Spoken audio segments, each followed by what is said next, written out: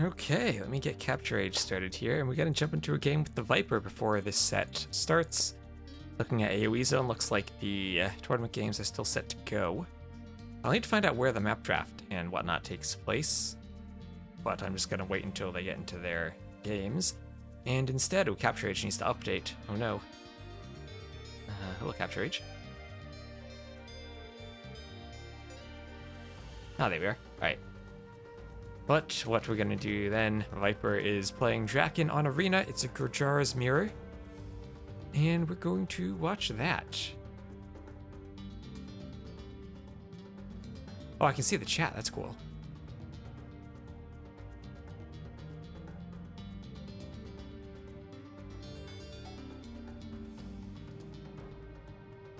Oh, let me put this into the swap scene mode.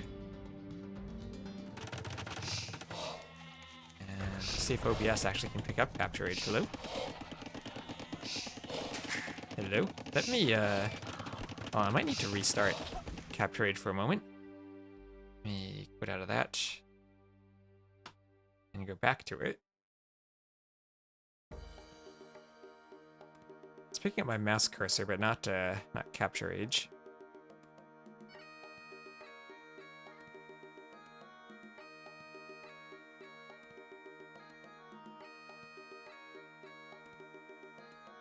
I can't use my trick anymore. All right, now we're into it, and we will have the Viper in the green. What is that? Viper is yellow. And so look at that square on the map. As the Gurjaras go for the fast castle against Draken, who apparently going for a barracks. Looks like also will be fast castling. Barracks, blacksmith stable, blacksmith market for the Viper. So not going to go for the scouts, just going to go for the monastery to get the relics. Does have a camel scout to fend off other scouts, and he does get one relic. Maybe he thinks, hey, those relics are so close I can get 2, maybe even 3 without much worry. And looks like that is pretty successful for him. Oh, I like how he just puts it inside. Right there. I think he did need another monk, though. One of the scouts looks like it got deleted. And he'll get away with only 2 relics. Almost got the 3rd there, but nice. Oh, look at that. Capture Age now has the range indicators. Okay, that can get messy. But we'll try it out. Let me post that I'm going live.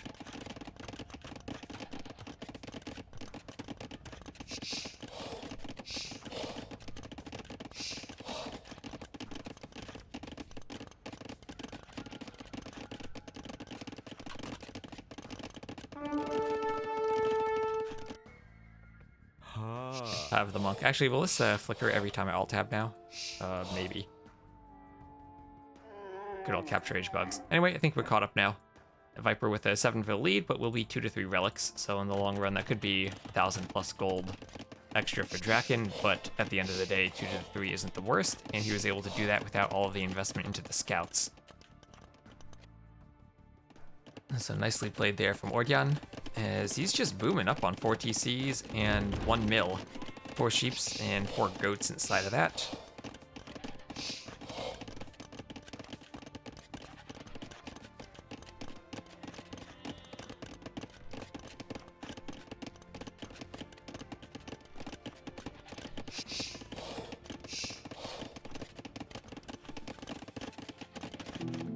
And in the back, he'll be throwing up his university with that monastery. He's getting close to Imp. Draken right now with the map control, having invested into that army. But the Viper just needs to add in a few units. It's only 6 military for a Draken. And a 15-vil lead for the Viper. Part of that's from Wheelbarrow, which he's just finishing now. And Draken, maybe, if he wants to click up, his resources are looking maybe a bit closer, but Viper can just use the market. He certainly does have the bigger economy at this point. 40 farmers already, or at least 40 farms. But his food is looking mighty good. There's the university. His gold shaft mining even for Draken. Hello, HRE. Namaste. Draken will himself be adding in TC number 4. And also is using all the sheep and goats inside the mill. Looks like everyone is keeping them inside of mills instead of eventually ungarrisoning them to take food. I like how the mill has that little wheelbarrow right next to it. It's almost just the exact copy of the wheelbarrow icon. That is very cute. I wonder, wait, does that appear since the beginning of the game? Like, even if you don't have wheelbarrow research, will you still have that wheelbarrow by the mill? Anyway, Draken just sending the monks forward, trying to be slightly annoying with them, as he has scouted everything. Viper has scouted everything aside from that one little Ornlu wolf sitting there. Now, Ornlu is visiting the Viper, so this could actually be Ornlu playing on Viper's PC. Seeing as how he's booming, that's a realistic possibility. Handcart just now coming in. Oh, that mill should... Oh, that should change from a wheelbarrow to a handcart when handcart gets researched. Stick there, but that's gotta update those mill graphics. Anyway, castle going down. We have the, I guess that's a murder holes range indicator on Capture Age 2. The thicker ones being the, oop. Yeah. I had an alarm set where I need to remember to wake up to cast the games. And I've definitely managed to do that. So Monk gets a conversion on the villager. What his plan was with Gurjars. Well, his plan seems to be boom and make chakram throwers. We have Draken up to imp slightly faster. I see double barracks. Spear meat shield. Oh, it's spearmen. Okay, that seems quite silly. And quite likely to die to chakram throwers should Draken go for any of those. As Draken is going for stables. Well, to be fair, spearmen would counter stable units. Although I guess camels with +4 melee armor would probably be quite good at taking out the... Oh, look at that. Draken is Viper quick-walled his Vil. As Chakram. Like with a U instead of an A.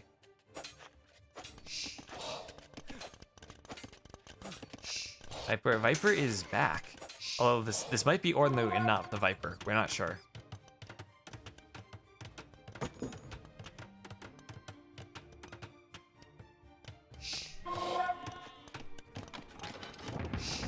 Well, here come the spears. And here comes a forward castle. And here come the chakram throwers. The latest iteration of the throwing axeman, only this time with a frisbee.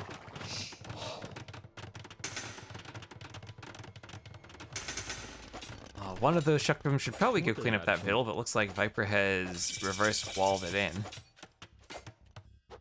And we're going forward. Chakram is going to take out the monks. One of them gets converted. And here come the spears. This is Capture Age just updated as I was starting the stream, and that is what it displays now. And can the converted chakram deal with the spears? Not by itself. And well, those spears doing the job so far. Probably not what Draken was expecting, but he's doing... I gotta figure out how to pronounce this.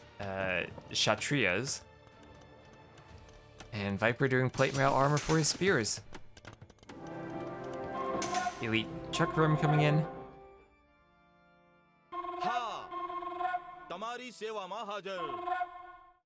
And now that guy will have 6+2 attack.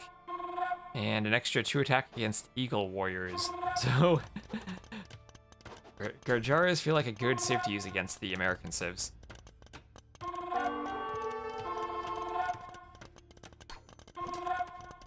Here come the heavy camels. And with heavy camels conscription, I would expect them to get their +4 melee armor quite soon, if that's what he's going for. I'm not quite sure what the transitions are with the Gurjaras, but Viper's now putting down that forward castle. Still has that eco lead, but that'll start to even out now as both players are finishing up their booms. And Viper's just trying to take map control. So in the long run, Draken will have one more relic, but for now, Viper will have the forward position. We now see Chemistry, Arson, Fletching, Scale Barding, all the Blacksmith upgrades coming in. And how will these Spearmen do against the heavy camels? Probably not well.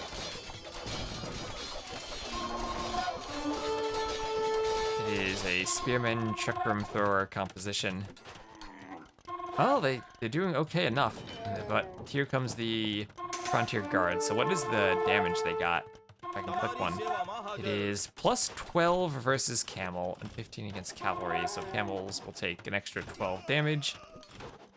Melee, actually the melee armor will not matter here. What is that? It's 3 plus 2. It'll matter slightly. Plus 7.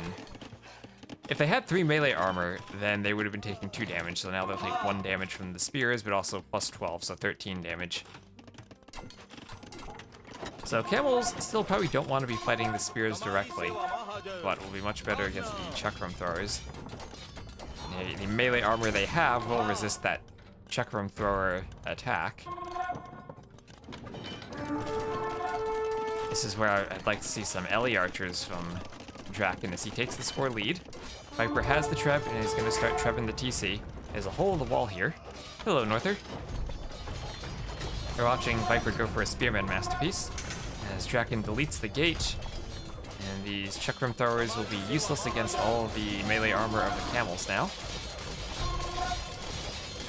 There's Frisbee's not doing anything. He's going to be relying completely upon Spearmen, and that's too many camels for the spears to deal with. And Viper still has the score lead. It's just this army has very low attack, so it's going to sit there and well at each other for a while before killing anything. Chakrams can kill the Trebs though, so Viper might be able to keep that castle up. I think you probably do need camels in this matchup. Do absolute minimal damage against Teuton Paladins and Gojara camels. Yeah. Do they have Ramline, or they have the elephants? They have the armored and siege elephants. He's been told it's just camels versus camels. Yeah, I imagine it's just camels versus camels. Nothing else can kill the camels. Chakram throwers certainly can't. Your elephant archers probably get countered by camels.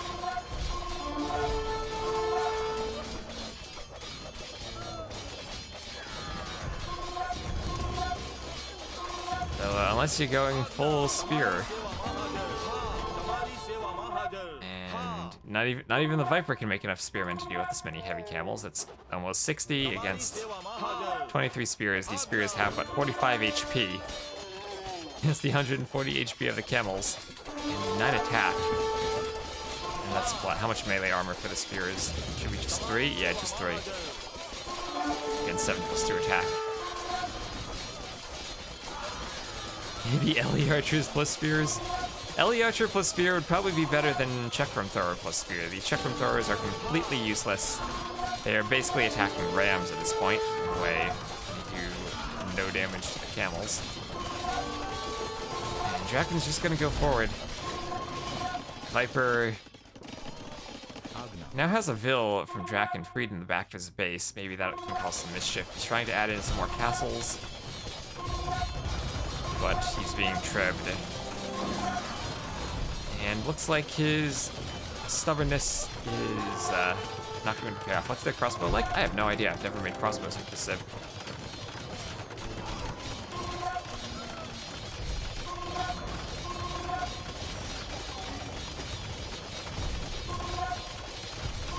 If you have crossbow, then you probably just add Schrammschreiters anyway.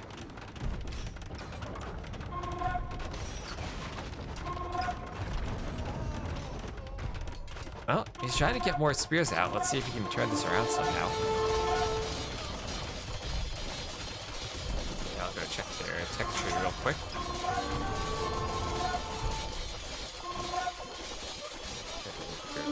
So they don't get Arbalest. Yeah, they don't get Champion. And at the Blacksmith, they miss Blast Furnace and Ring Archer armor. So, I mean, if you added two-handed swordsman, that could kill the camels, but it died to any chakram throwers. Yeah, crossbows, just castle age crossbows, probably not the answer with that arbalest. So yeah, I think it is just camel versus camel.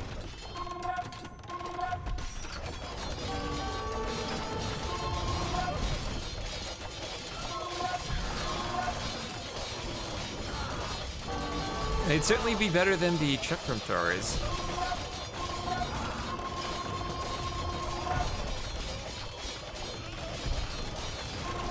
Oh, 2 traps at once. This castle stays up for now as one trap has to retreat, but Draken now has a forward castle. Draken now has these forward resources. Oh, well, over time, those camels are more expensive than the spearmen, I guess. The spears are cleaning this up. Draken perhaps being a bit too stubborn, not adding his own chakrams or his own Ellie archers. You see him just now doing Botkin.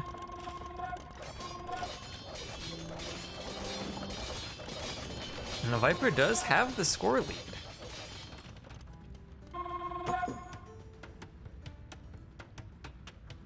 It really must be the only matchup in the game in which the ideal late game unit is just one single unit.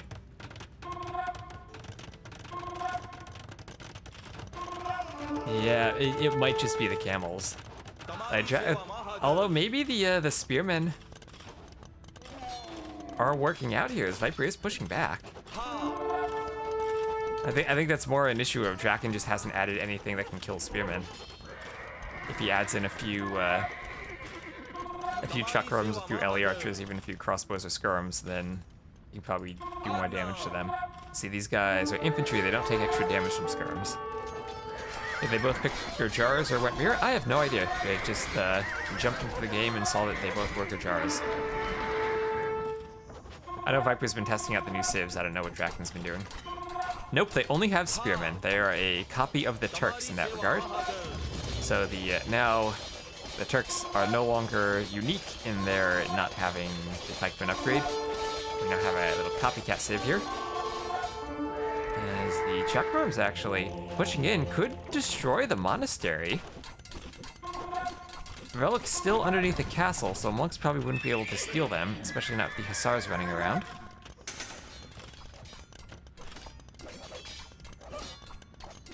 Viper trying to reclaim this gold, does some masterpiece gates around it.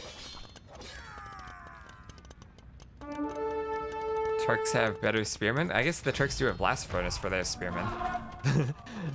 So these are probably the worst spearmen in the game. Oh, they miss squires too.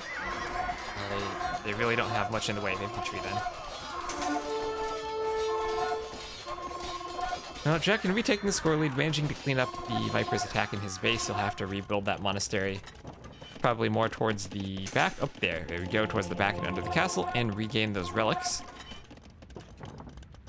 As he now moves out again, as Viper continuing the Spearman Chakram Thrower composition. But here are some now hussars from Draken, adding in a trash unit instead of the camels. We'll see how they do. They do have, let's see, 7+2 attack, so still can probably kill the let's see, that's exactly the same as the camels. So the hussars will take slightly more damage than the camels because the spearmen do have that +15 instead of +12. But the melee armor of the hussars still is 3, so it cancels out a lot of their. They'll take 4 more damage then.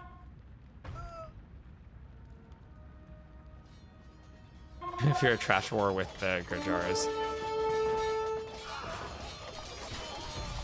Well, trash war is probably not where they shine with their spearmen. And with their missing upgrades on the skirms and hussars. The stats of the camels again. We need him to make another camel. Does he have any? There. 0+7 melee and let's see, just a 7+2 melee attack. So their melee armor completely cancels out the melee component of the chakram and of the spearman attacks. The hussars will die much more easily to the chakrams, but the spearmen will be doing, let's see, 2 melee damage to the hussars, plus their 15 cav attack, whereas it's just going to be the 12 camel attack against the camels.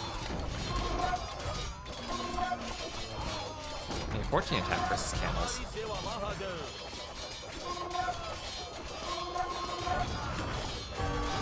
This would be the most pathetic late game unit.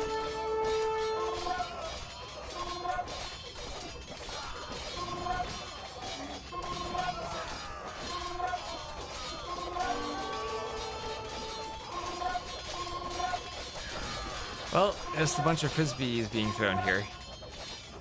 This feels like Age of Empires 4, where the units just kind of float about and don't really kill things. Spearman for the win. Spearman, Viper's trying to make it work. I think Draken is regaining map control and control of the resources, though, and he has put 2 of his 3 relics back into that safe monastery. Where's the 3rd relic? It's 2-2 relics, and oh, the monk is holding it right there, hiding behind that barracks. Hopefully Draken remembers that. Gajara Hussars are the cheapest in the game. Well, that's true, they can get a good Hussar spam, and when you don't have halbs, Hussar spam might be a good option.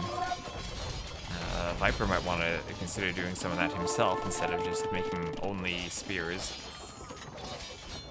As Draken does now finally have a unit that can kill the spearmen in the form of these chakram throwers.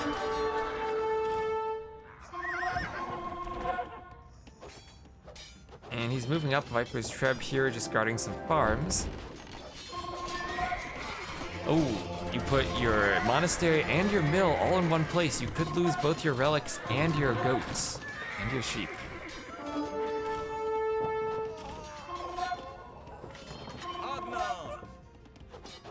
That's a lot of eggs to put in one basket. He just let Hussars in his eco. No, he has a hole in his wall, but he's got 9 barracks here. 11 barracks here, producing spearmen to kill the Hussars as they run in. Now it's Chakram time, as Viper's population has dropped. 12-15 bonus is not worth it in Imp. Probably not. And there's the GG from the Viper, who now learns that the Gajara Bear is indeed based upon heavy camels. 405 spearmen are not enough. And Draken, with the huge KD lead, not as cost efficient losing some camels, but with the better eco, with that map control he was able to get after pushing the spears back and mining the gold in the middle. Oh, some variables before 353 have not been tracked. Well played there from Draken. And it is 12 p.m., so let's see if, or 16 GMT. So let's go and, we're gonna check if the Terra Nova series actually has gotten close to starting. Hussars versus Schwampschreiters. The Schwampschreiters probably win that. I think they still do have more attack than the Hussars. And I see that Yo is posting, or is online at least. And Dogel and Miguel are online and streaming. So we're going to have WWP versus Miguel and Dogel. Looks like, I see a bunch of people on for WWP. I see Yo, Vivi, Bad Koala, and Paladin all online. Bad Koala is playing in an arena team game. Let me check what the roster they're going with for this tournament is.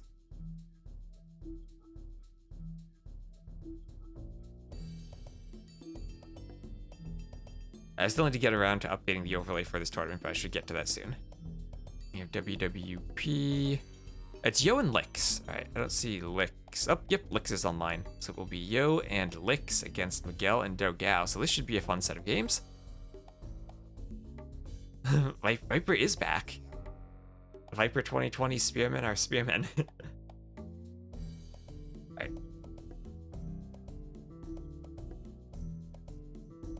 So I'll be right back before this starts, and then hopefully they are on time and should get started right away.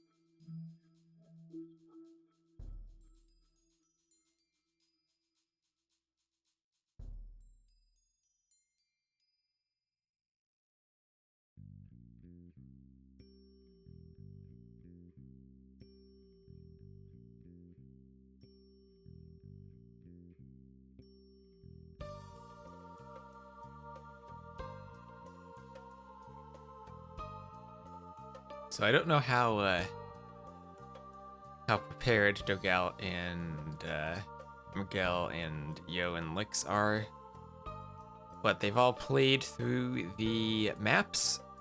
I know earlier I had seen Hurt and Leary clearly not know what the maps were in a couple of the games they played, but I feel like these two teams probably know what they're doing.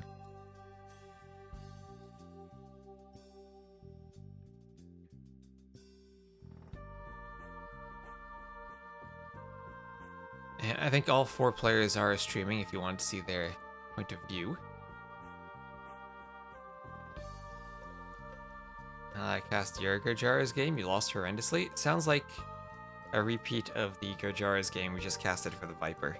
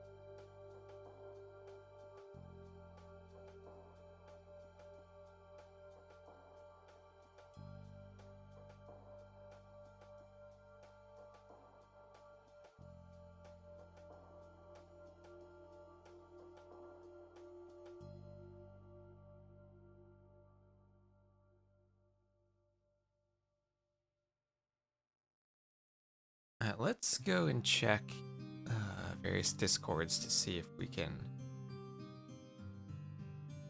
find a place where the maps are being picked.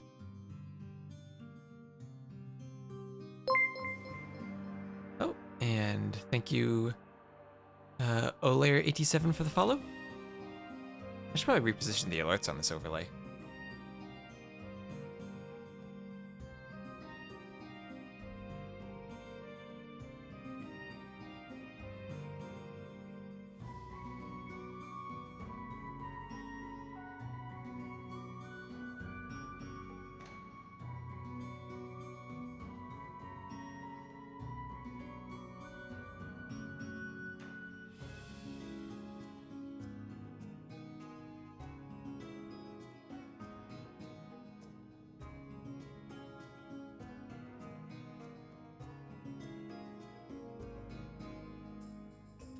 That is the Discord.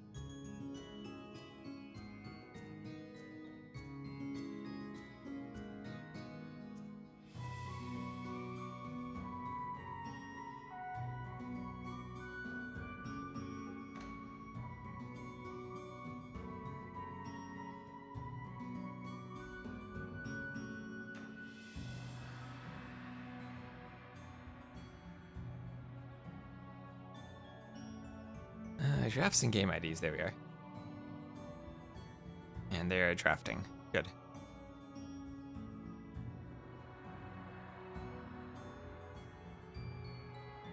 I see Miguel is still looking at maps in the scenario editor. So I think he's trying to refamiliarize himself with how this works.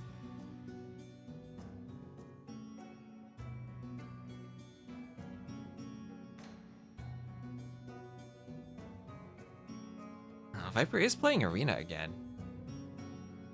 He's now going with Bengalis against Grojars. I don't want to jump into something we'll probably have to stop. I see more Arena team games from Bad Koala and Paladin. I'm very interested in seeing Arena team games.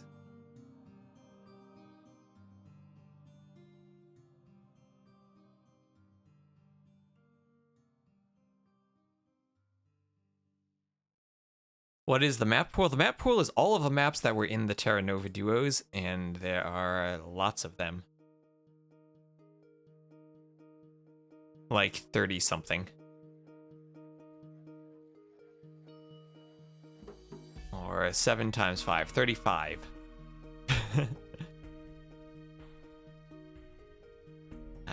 I will have, I think, an image of the maps after they are picked.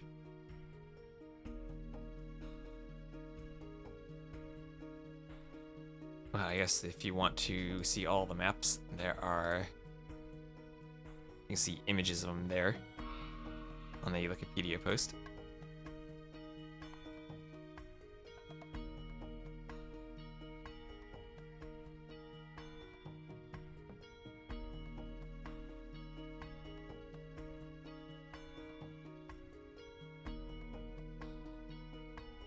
Alright, they are taking quite some time to do the draft.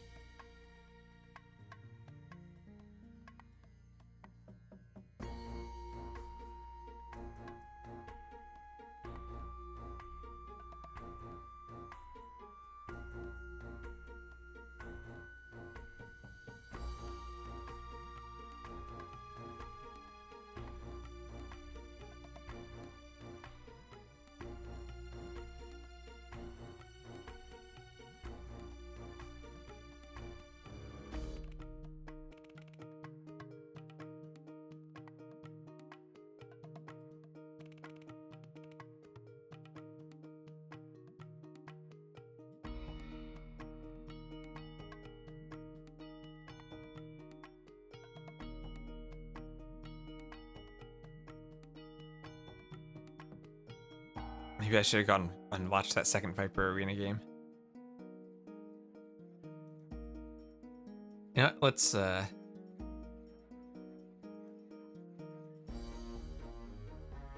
do this just in the Dark Age though.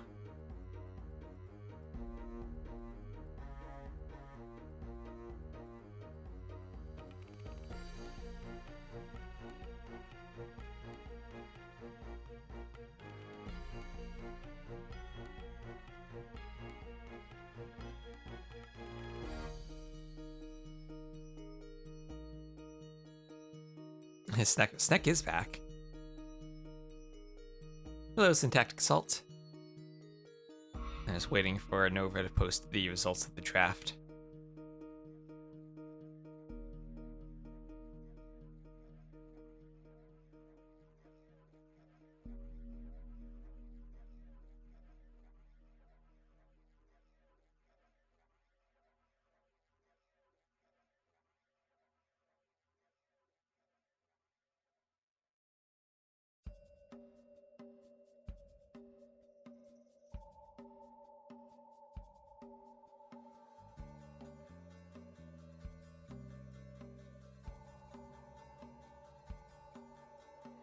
So I don't know if these teams have any particular favorites of the maps so far in this tournament.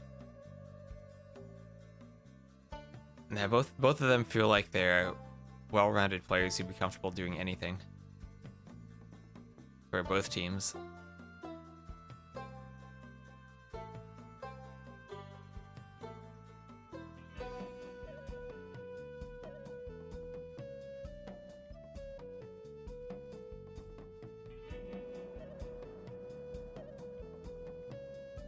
There are a couple of more standard-like maps, like Gorge, that we had seen.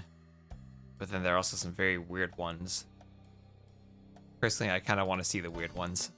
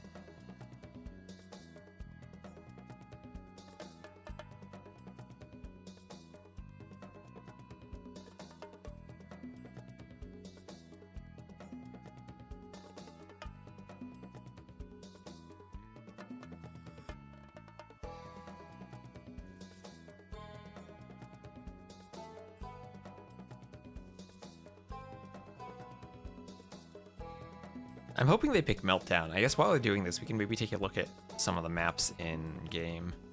I actually subscribed to the mod. I just had to redo all my mods.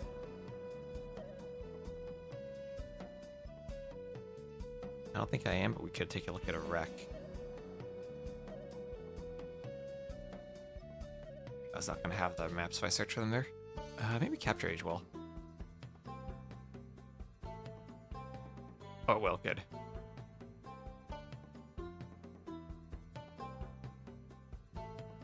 So we'll take a look at what...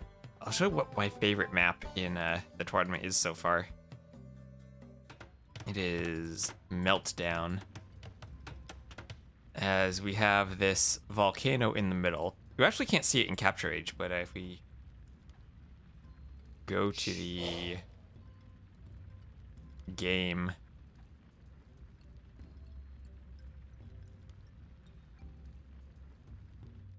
You can see how they use the, I think this is the Battle Royale corruption terrain that goes up and down with cracks underneath it. And these little bits of smoke here actually shoot fire. We'll go to Capture Age and watch that. They shoot fire at anything that walks near them. So this is actually an active volcano. And the fire just, I don't know how it works. It kind of bounces around when it hits stuff. So good luck collecting those relics if you're a monk and dodging the fire. So this here is one of the... What is the story? This is the Terra Nova Duos. Actually, you know, while we're waiting for stuff to get started, I could enable the scoreboard. Terra Nova Duos. This is the round of 8, and it's the best of 5. And this was a game from last week. I just wanted to show off the map. Nearly had an unfortunate game this game. But these little smoke things, I don't think you can select them. Sometimes you can actually attack them with units if you walk close to them. At least that's what I had seen. Oh, look at that bird flying so close to the volcano. So that's a fun map. Then there are some more. Let's see. This one is done. But this was another fun map.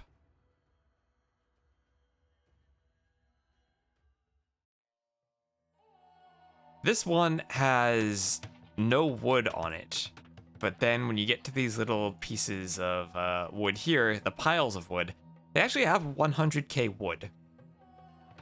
So this is almost completely barren, aside from the fact it has more wood than an equivalently sized version of Forest Nothing wood.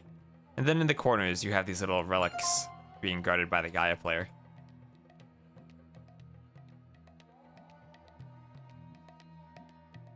Now that is quite the unique map. And there's also, let's see, we had which is the one that marooned? Is this the one? Oh yeah, this is the one. We have a map where if you see this ship has 75 wood on it. And you start out by chopping the wood on the ship so that you can build your TC. And FedEx, you know, he's prepared. He knows how this map works. He's gonna chop that ship. When the ship finishes, it becomes a mill. I don't know if you could delete that for more wood, but you can finish the mill. And now he's gonna have the wood to build a TC. Whereas his opponents, Leary and Hart, were not prepared. They left the ship in the middle, and they are playing Land Nomad. The cute thing is, when you chop that wood, it actually goes right into your stockpile. You don't need to drop it off, so, Oh, actually, you know, that's how it works. When you chop the wood, the vills carry it, and then, when the mill foundation is there and it gets completed, they drop the wood off at the mill.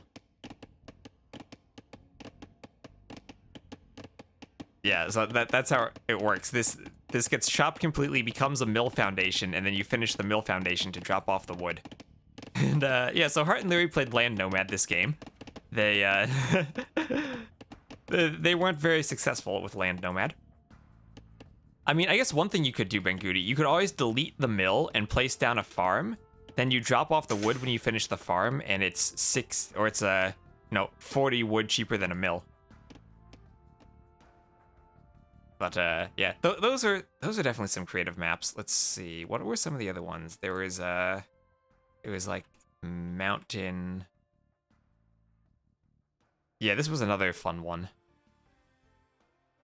Let me double check on how that draft is going. Oh, looks like the draft is done, so I'll check that in a moment. But this is a map where you start on the water and you have fish surrounding your TC and little scouting junk that doesn't really do anything. And you come onto land to find these trade workshops. And the trade workshops on this map, they train villagers. So if you capture them, you can train villagers. It's like having a second TC. But anyway, it looks like the drafts are done. So let me tab back out and we'll take a look at them.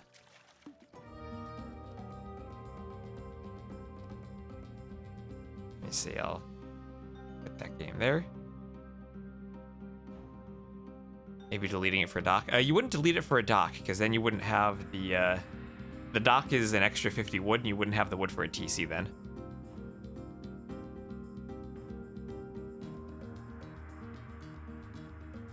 You need to drop off that 75 wood from the, or do you drop it off? You'd still be at 225 wood, and you wouldn't have, you would finish TC first to drop off the wood.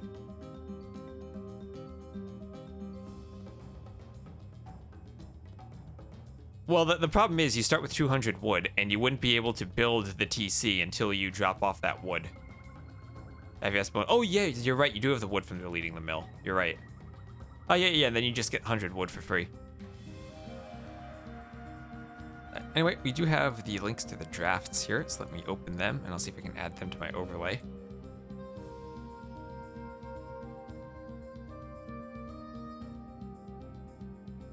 I think the maps are the more important one here.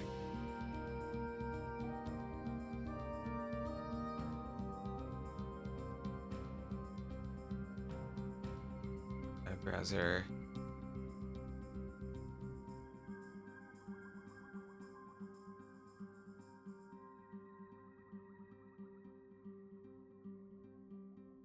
Boom, and we'll have the maps there, and let me do some artwork to crop this a bit.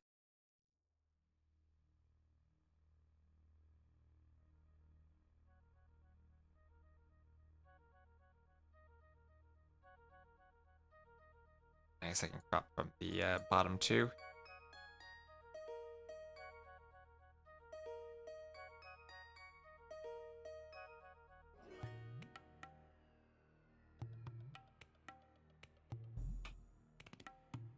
Here we are, and like a bit from the top.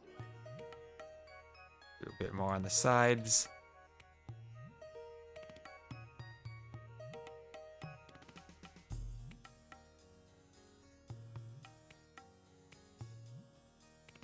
There we are. I'll make that a bit bigger. So these are. And now I just gotta.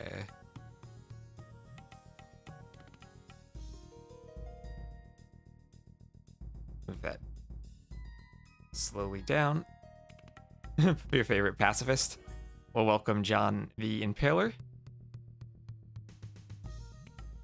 And we'll swap that. Boom. Now we have the map drafts on the... let's see. So we have Marooned. That'll be that map we just saw with the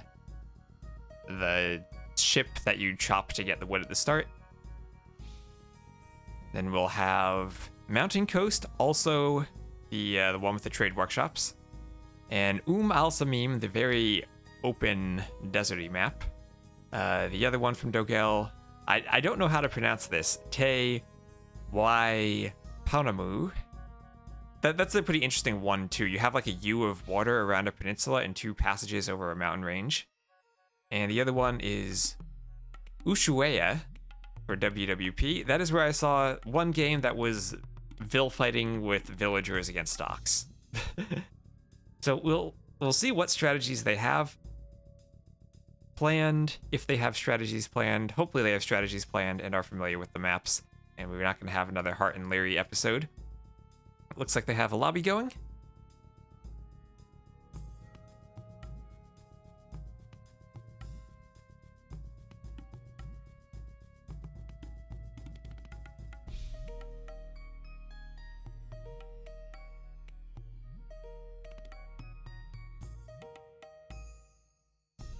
The H in Ushuaia is silent, coming from a native speaker. Okay. So, Ushuaia. We need an Ornlu pronunciation guide. We need another Little Trouble pronunciation video.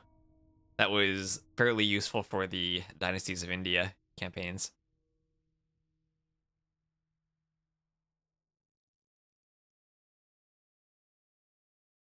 Now, I'm not exactly sure how this worked.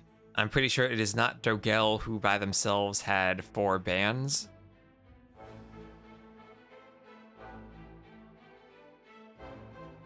I'm not sure how to mark who wins and who loses. Maybe we'll just leave this up.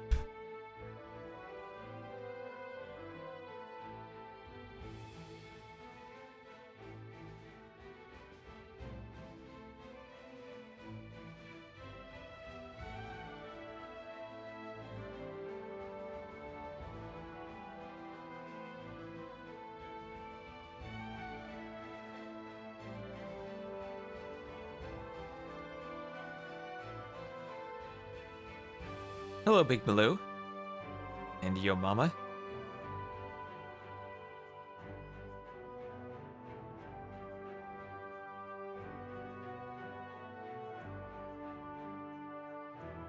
You're still in that lobby.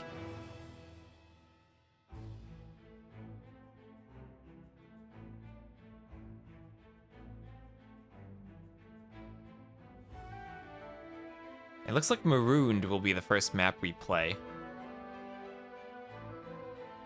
At least that's the one they have selected. Yo is hosting, so the language is in simplified Chinese. Which,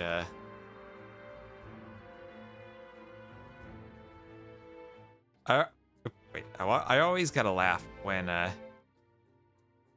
we have this scrolling marquee to display what the language is. And, it's going all the way to the side. Whenever it goes all the way to the left, up like that, it just says simp. Which is, a word that you'd think the chat filter would catch.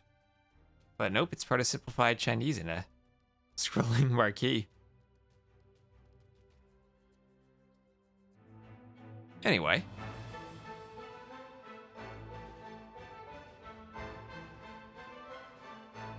Now that is the wonderful DE menu system.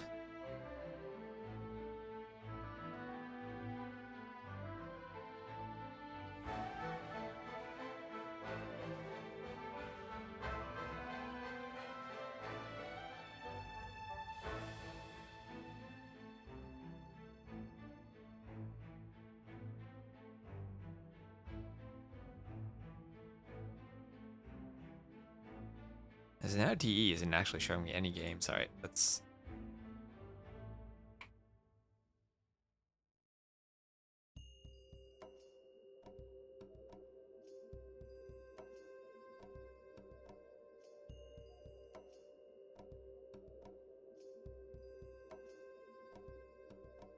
They just flip it to Chinese simplified, sure, but then it would say Chin. Yeah, you probably don't want to say that either. Use the AOM soundtrack to fall asleep. I use the sound of chopping wood to fall asleep. Like, sometimes I just open up Forest Nothing, put a whole bunch of villagers chopping wood, and fall asleep to it.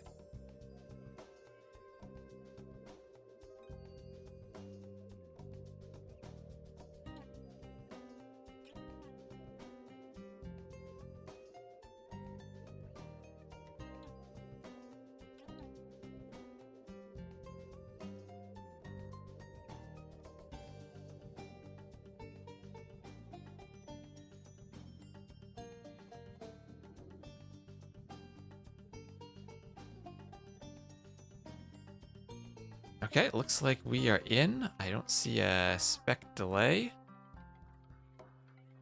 Oh, actually, I do see a spec delay.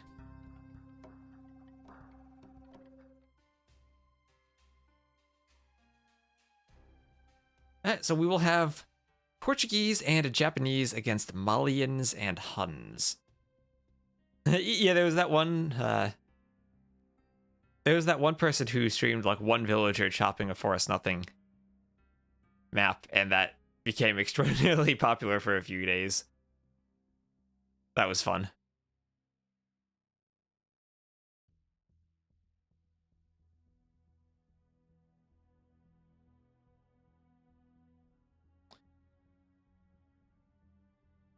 So Dogel picking the Huns on this map.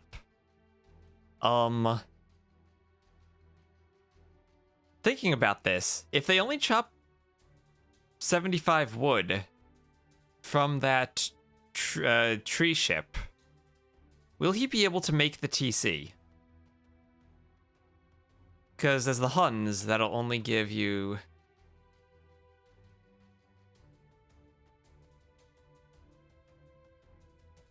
$175 wood, right?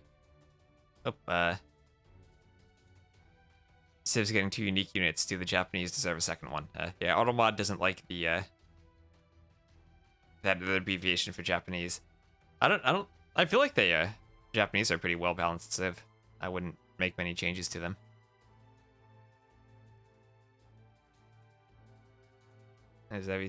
Oh, I have no idea what the shields are. Like the problem is these shields, they're not actually used in game, so they're just like on the menus and stuff. I have no idea what any of those shields are. Oh, let me switch over to Capture Age. And yeah, so Dogel, why does he have 200 wood as the Huns? Are the Huns special on this map that they start with an extra 100 wood then? Timo. What is Lix doing? Oh no, Lix. No, don't do the, don't play Land Nomad. Or, no, that's Yo! Yo! No, don't play Land Nomad. Lix 2. Oh no, they're playing Land Nomad. No. You use the ship. No. This is not a Land Nomad game. Alright, so Miguel and Dogel really far ahead. Dogel even somehow knowing that the Huns would still be able to build the TC on this map. So this is interesting. Huns is supposed to start with minus 100 wood, but I guess they don't on this map. Is this not their home map? I don't know who actually picked the home maps. The draft, I don't think, is an accurate representation of home map picking. Alright, well, Dogel and Miguel should have a pretty big lead in this game. Their TCs are already up, and Yo is just starting his, Lix is just starting his, and doesn't even have it on a wood line. Is going to be kind of by this, by the shorefish where he could have a mill. Huns gave up their nomadic ways indeed. Well, Malians and Huns, I guess they were ready for the start on this map. The cheaper buildings for the Malians definitely paying off, and the Huns not needing houses will definitely pay off. So if you can get a nomad start with the Huns where you actually do get an extra 100 wood, then suddenly the Huns become a very good nomad civ. Oh, we see Loom already from Yo. We see Loom when he could have been gathering from the shorefish. Alright, so this should be, It will be quite the accomplishment if Lix and Yo manage to win this game after this start. We see they're already down by 6 vills as a team. And you also start with the Scout, which is very slow, and he actually doesn't have much line of sight.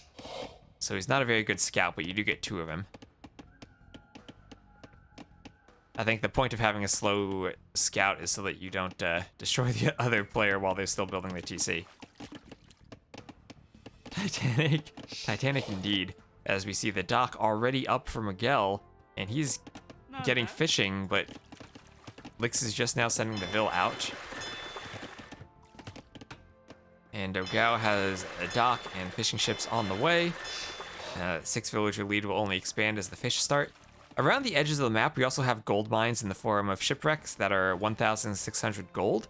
So hopefully Lix and Yor realize that is where they have to gather their gold, because they are not going to get gold from this part of the map. The other thing we saw is this inside is not actually accessible from land. You have to transport ship to get to the middle. So if Yo and Lix are not aware of that, we'll see what we saw with in that FedEx game again, where FedEx and Lucky Rocks were in the middle of the map mining gold, and Hart and Leary were none the wiser. Why Yo made a lumber camp? Because he doesn't know the map. He doesn't know you gotta chop to get 75 wood at the ship.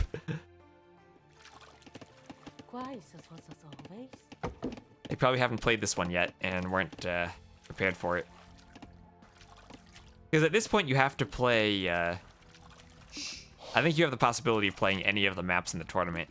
So all of a sudden there's 35 maps you can choose from. And if you weren't prepared for every single map throughout your earlier stages, then you might miss a map or two like this one. Well, both of them missed. Neither of the teammates realized that was what you had to do. So bad on the entire team for not preparing. There's no single person at fault here. But we see our Vill counts at 49 to 35 for the teams, as we have lots of fishing ships out compared to no fishing ships out for Yo. He's just getting started. You also have to be careful about building the dock around the shorefish, because you need to find a spot where you can wall the Vill in. Sometimes if you build it out on the shallows a bit, like we have here, I don't know if that's water or shallows there, but it can be harder to wall the Vill in case the scouts come by.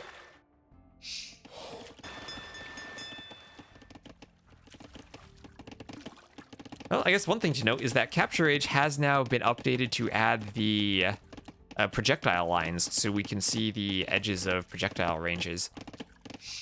You just checked the junk as a trade cog on Mountain Coast. Oh yeah, I think you can trade with each other's docks to generate gold for it, or with it. And we have a bit of a scout fight, not with scout cavalry, but with oh wait, that's a villager. Oh. Yeah, villager could go down to the scout, but they're not particularly strong.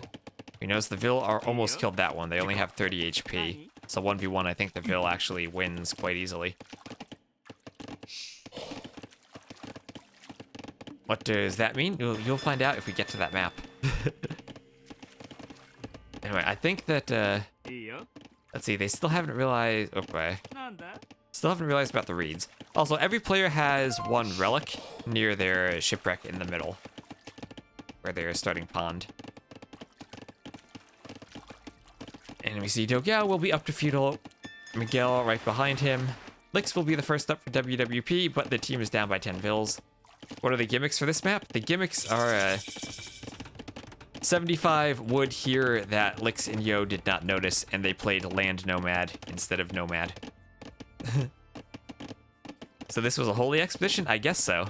Yeah, and then also the center. We see that... Oh, Lix actually has noticed the center. Okay. Lix has noticed the center and has walled it off. So, okay, he might not know how to start the map, but he knows how to end the map, as he has gone to the center and walled off the passageway. So the other team won't be able to transport unless they kill the walls. It is only palisades, so it won't be too bad to shoot down with ships, but you will have to bring ships here to do it. You won't be able just to transport and go there. So after the bad start, Lix is going for the genius plays of maybe he doesn't want to wall his teammate off from the middle, but he can always delete that if he needs to. And yeah, that's actually pretty nice, because now this team will have this one entrance on their side. Not really able to wall that off as easily, but he can get creative. So 200 IQ plays. We've seen the the full spectrum of not knowing the map and knowing the map from WWP. As we'll see a blacksmith for Miguel. And Dogel is already up to the castle age with an archery range and a blacksmith. So we could be seeing we see an archer, probably a few crossbows into cav archers from him. A bit of a long distance, and Yo could fairly reasonably be walled up. Market there. Had the market been there, then he'd be fully walled, but we'll go market blacksmith, have a nice little pocket by his TC. Scout and archer coming forward, but with the TC right there, not much they'll be able to harass.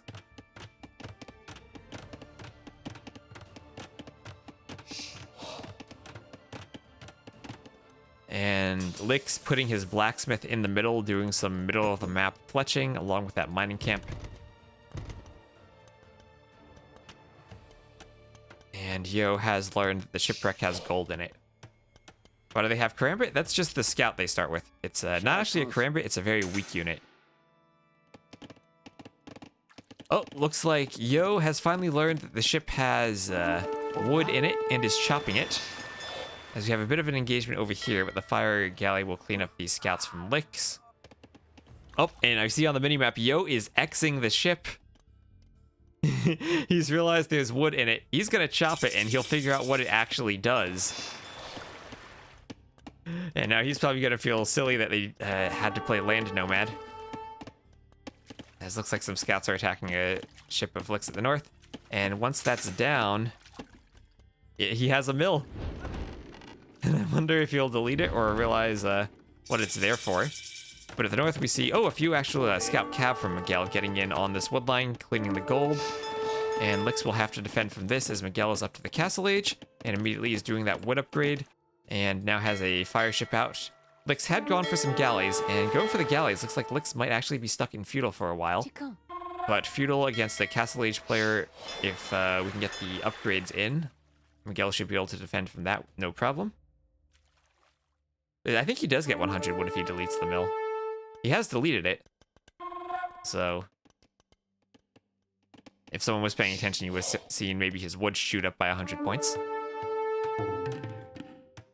But now we do have War Galley in for Dogel, just now coming in for Miguel. Miguel might need to run his fish until that upgrade comes in, and he can get the fire ships out. Where is that coming in? Oh, from a second dock down there. And well, he will have 4 fires now, but probably wants to run until War Galley comes in before taking that fight. These galleys do have fletching. There were like 2 more. This would be a good fight for Licks, and here they come.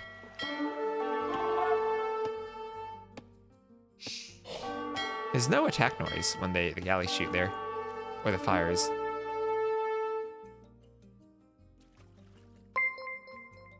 Oh, thank you, Taylor, for the follow. Maybe there is, but it's just real quiet. Yeah, there's not. Maybe that's a capture age thing. But anyway, here are the fire ships. And we'll have a castle here from Yo. And thank you, Ramboon Doa Mazonas for the follow. You don't know how that works for the Japanese. Oh, you're right. The Japanese might not get as much wood if they delete it. They might only get 50. So Japanese might be a horrible pick on this map then, because they can't get as much wood if they delete the mill. I don't think deleting... Well, I don't know. I mean, deleting the mill might be a strategy if you want to get the TC up faster, right? Because then you don't need to spend time building the mill. You can just, as the ship's expiring, walk fills over to your TC spot and then immediately get it up if you delete the mill. But yeah, the Japanese would only have 250 wood if they did that instead of 300. Anyway, it's time for the fishing ships to be attacked by a scout, but some spearmen there. I think the spearmen actually will win the fight against the scout. Let's see, they have 3 attack against 2. Yeah, so the scout goes down and the fish are safe. But we have a forward siege workshop here from Miguel, and a TC forward on the wood. Now, this could be interesting if Licks somehow were to tower that on the inside, or like get a mangonel there, or maybe some ships. We know Licks can get creative with how he pressures TCs. But on the outside, we do have Licks just up to castle now, but fire galleys, or fire ships pushing in from Miguel. And thank you, Roger Belay, for the follow. And Licks will be sending his fishing ships to their death. A couple of spearmen out, but the knights will come in. And this is very awkward on the edge. I don't think you can properly wall it, and the knights will get in on those villagers. Demo now coming in, gets could get a decent hit there. The fire ship just about down, and the galley should be able to defend that. Let me actually, let me check my make sure I don't have any settings wrong in capture age. Combat volume. Selection, output. Okay, that looks right. That's got to be just a capture age thing then, that it's not showing the shots from the galleys. Because I do hear the other attack noises. Like these cav archers running in, getting a few vills on the mill. Oh, looks like Licks finally did discover he can make a mill as well. But it is a huge vill lead, 115 to 60. As the knights are running in, the demo is not going to be enough as the fires push in from Miguel.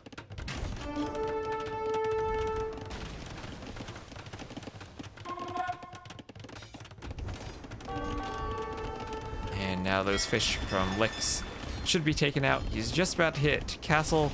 Has a defensive tower on what remains of his wood line. But this isn't a fight he's going to want to take. Oh, Demo could get in. Demo could kill a lot of fish if it explodes. Oh, it only gets one. It was going for the galleys and not the fish.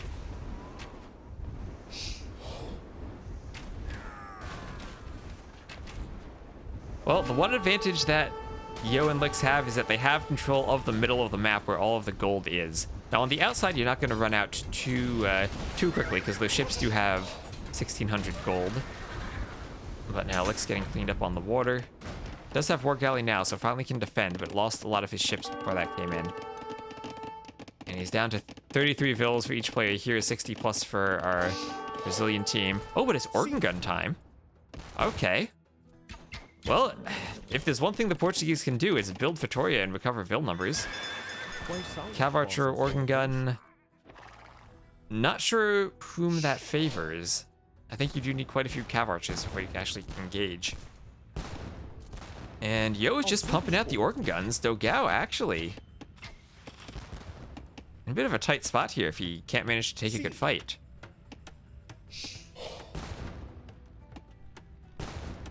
They added 11 as a coat of arms decoration instead of adding the taunts, really? Yeah. Well, I thought that was weird on Red Bull, right? Like they promote the game, like their trailer has a Cobra car with the how do you turn this on cheat. And then all of a sudden there's Age of Empires 4, which still doesn't have cheats in it. Yeah. I really don't know what they're doing with Age 4. But anyway, the organ guns should actually do a decent job of killing the watchtower, I think. They have enough attack, I think, yeah. Organ guns can kill watchtowers. You really need a guard tower. I don't even know how that does. You need something to protect the towers, like a mangonel back here. But that is a lot of organ guns, and Dogel really will need to kick up his Cav Archer production if he wants to take a fight. And I don't think he just keeps losing them here and there.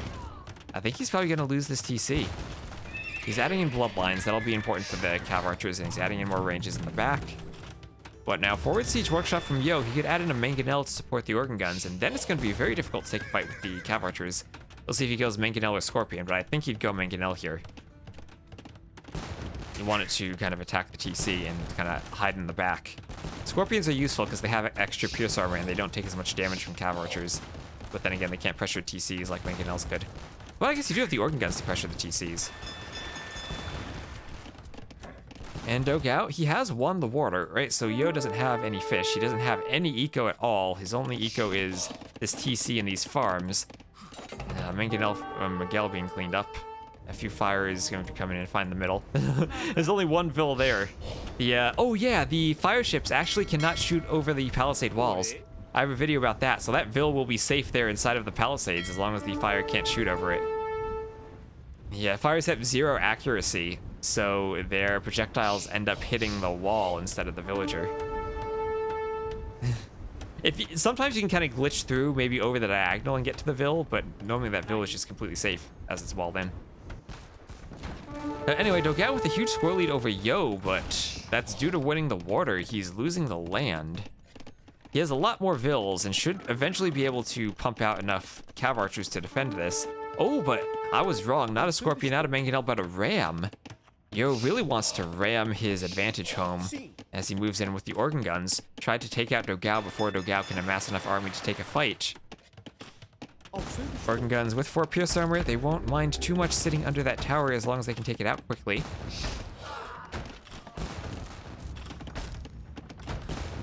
And down goes the tower, but here come the knights. Ram, now just gonna ram farm as the knights are there to take it out. Defensive mangonel from Dogel, and with cav archer, knight, mangonel. Can they take a fight? That's a lot of organ guns. It's still 17 organ guns. Yeah, funny enough, the fire ships had come so far around that they can sail down the unwalled passage that Lix had thought was safe. And that fire ship's still going to be shooting at that palisade wall. And husbandry coming in, that'll be good too. Forward outpost there, nice move from Yo. We'll see if he can pull this back. Miguel even, stealing the relic that was there for Lix. Lix is just trying to hold on and find some way to get back into the game. Going for a forward siege workshop and monastery of his own. We'll see if that can catch Miguel unaware, as Miguel is sending all of his knights over to try to help Dogel. Mangonel out now for Yo. But they're going to need to fight together. More organ guns coming forward. The Portuguese don't really need an economy. Nice mangonel shot there from Dogel, though, trading 1 for nothing. And they're going to try to fight together. In come the knights, in come the cav archers. In comes everything. The mangonel is chasing from behind. And the knights can get into a good position here. And if that mangonel can get a good shot on the clumped up organ guns, it could do a lot of damage. Decides to shoot the outpost instead. That was probably a misclick. And I think the organ guns will be cleaned up there. And there is the GG from WWP as Dogel managed to take game 1. And thank you, Woozy Boj, for the follow. And that was a pretty good knowledge of how to play the map from from our Brazil team. If you have the option between playing Nomad or Land Nomad, you should pick to play Nomad. I don't know if there's much to show other than this economy tab, how having the earlier TC and the extra wood to build a dock just boosts your eco, lets you shoot all the way to the moon. You get to the castle age faster. Organ gun is like, nope, I'll hide in the forest. And yep.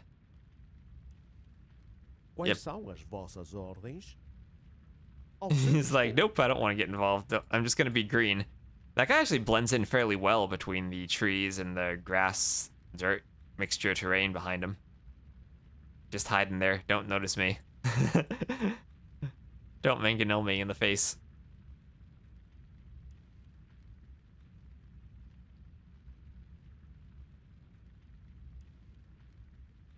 Let me update my score before I switch the scenes then.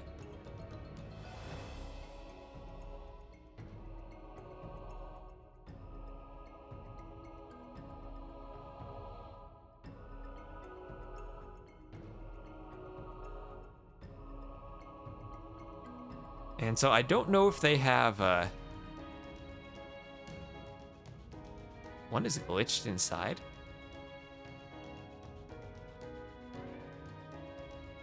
Oh, you're right. Let me go back to that. One actually is glitched inside. Look at that. Yeah, thanks DE right there. This organ gun managed to take this fight from the inside of the forest. How did it get there? Yeah, there shouldn't be a path to get there, but it ended up there. So that's a good old thanks DE moment. He's so far inside there, I didn't even notice him. I thought you were talking about that guy. But now he managed to glitch himself in there. If only Yo had done that with all the organ guns somehow, then he could have taken a better fight against the knights. But only one glitched unit. How is that even possible? Just Age of Empires things. You used to be able to do that fairly consistently on the HD edition. You could do it on the original game, but it wasn't quite that easy. It's not that easy to do it on DE, but it still does happen. What do I think of the Aut Vias campaign? It was a fun campaign. It's very different than all of the other campaigns. I like that it has its own feeling to it.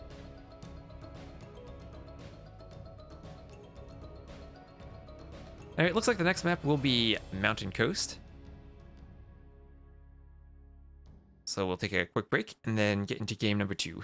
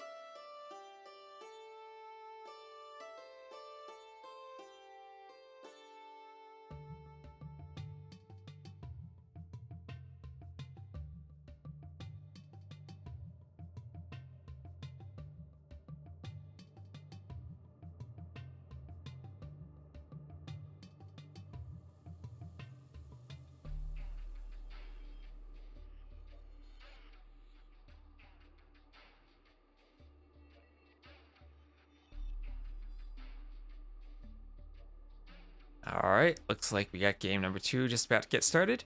And we'll have a spec delay. Autobot feels like age 4. Chat filter, a nice dock.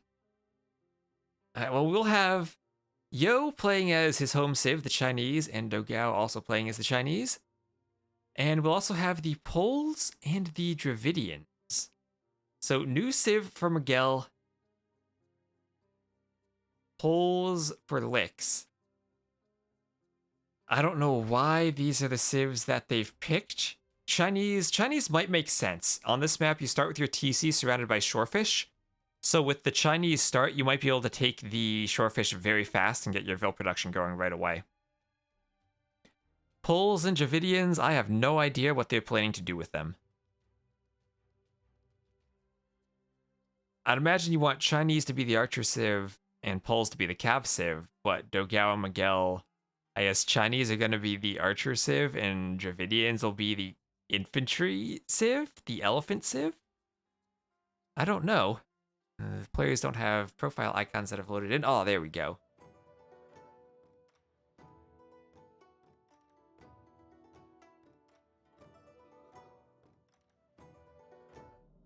Swap over to capture age, and here we are. We'll have Yo as the Chinese, playing in the green to the south, and his teammate will be Lix in the blue, playing just to his north as the Poles, so Chinese pocket, Pole flank. Whereas on the other team, we'll have Dravidian flank and Chinese pocket, as you start with a dock on this map. And as someone mentioned, I think the junk can actually trade with your another dock. So actually, you can go all the way down to trade with your opponent's dock, and it looks like that's what Miguel might be doing, as you will get more gold if you do that. And yeah, there he goes. He is trading with his opponent's dock. That junk has 132 gold on it from going all the way down to Yo's dock. It's also more gold than a trade cock. Yeah, and Dogao will be doing the same. We see Lix trying to do the same thing here. You have to be very careful because like Dogao's dock is actually behind the TC the way it spawned. So he could actually be like, Lix has to pay attention to right click and shift Q this guy. If it sails right through the TC, it could be shot down. 75 HP. And Vil's got the garrison for Dogao? No, he's just gonna let it sail right through. So yeah, that'll be 171 gold. That's a lot of gold. All right, and while that's going on and you're trading with your opponent's stocks, looks like both teams are aware of that mechanic. You also want to move out here to the trade workshops because you get villagers. Oh, you can train villagers from them. That's what I've been told is how they work on this map. I haven't seen a full game on this map. There was a Hart and Leary who didn't know the map and lost before that became a thing. But you can train villagers from them. Lidicor, hello there, Lidicor. Oh, wow, I need to change the overlay because I swapped not to capture age. Thank you very much. Anyway, so actually, what we'll talk about then is the nice to imagine the game and actually instead of actually seeing it. It's nice to see the game instead of imagining it. This is when I have 3 scenes and I swapped to the wrong one. Anyway, we'll talk about the junks again. As on opposite sides of the map, Miguel will be now going to trade with this dock, painting a very vivid picture of the game. Well, this is what we've seen so far, is this boat here will trade with the enemy dock and get 132 gold. And we'll have a bit of a Vil fight, actually, as his horse is trying to block a Vil. Oh, and this is why he picked the poles. Okay, so Lix is going to be doing Lix things with the poles. This is a Vil fighting civ. The Vils gain HP over time. While Miguel is clicking up to the feudal age, Lix is fighting his Vils to take him off of wood. And if you're on a water map, you want to be collecting wood. Miguel is doing what he can to try to quick wall this, but Lix is keeping it open. Lix still does have the Vil lead and has the horse here. He actually could kill a lot of Miguel villagers.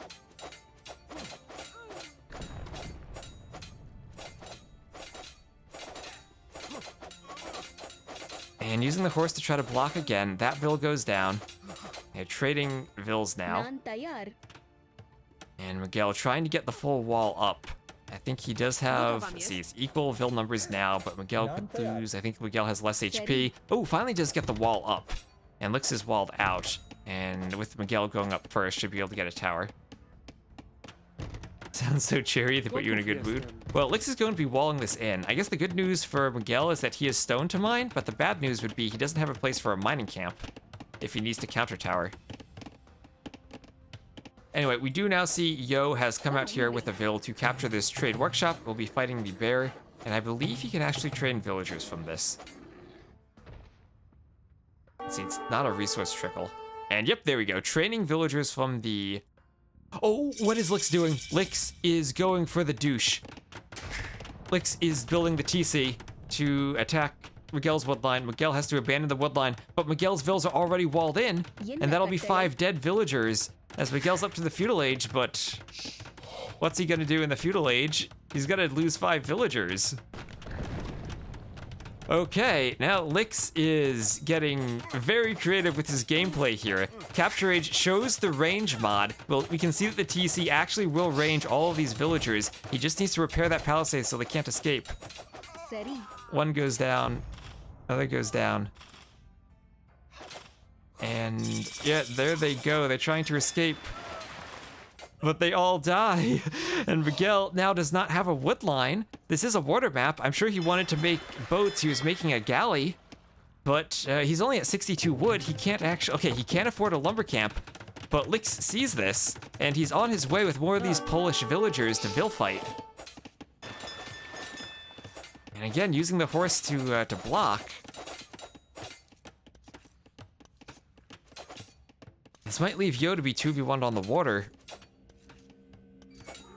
But that could be another Vil going down. That horse still full on HP. Lix doing Lix things. And down goes another Vil from Miguel.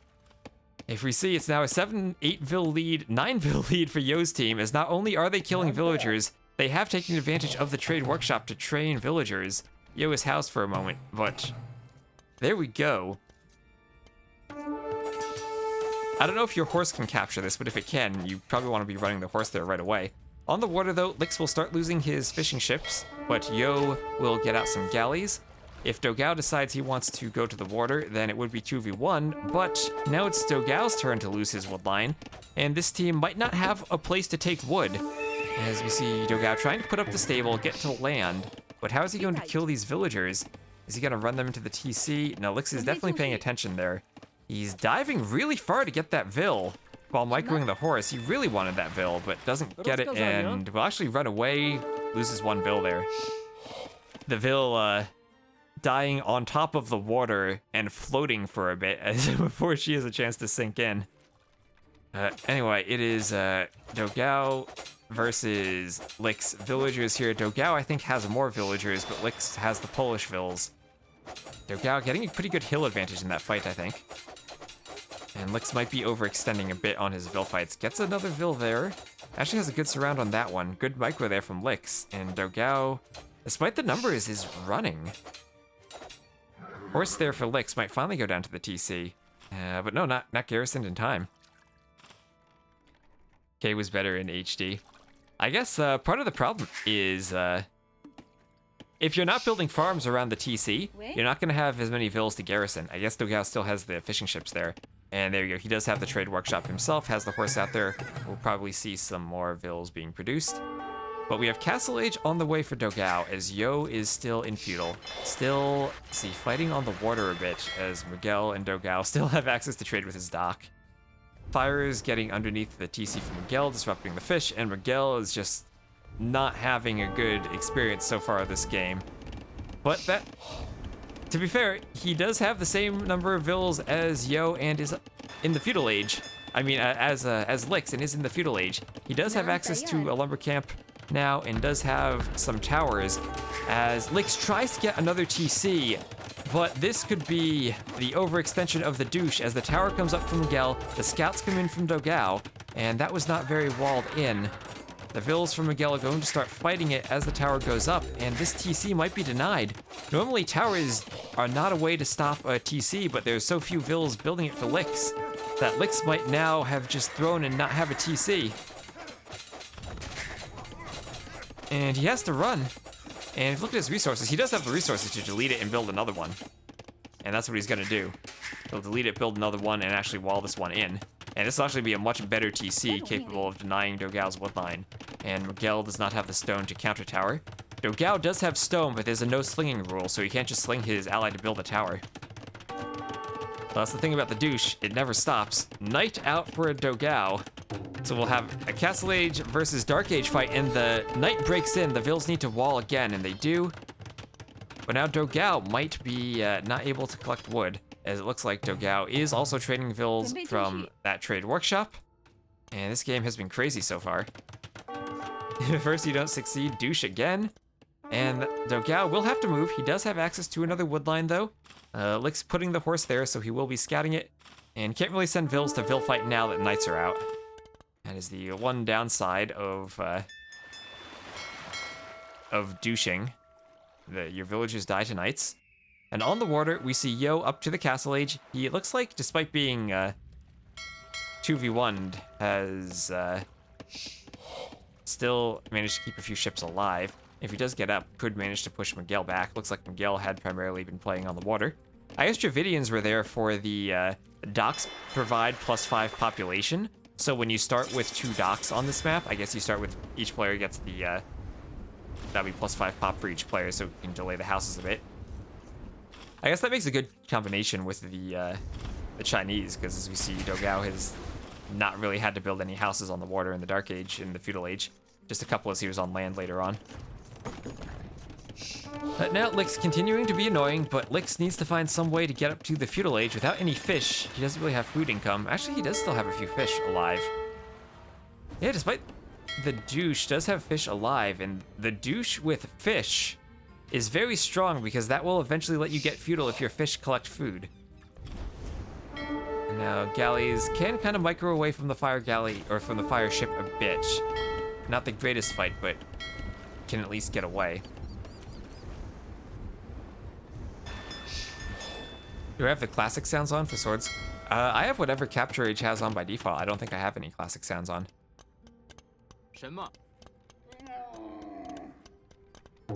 Now Yo has built up another TC, and vills are still fairly equal. But Yo's going to be fighting 2v1 for a while here, as Lux seems to be much further behind than is Miguel.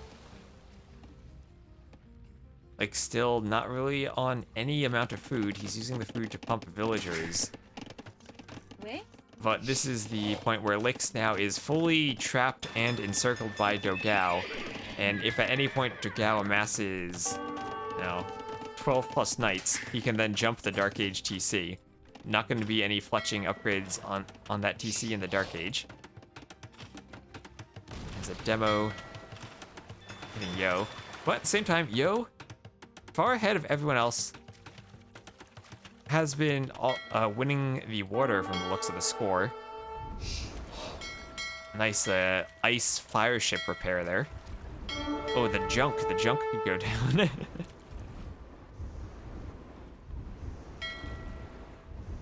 As we have the very entertaining fire ship fights.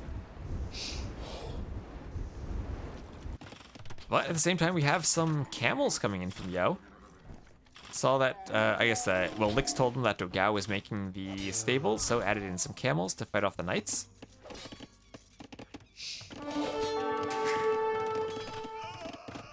And so far, things are working out for Yo. Lix is still alive. At some point, they'll have to extract Lix from here so he can contribute again. Lix going to be losing a house there. Wanting to keep it alive, the knights will manage to push through. Dark Age houses will go down very quickly to knights. That's, I guess, something Lix has to worry about. His houses will die. And just like paper. Oh, could the demo ship kill, oh, it kills the fire. I was thinking it would go for the junk.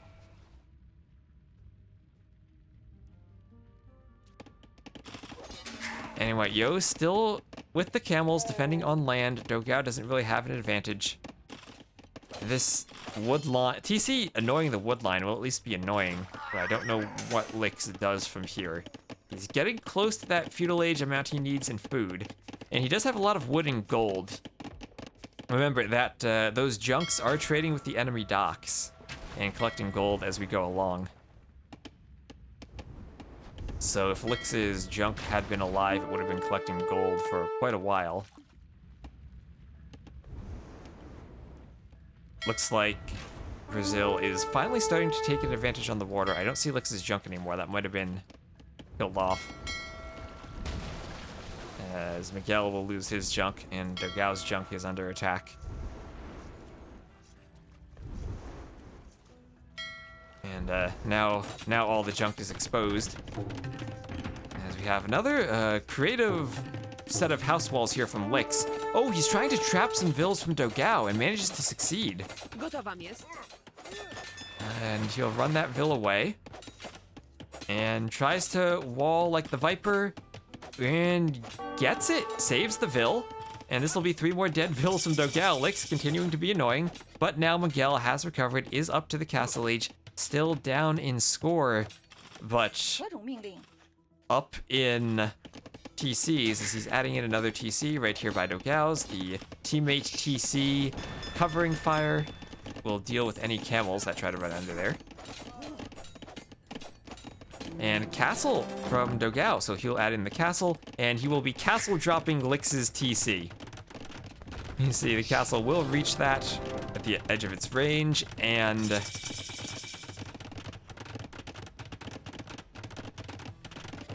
let's see, Lix is going to try to throw down a market, but here comes Miguel with the siege workshop, and I think that Lix, he has a few vills out here, and he's gonna try to run.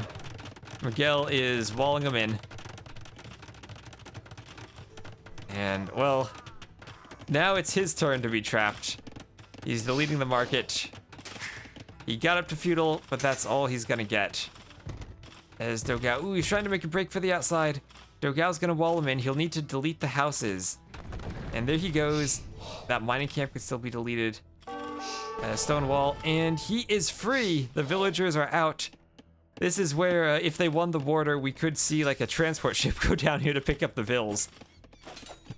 But they are alive. They are staying alive. And now what they actually can do, they can build a dock over here, and then instead of trading with the enemy, Yo could trade with his teammate. He's running in. Where does he go? I imagine he would just want to come back and build a TC somewhere safe. But Yo is now coming forward with some knights, and all of the stone walling they had done to try to trap could maybe backfire a bit if the knights are able to take a good fight here. That stands for Worldwide Panda. Yes! Dogel is the combination of Miguel and Dogel. Oh, there's a Vil there somehow. The monks trying to get the conversions. Knights were not jumping on the monks. They instead tried to come down here to protect the Vils. And they will get away. Lix, now he is in the feudal age. He will need to rebuild his TC should he ever want to click up. But that is easier to do if you have villagers. And it looks like his villagers might get back. There is a demo here from Miguel. Miguel can see the Vils. He could demo them if he remembers he has that demo ship. It looks like Yo is winning the water here with his fires, and Dogel never really went on the water. Oh, Miguel, you have the demo ship. You gotta go for this. He's not gonna get the opportunity that Lix is heading back onto the shore. And he's on land now. So Yo actually has captured the other trade workshop. That will cut into some of Dogel's Vil production.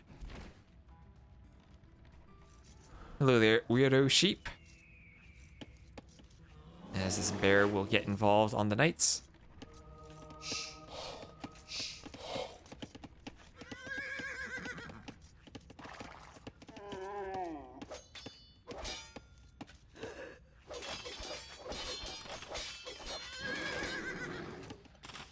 Camels will keep the knights away from the TC, and here come the Chuko News and another castle here from Dogel. But Yo, though, Yo wants to castle drop Miguel now. This game is crazy. Here come the knights. He has the map control. He should be able to get that up. Miguel has a monastery, but no real military to defend with. He does have the advantage over Lix, but still really needs to be rebooming. Here come the forward Vils from Yo. Here come Vils from Lix going forward again. He has another TC. He's doing double bit axe, working on his economy. Not going to be able to click up anytime soon. But now the knights are running into this eco, getting under the castle, and having to deal with camels. I don't think they'll be able to push here. This is a very well-defended economy, but the open area is Miguel. And how is Miguel going to counter that with his own castle drop? Lix, though, is up to castle. Yo, though, just going to move his castle away and build it up here on this forest. Not the death knell of that TC he was hoping for, but still will get it up. Needs to move that monk out of the way. Lets the castle shoot it, and oh no, doesn't get it in time.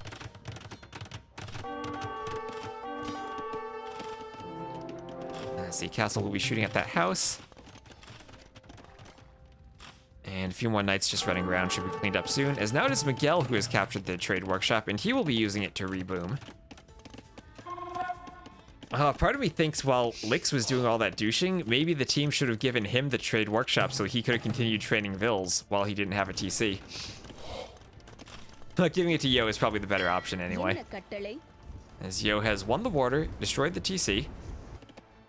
And now Dogel needs to think about deleting that dock because the junk is still trading with it. And Yo pushing in. Now, 2 TCs and camels don't really want to fight with knights there, but you don't have to because you're up to imp. And when Yo gets there, he'll be able to use this castle to start popping out some trebs. And then trebbing down this castle from Miguel, trebbing down this castle from Dogel, trebbing down these TCs in that monastery. And Yo, off the back of his teammate's douche, looks to be in a very strong position here. Dogel doesn't have the resources to click up anytime soon, has lots of stone, but not much else. That gold is forward and kind of exposed. He does have a gold in the back he probably could be taking.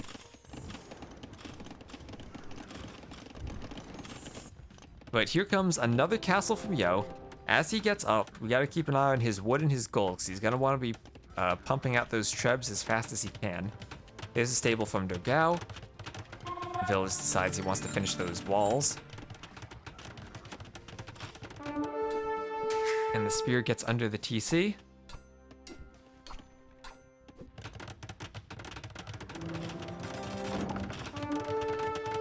Oh, thank you, Julu for the follow.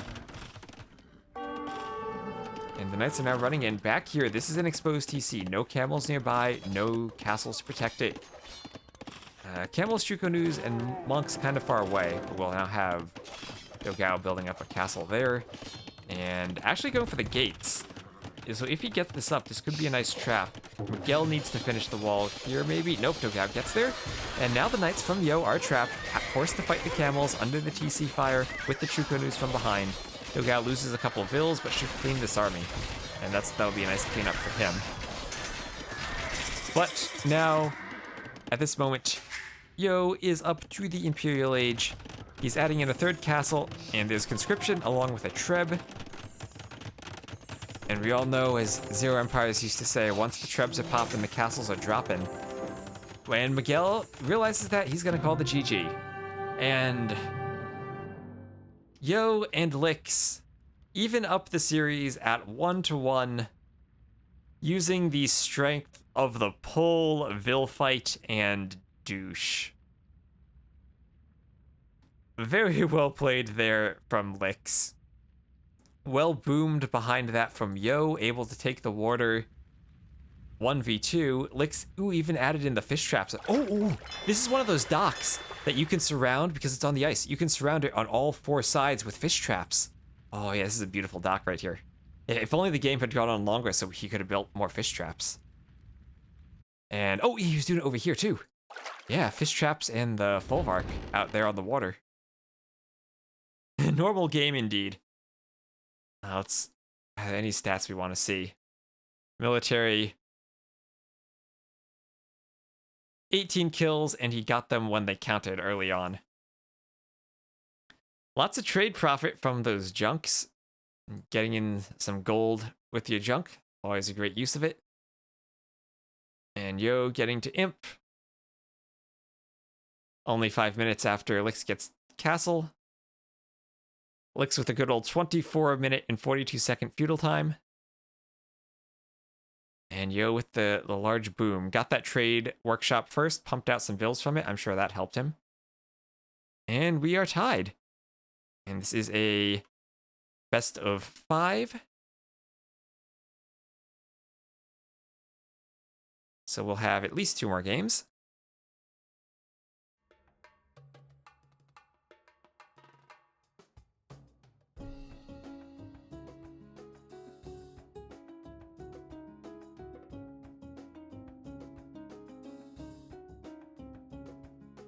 Well, I think we've seen 2 of the crazy maps so far, and so we've seen Mountain Coast and Marooned, and the final 3 maps we have, I think, are also very, very lovely maps to play. Too emotionally exhausted to continue if you were Dogel last game. You were Miguel definitely took the brunt of that douche.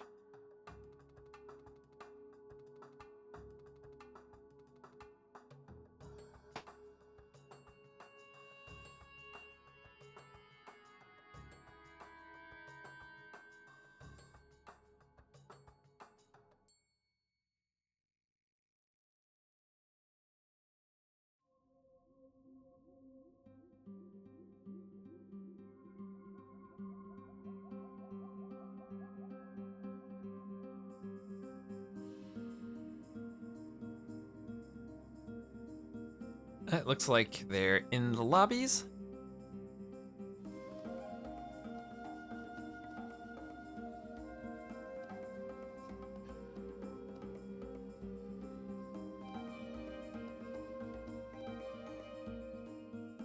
Now, there's also a Gamer Legion set going on, but I think that is a kind of a one-sided matchup. It is, I think, Tato and Jordy against one of the more lower-seeded teams.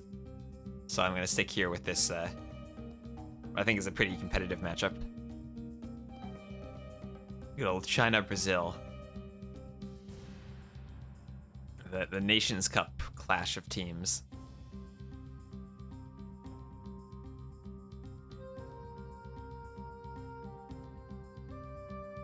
I almost got debated into clicking on Tato's game.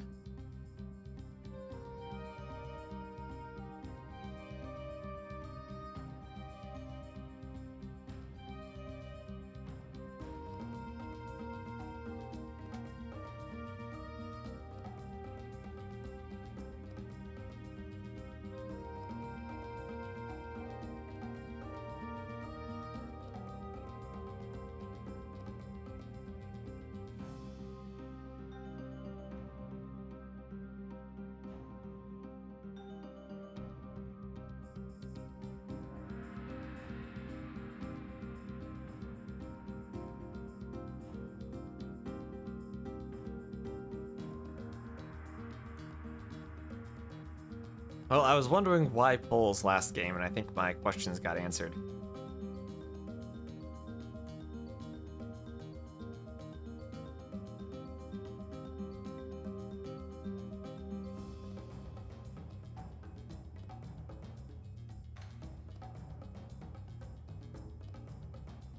I'll remember to switch the scenes properly this time.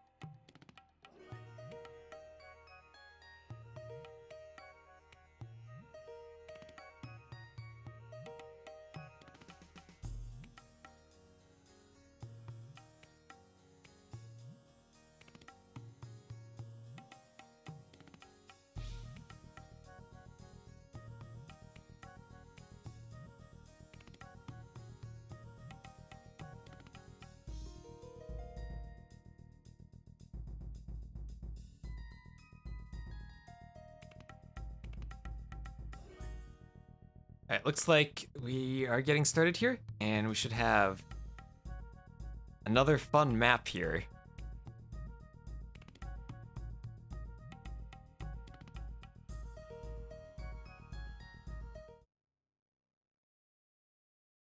As we are moving into the one I will attempt to pronounce as Al Samim. It is Persians and Ethiopians against Khmer and Britons. All civs I think I've seen picked on this map before, other than perhaps Persians. Now the big question at the start is going to be whether players build their TCs directly at their starting location, or if they walk to a woodline first. I have seen both strategies, and I'm kind of thinking doing it right at your starting location might be the better play.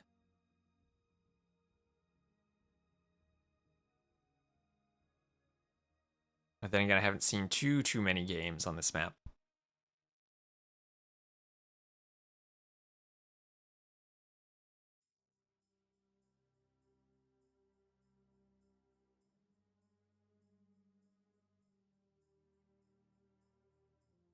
And I'll pop on over to Capture Age.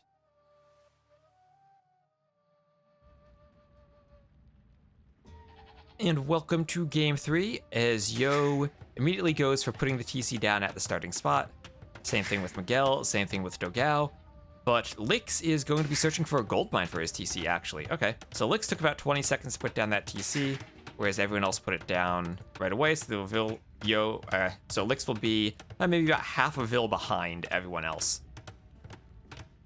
So on this map, you do start with your caravan and a camel to do scouting. That's all they really do. Caravan is slow with a big line of sight. Camel is, I think, let's see, 1.20, yeah, slightly faster with a smaller line of sight. And of course, you start with a whole bunch of goats here.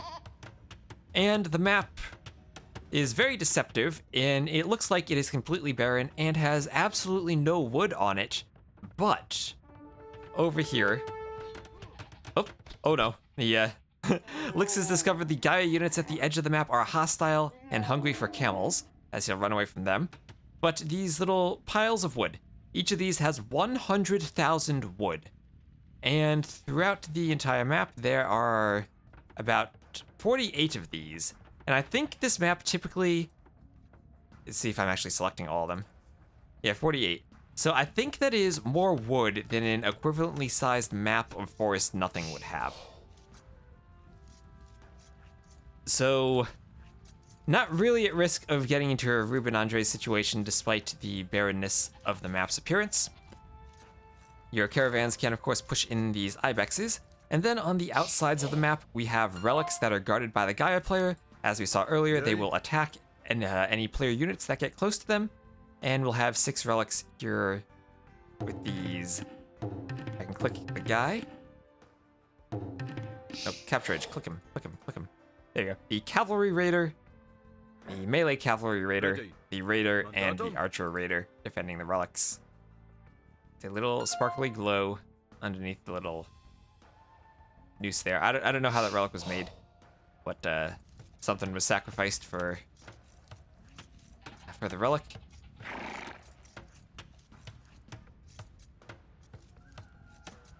Anyway, so we'll see none of the players actually TC'd their wood lines. The other thing is these piles of food. You have 750 food on them, so that's like an Omega berry bush. As one of these ibexes get pushed in.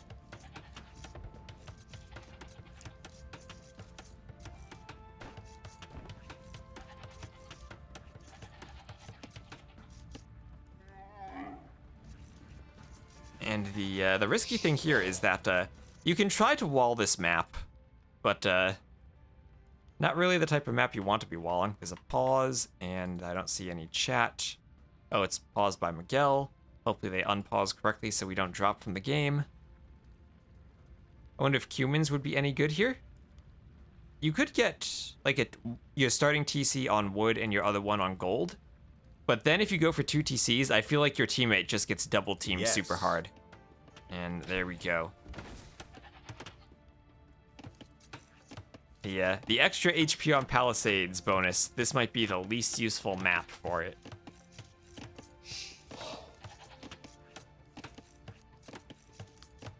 So still tied in Vil count, and Lick's got the TC up fast enough. I don't think his being slightly later will matter too much.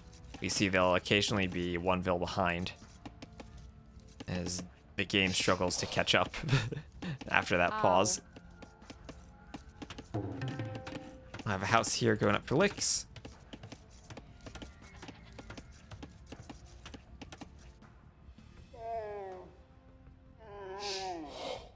And a camel doing some scouting around the north for Yo, being careful to avoid that bandit camp with the relics. He saw that and ran away immediately.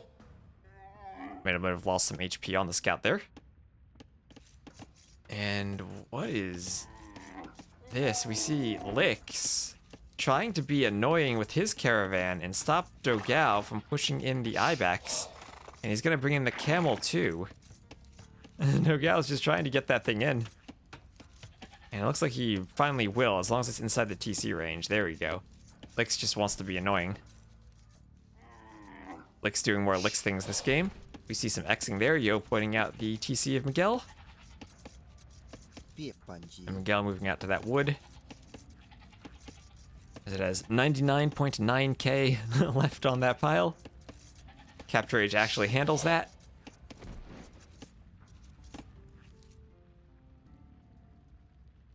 And Ibex in the north being pushed in.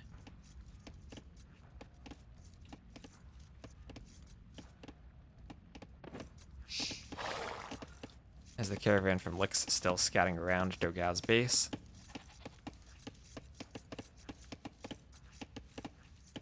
And he's eyeing that lumber camp.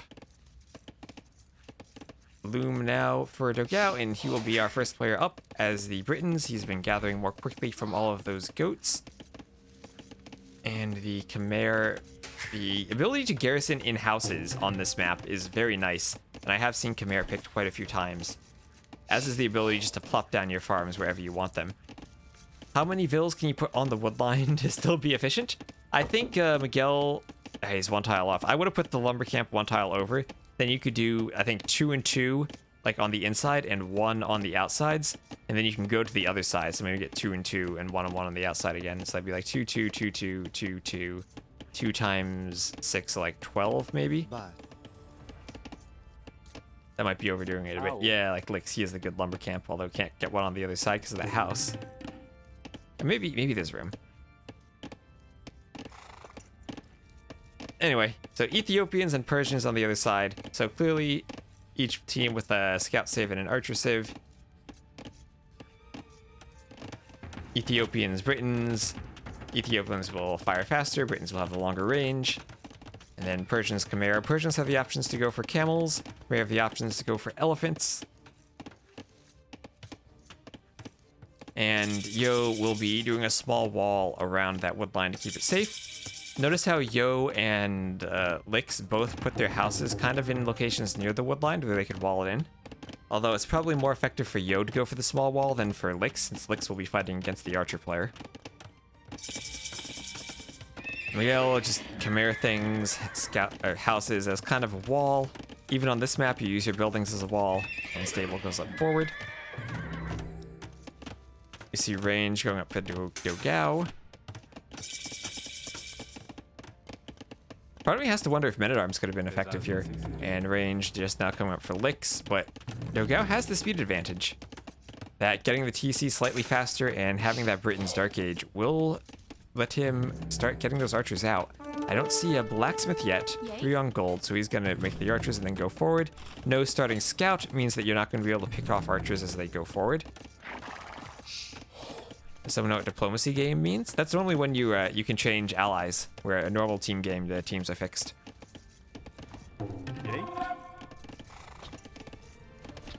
So sometimes you'll see some free-for-all diplomacy where players make and break alliances.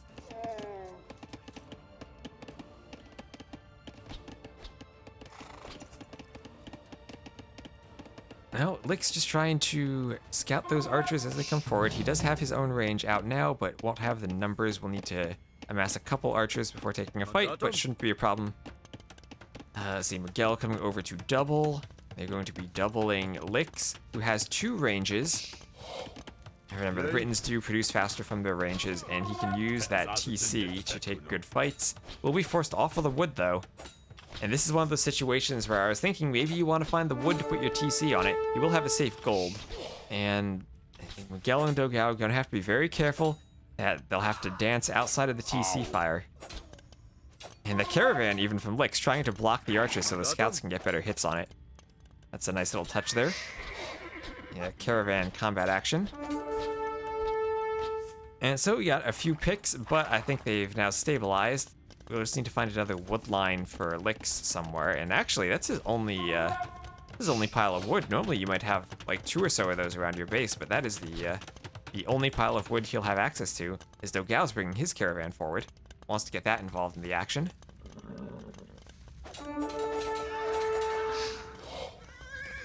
And looks like the advantage still in army numbers ever so slightly for Miguel and Dogel. Spearman coming out for Licks wants to push away those scouts. The caravan spinning is hilarious. The certainly are kind of clunky. Clutching coming in for Dogel now has already been in for Licks. Ow. And those Ethiopian archers, now that they're getting up to good numbers, should do well against the scouts. Especially with some support from his teammate. At the same time, this caravan from Yo is chilling in the back of Miguel's base, but Miguel is otherwise unchallenged. And his army, all the armies are completely on the right side of the map. As it still feels like Dogel has just the slight advantage in their army numbers. Just enough kind of to force the fights. But here Licks, I think Licks finally has gotten more archers, even though Miguel still has the scouts. Can dance by the TC, but can't really venture forward.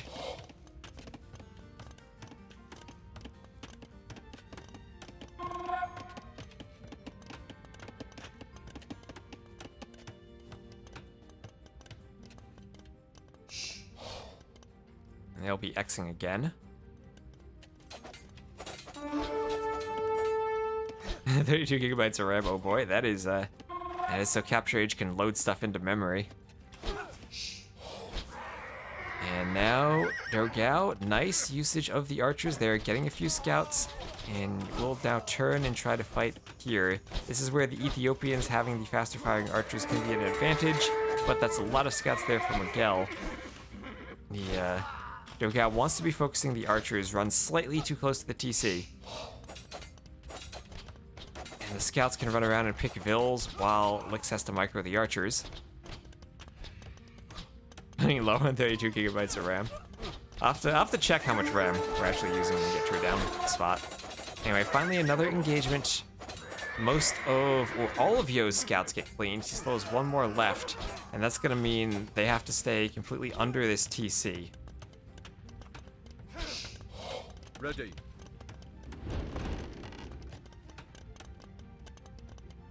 And finally gonna to run. Oh, they're running because they found Lix's other pile of wood. He's going to build a tower on that. Hope to get the tower up before the archers get there, but the archers are there. And he has to run the vills to the other side of the pile of wood. And try to clean this, but that's going to force his archers out into the open where the scouts could become useful.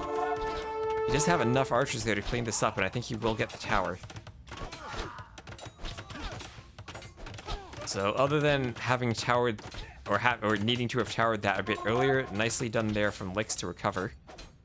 And they should be able to clean up those archers. And now the more archers you get cleaned up, the fewer archers you'll have able to turn into crossbows.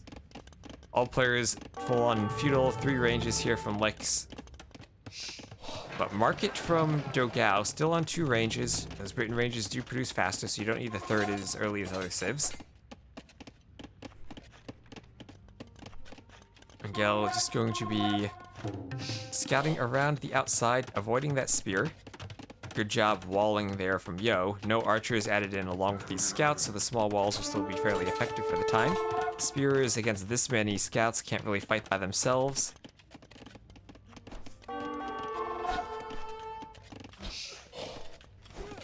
And in comes some more archers from Dogel, but not in the best position. Nice gate there. That gate separates Miguel's scouts from being able to help the archers and lets Yo get just a bit of a better fight.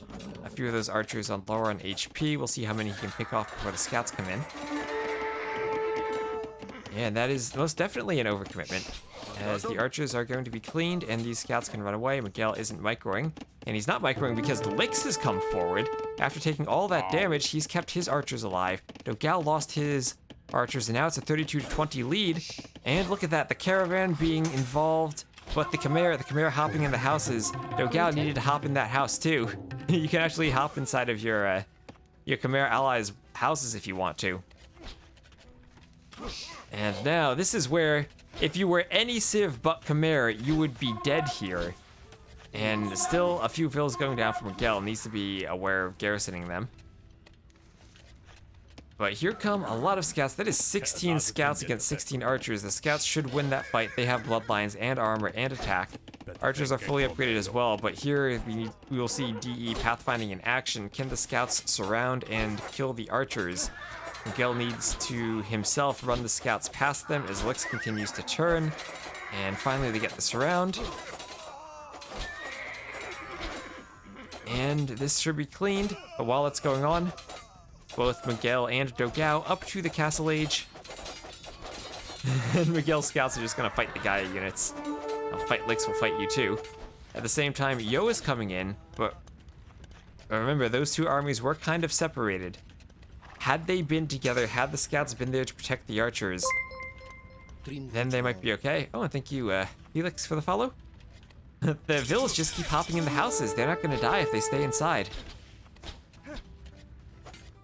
And now another group of archers coming forward for Lix, but again, some of his archers had been cleaned up. And these are not going to be Castle Age archers. Dogel clicking that crossbow bodkin bowsaw upgrade. Everything you'd expect from the Castle Age. As Yo is up, but Lix still isn't, and Miguel, being up ahead of Yo, has more scouts. As there are a lot of scouts to turn to light cav, Yo has to tower the gold and add in some spears to fight the scouts, but those spears are going to be picked off by crossbows, and once they go down, then Miguel can fight. Miguel building these forward houses. He can send forward vills and keep them safe in there. He is up. And what we see, yep, immediately we see light cav being queued. And Yo actually needs to wall in that tower base fully so that the light cav can't get a jump on it. At the same time, Lick's moving in, losing a couple archers to the TC. Took Dogel off of 1 wood, but he has a 2nd wood. Adding in a university, and now that extra range for the Britons will kick in. And, oh, he's gonna lose some vills on the gold, though. Lix himself is up to the next stage. Comes the light cav from Miguel. Will help clean up the archers, but Lix will have to run away. Crossbows will chase, but at the same time, his teammate is being double teamed. We have the crossbow light cav combination in the base of Yo. And Yo has been kicked off of his pile of wood, has another pile of wood in the back, and has towered on his gold. If those crossbows could somehow get to that pile of wood as well, then Yo would be in a very, very rough spot. Light cav going to come in from Yo, followed by knights to try to clean this up. Now there is the knight. Lick's still 30 seconds away from castle. He wants to run these archers, keep them alive until they can become crossbows. But Miguel is there, he's ready to chase, he has his cavalry, wants to run ahead and head them off. Have to get back at least to the area of that tower to keep them alive, but even that might not be enough. Lick's up to castle, doing crossbow, doing bodkin. We'll run and try to find sanctuary in this bandit raider camp, but likely to no avail, as the Gaia units will just shoot at him, get it involved. And now, nice jump from Miguel with the hill advantage right before the upgrades come in. And Lix just couldn't keep that army alive long enough to the point where it could do damage. And now another group of crossbows from Dogel that will be picked off by Yo's light cav now. Yo having +2 armor on them, so this should be pretty good here.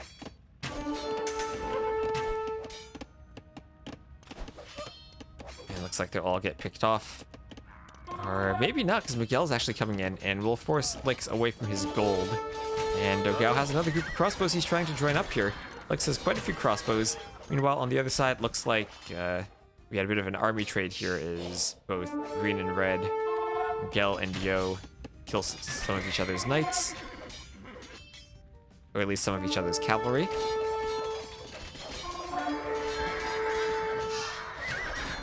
Another small army there of Dogel getting picked off, but Yo losing light cav in the process. Now this is where Dogel needs to micro. He's not going to have Thumb Ring, and the Ethiopian archers also have their base firing speed. And Dogel, he needs to use that range. If he's outside of the range, he can take good fights. If he's inside the range and forcing to take a fight, he's going to lose. Meanwhile, it looks like Yo has gotten across to Miguel's base with some knights, and these vills are not going to be in houses. Miguel just now notices. He has 2 TCs. 2 TCs could be a pretty big risk. He could shoot Yo's, whatever that is, the caravan there. Yeah, and he does get a volley of arrows onto it. These Khmer houses still working wonders for Miguel. No +2 for Miguel is bad. You are right, that's going to be much more difficult for him to take these fights. And he can't raid under TCs without it. Oh, the forward Vil not going to be in a house. Finally will be picked off by that camel there.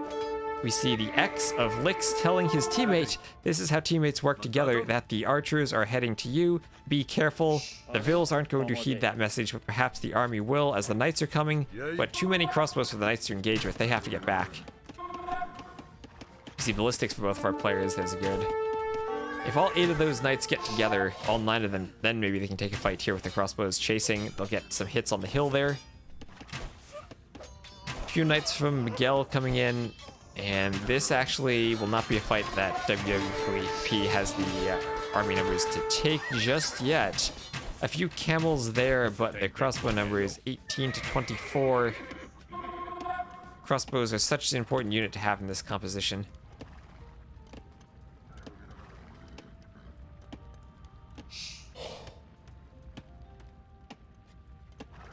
Ready. And the crossbows will come over, try to shoot again at the knights and the camels.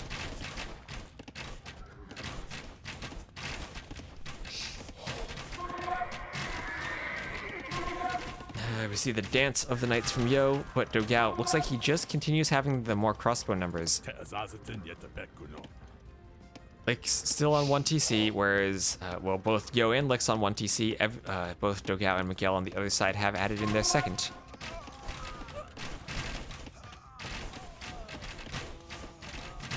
And Lick's just trying to hold that hill, but every time he wants to take a fight, he has to run forward down the hill to get into the range where he can shoot the Britain crossbows. Britain range is indeed coming in clutch, giving him that production advantage.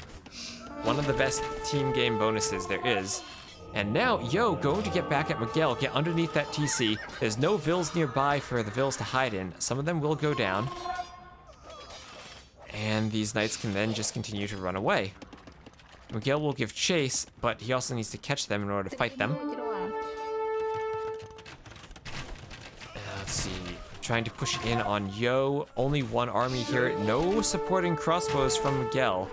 And as Lix is getting in a raid on Dogel's woodline, Dogel is losing some of his crossbows here to the knight crossbow composition. And could actually lose quite a few. There's more coming from the back. I feel like he always just has more crossbows.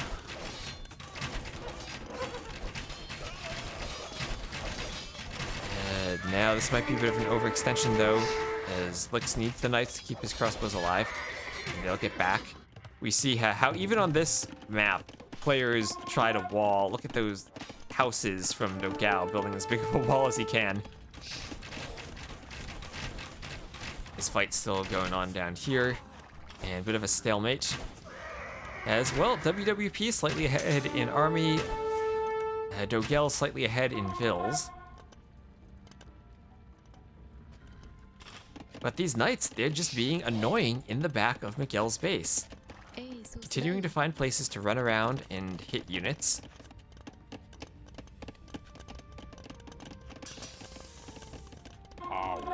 Lix continues adding in more crossbows, has a tower on that gold.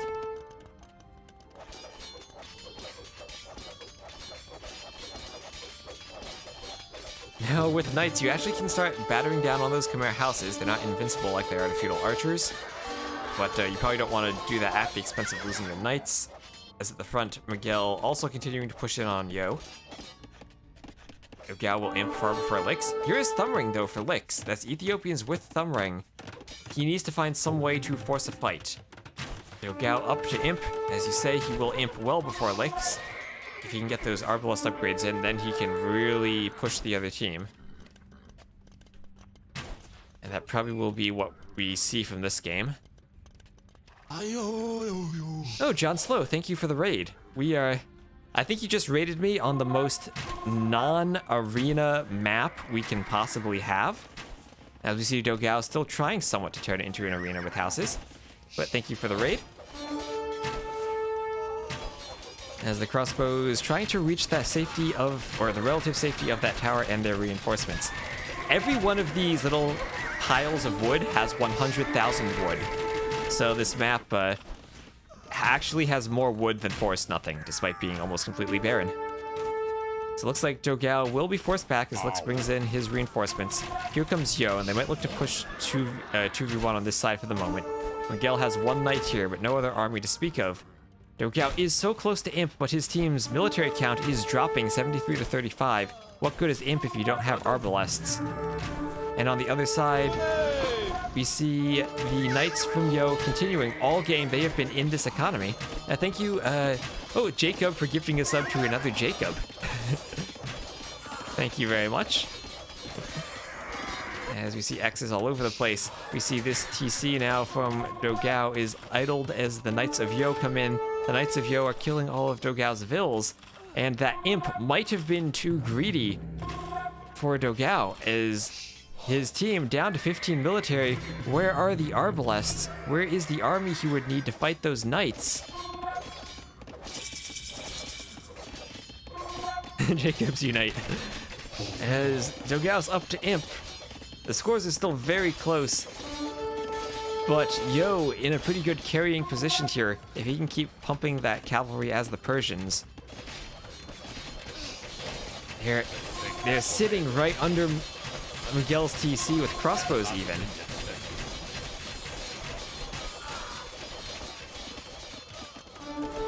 And Miguel has to retreat to his second TC with his knights. He will lose his base here as WWP takes the score lead. And the lack of army from Dogel might be letting his teammate die, as the crossbows will even pick off the vills as they run. No running for them. Best of 3? It's a best of 5. So we'll have at least one more game after this one.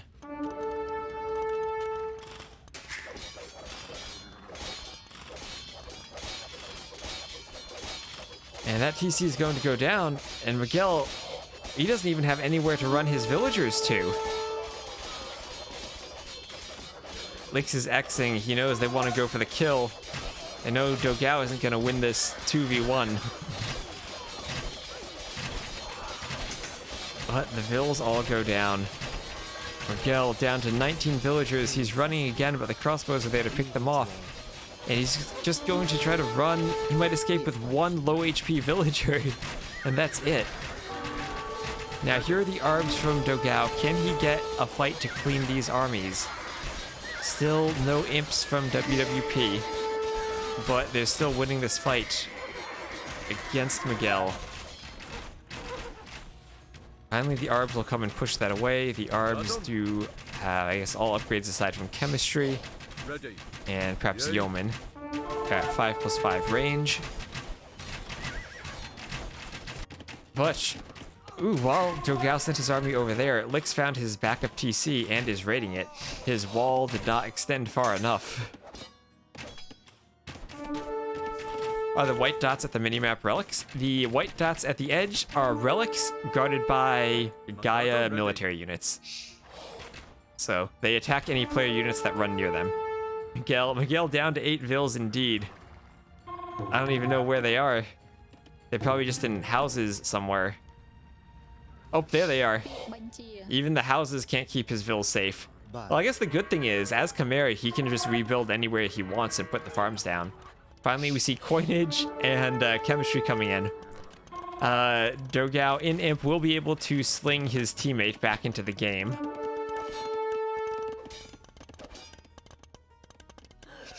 Well, Dogel still has 66 vills, but he's also getting raided out here by this cracked dirt terrain.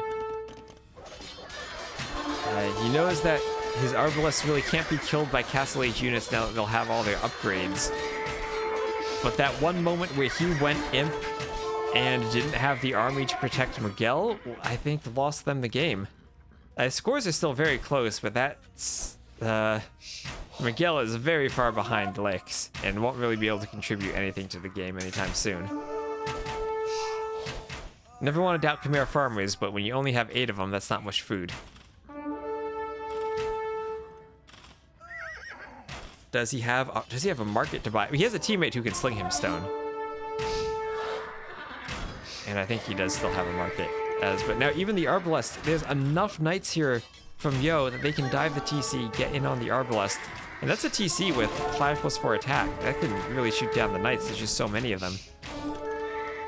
Now, is there a market? Yes, there is still a market for Miguel, so he can just farm wherever he wants. But now down to 6 vills as Lix is being relentless. And Miguel has to even run further away. Knights being fought on the left, and Miguel is completely out of army at this point too. Well, I guess not completely. He does have 38 military units. Or, oh no, that's his team. He is out. He has 2 military units. It's this knight and one other knight. That one could get converted. And we see these 2 groups of crossbows moving across the mini-map, trying to converge on what's left of Dogel. I actually haven't spotted that gold.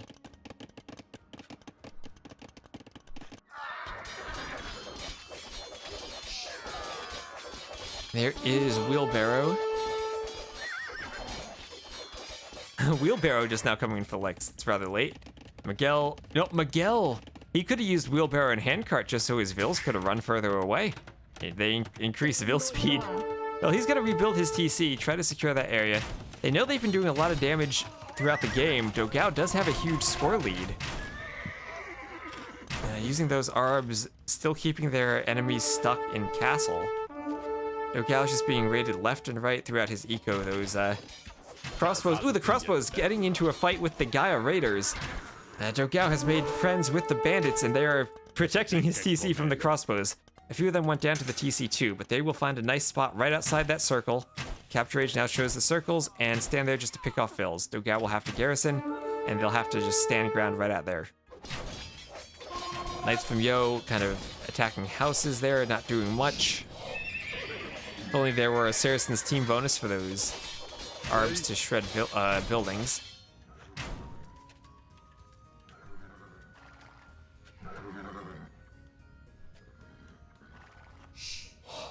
And now we have Imp coming in for Yo. Dogel has like one moment where he can push before upgrades with armor on the Knights come in. And he's trying to take advantage of it.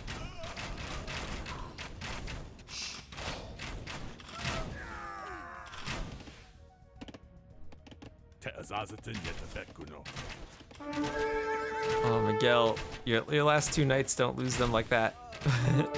Well, Lix will lose his crossbows there. A few arbs come to the back of the back to clean up what was Lix's raid. Lix does have some fills there should the arbs go forward and find them. It looks like they will. On the left, looks like the arbs are trying to take out vills by that tower. We'll just run away from it. And could get into this lumber camp here. Now, Yo does only have 73 vills, not really the population you want to get imp and spam cavalry units. Dogel on 83 is a bit easier with Britain arbs. Miguel adding in a TC, but a TC that's going to be castle dropped before it even goes up. Oh, poor Miguel. As we see Lix also up to imp. And Lix is on the back foot for now, but just needs to get imp and get those, skirmisher upgrades even. Yeah, when you're against only the Britons player and Miguel can't really contribute, the skirmishers will definitely work against the arbs. Perhaps even better than your own arbs would. You have elephants for Miguel. His team actually still does have the score lead while Yo is up to imp.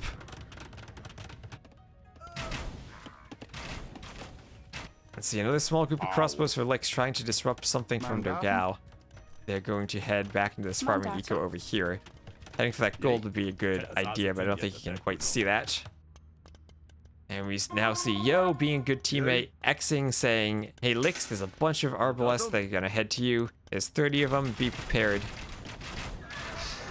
And now with Cavalier and with armor, that will be the 2+4, so 6 armor that Yo needs on the Cavaliers to once again think about taking fights with arbs.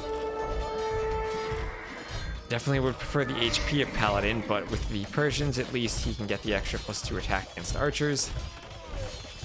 And not enough elephants going to be out there for Miguel. I don't think that 16 villagers is enough to sustain elephant production, even if your farms are Khmer. Now TC number 3, but he'll be losing this one.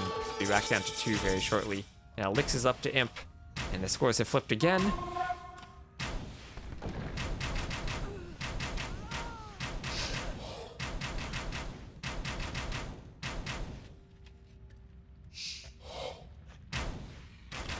And what is Lix gonna do from here? He does have some crossbows, is harassing these vills from Dogel. We see Bracer immediately. We'll probably see... Hey, we see armor. I would imagine we see Arbalest very soon. These Cavaliers from Yo still trying to clean up the Arbalests of Dogel. And I think they will be successful as his castle drop is now trebbing. I don't know if they realize just how dead Miguel is, but they are still continuing to push into him and treb him. They saw elephants, so maybe they think he actually has some type of eco hidden somewhere. But now it's Dogel's turn to get raided.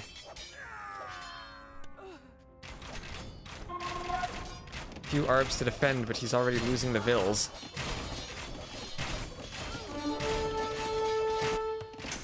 And now we just need Lix to find some way to clean up that army. He has a good number of skirms, but only 17, probably not enough for 47 arbs. We'll need to amass a few more before taking that fight.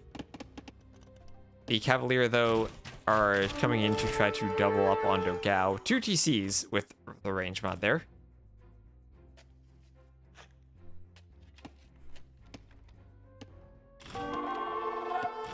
And in come the Cavaliers.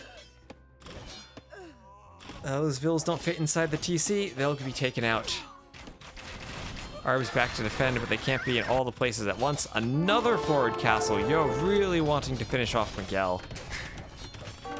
Not going to leave him alive. Chemistry now coming in for the Ethiopians. As like still looking for a way to destroy this Arbalest mass. Dogel just being so careful to keep this army alive and take good fights with it.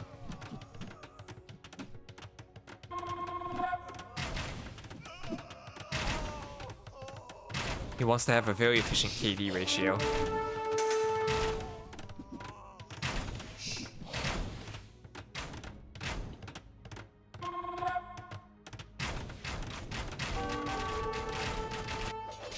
And we have Yo clearing out the Guardians near that relic.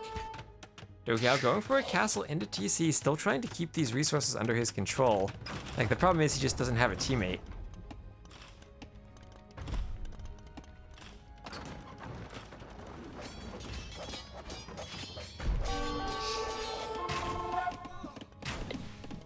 And Lix with the skirms can for the moment hold off the Arbs. No threat of a cavalry unit being added in for Miguel, and Paladin is on the way for Yo.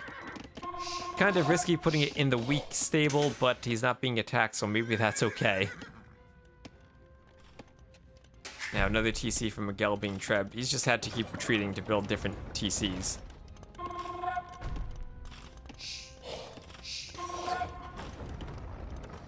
And it looks like it'll go down pretty quickly. You'll also see more fights from Yo in the bottom against the Gaia units. Wait, here will be the Treb shot that destroys the TC.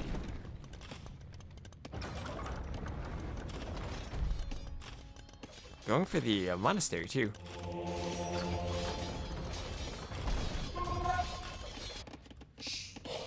Ready. So we got 26 Cavaliers. I feel like once Paladin is in, then they can group with the Cavaliers, have a good fight against the Arbs as long as the skirms are there to support. And that will probably be it. The score is continuing to rise.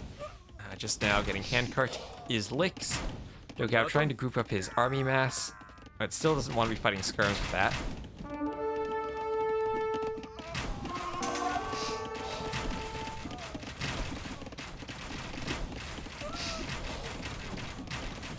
Miguel's been getting a pretty raw deal these last couple of games. A little douched in the previous game. Double castle dropped in this one. All we need now are some war elephants from Yo to show the Khmer player the right type of melee elephant to make.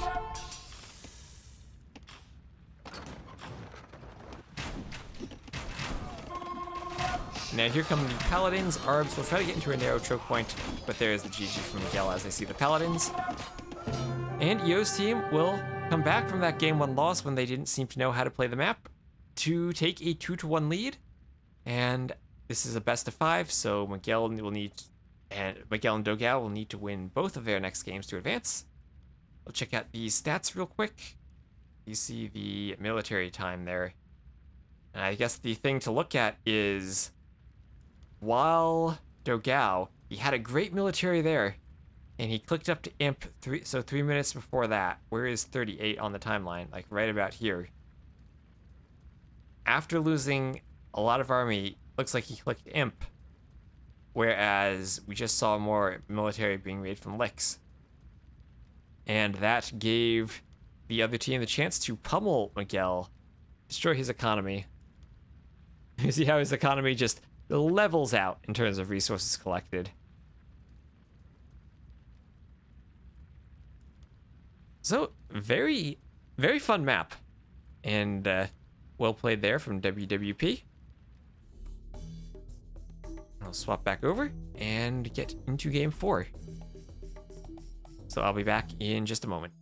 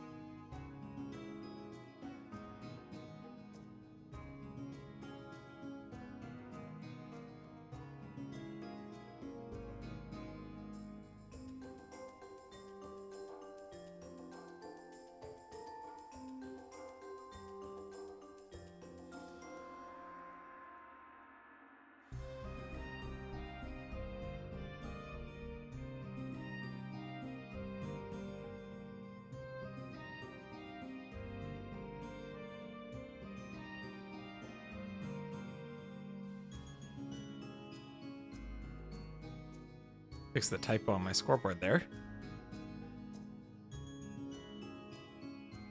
Now, the next map looks like they're playing on Tay, and I have no idea how to actually pronounce this, so sorry about that. We'll get to the spec delay screen.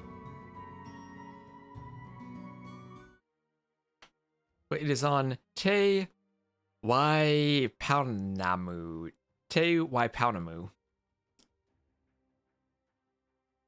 And it'll be Miguel's turn to pick the poles. We'll have Vikings as the flank on both civs against Malian and Pole pockets.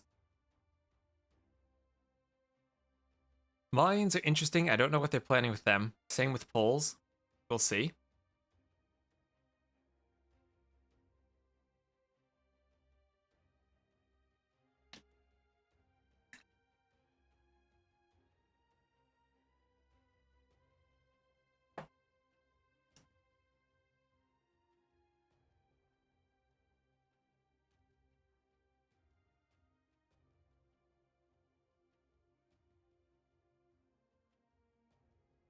And we'll see if Miguel this game can avoid being douched or double teamed as hard as he has been in the past couple games.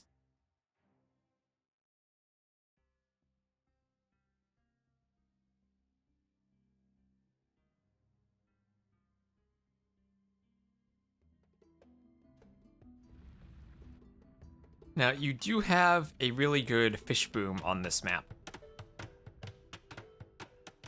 So, look for the flanks are Vikings from Dogel in the west and Licks in the south to dock the edges.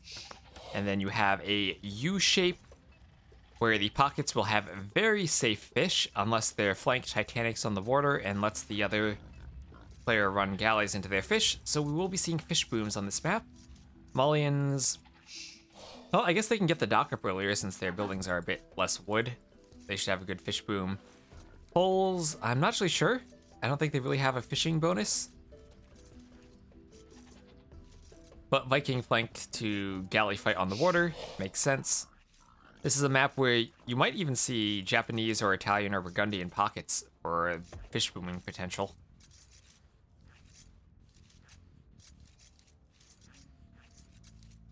But anyway, this is match point for WWP. Oh. Win and they advance, lose, and this goes to game 5. And we have Dogel already pushing in deer. And we'll be taking that deer. As he moves out to that lumber camp. And Boar just now coming in for Miguel. Don't see any real pushable deer for him. But Boar that early makes me think he... he struggled to find some sheep. Is it actually... Ooh! Oh, wow, Miguel, this has to be the most awkward not finding your sheep I have ever seen. They are in this black area. They are right next to each other. And he has gotten as close to scouting them as he possibly could have. Ouch, that is rough not finding them there. You're talking about Miguel hasn't really been... He's been on the receiving end of some punishment so far, and here it is again. First it was the douche, then it was the double team while your teammate goes imp. Now it's just the map not generating your sheep far enough apart that you can scout them easily. Oh man, that is rough right there. But anyway, he'll be going out to build the dock. He's pushing the deer. He doesn't really need the goats when you're gonna be fishing anyway. And here's his boar under the TC. Looks like players actually do get 2 boars here. And his other boar... Oh, his other boar, actually. Okay, he has found the boar. If he sends a Vil to hunt the boar, he might stumble upon the goats.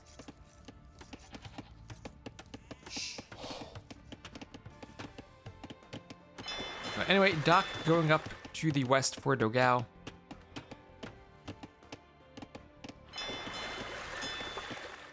And I'm sure we'll see some fish popping out right away as soon as he gets the wood. And there we are. Licks, actually. Why does Licks have so much wood? Why does Licks have 148 wood?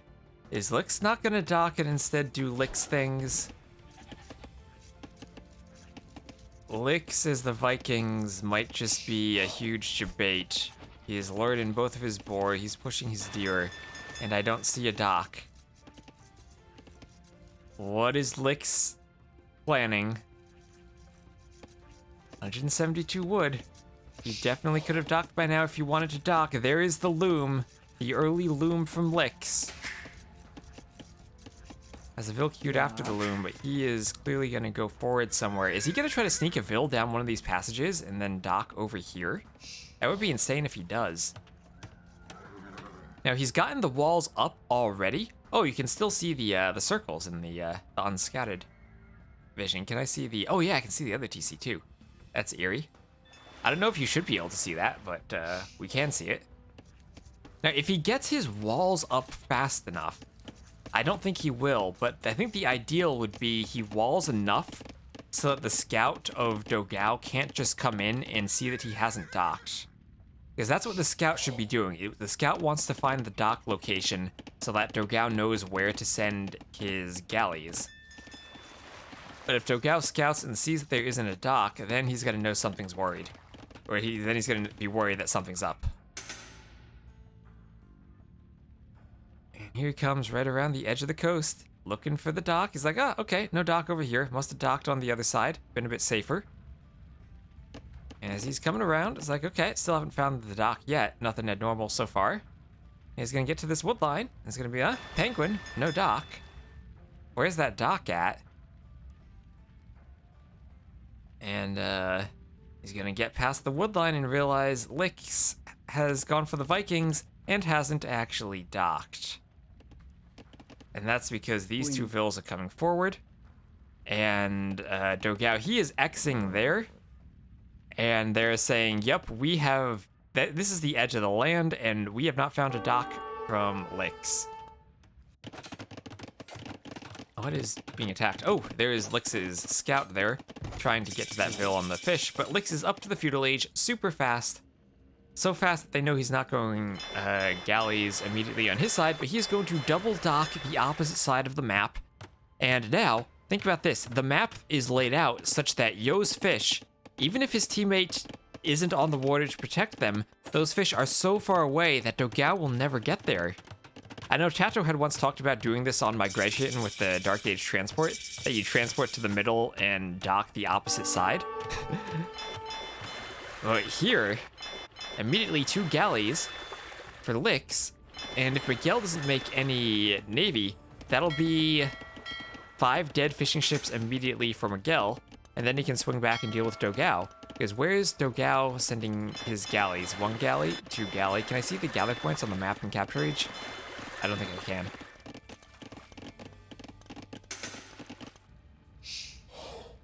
Alright, yeah, and if you look at that scouting, they clearly see no dock, and neither of their scouts are back here. 3 dock, triple docks from Lix.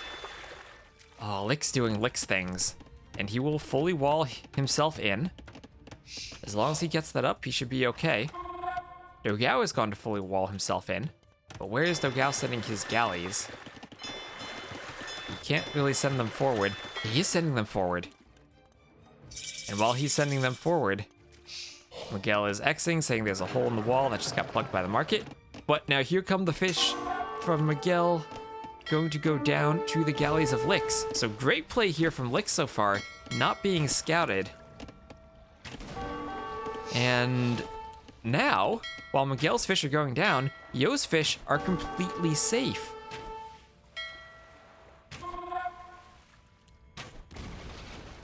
And now, once that other fish goes down, since Dogel is sending galleys forward, he's not going to have the galleys to defend his own fish. And it's going to take him so long to get over here to Yo, that by the time he gets there, Yo will have a few fire galleys out to defend. And if Yo is going straight to the castle age, he can do fire galleys, then fire ship, and his fish will be safe. So, great usage of the map here from Lix. Oh, this is beautiful.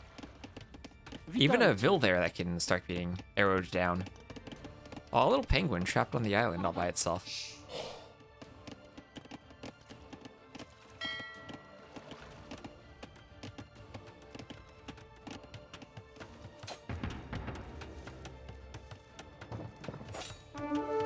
a scout fight there, Vil could get involved. And yeah, Vil's gonna help kill Miguel's scout there. Now, I think Yo will have the slight HP advantage. I don't know if that's a full hit, but it is 1 HP at least. Oh, but more scouts from Miguel coming over. That barracks does need to go up. But now here comes Lix, going for the fishing ships of Dogel. We'll get at least one there, and force them away from the docks now. No other forward docks where they can be fishing. We'll even get the villagers on the shorefish. Gets one, the second will get away.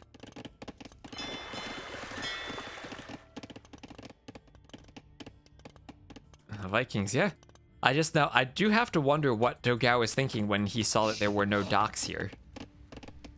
Because I think that as soon as like you run the scout and see no docks, you have to realize that Lix is going forward to try something silly. And at that point, Miguel probably needed to be adding in fire ships of his own. But now Dogel is forward, but Yo is up. There's the fire galley, only one. Yo finally might lose his fish here.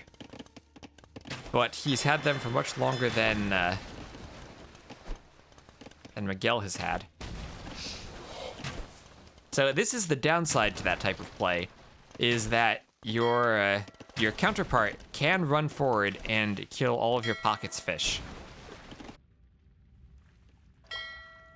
And Dogel hiding in the corner. Lix anticipating that, he would have seen the ships running back. We'll see him now, at least. There we go.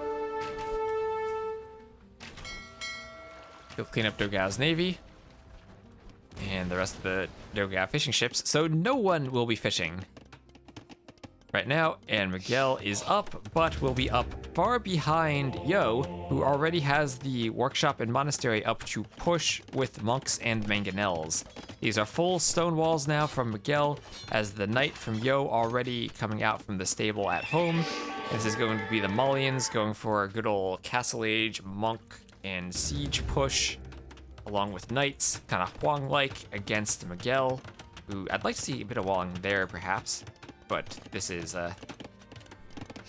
yeah, I would have liked to have seen a bit of walling there, and then maybe you don't need to wall all this, but I guess that does leave you open to the transport ship possibility. So I think Lix finally now will be getting cleaned off the water, but the fish for Yo have served their purpose. They've gotten him to the Castle Age sooner, and they will let him do this push. And Lix, having never invested in fishing ships, means he never lost fishing ships. So I don't know if they, all those 6 or so that Dogel had paid off in time before he lost them. I don't know if there was 6, maybe it was more like 4. Normally you do 3 to 4 fishing ships if you go aggressive on galleys, but since you're so far apart, it's probably more like 4.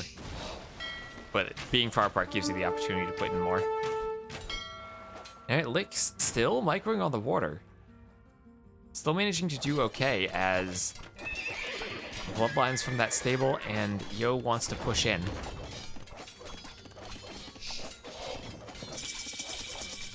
There's the Castle Age from Miguel. This is where we'll see if Yo... Lots of gold from Lix. Unfortunately, there's no slinging. This is kind of where, like, normally I think Lix could be slinging here, and we'd have redemption in for Yo to convert that stable. But there is the castle from Miguel. As the Poles can get up that castle, we'll send everybody to build the castle. It takes a village to raise a castle. And the cavalry is in, but won't be able to hit much as the castle's about to go up. Ram will ram the stable. Actually, the knights could have tried to run through to get to the back of the back there before the castle went up. That would have been quite the nice play. And now that it's up, he probably doesn't want to take the damage from that. Can get in once the stable and house next to it go down, though. And Miguel, despite his team's score lead, looks to be struggling here. Again, Miguel going to be the one taking the brunt of the damage.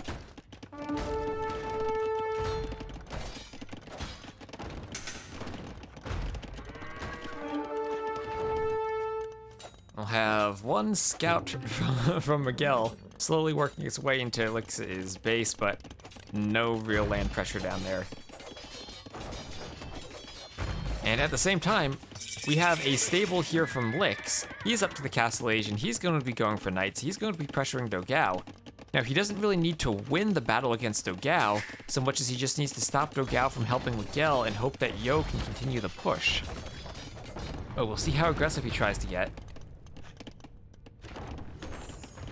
As I know that Yo wants to keep those knights by the mangonel, but I feel like I want to run something in just to see what's going on in the back here.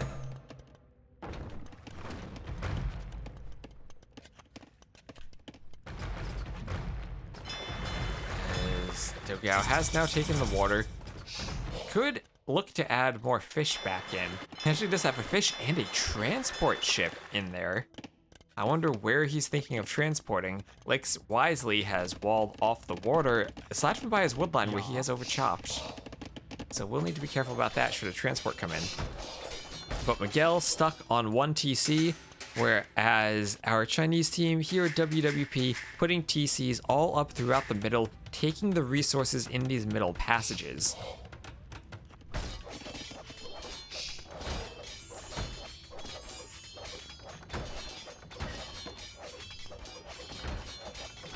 Dogel is on 3 TCs, but they're all at home in his base where he only has 3 tiles of wood. 32 is a minimum today.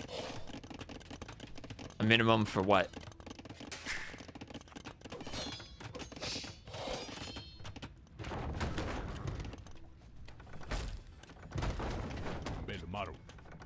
Anyway, stone wall about to be breached. Mangonel and Ram combo. Here, I think you gotta attack ground with the Mangonel so it doesn't actually kill your Ram. But the wall is down, and the Knights can run in. As the Ram pulls back, in go the Knights. They're answering a message from 1 hour ago. Okay. Well, I do not remember what the context was there. Gotowa jest. Well, a few vills going down. These are Knights I didn't catch a schluck to privileges were in. Or was in. But Monk's there to deal with the Knights.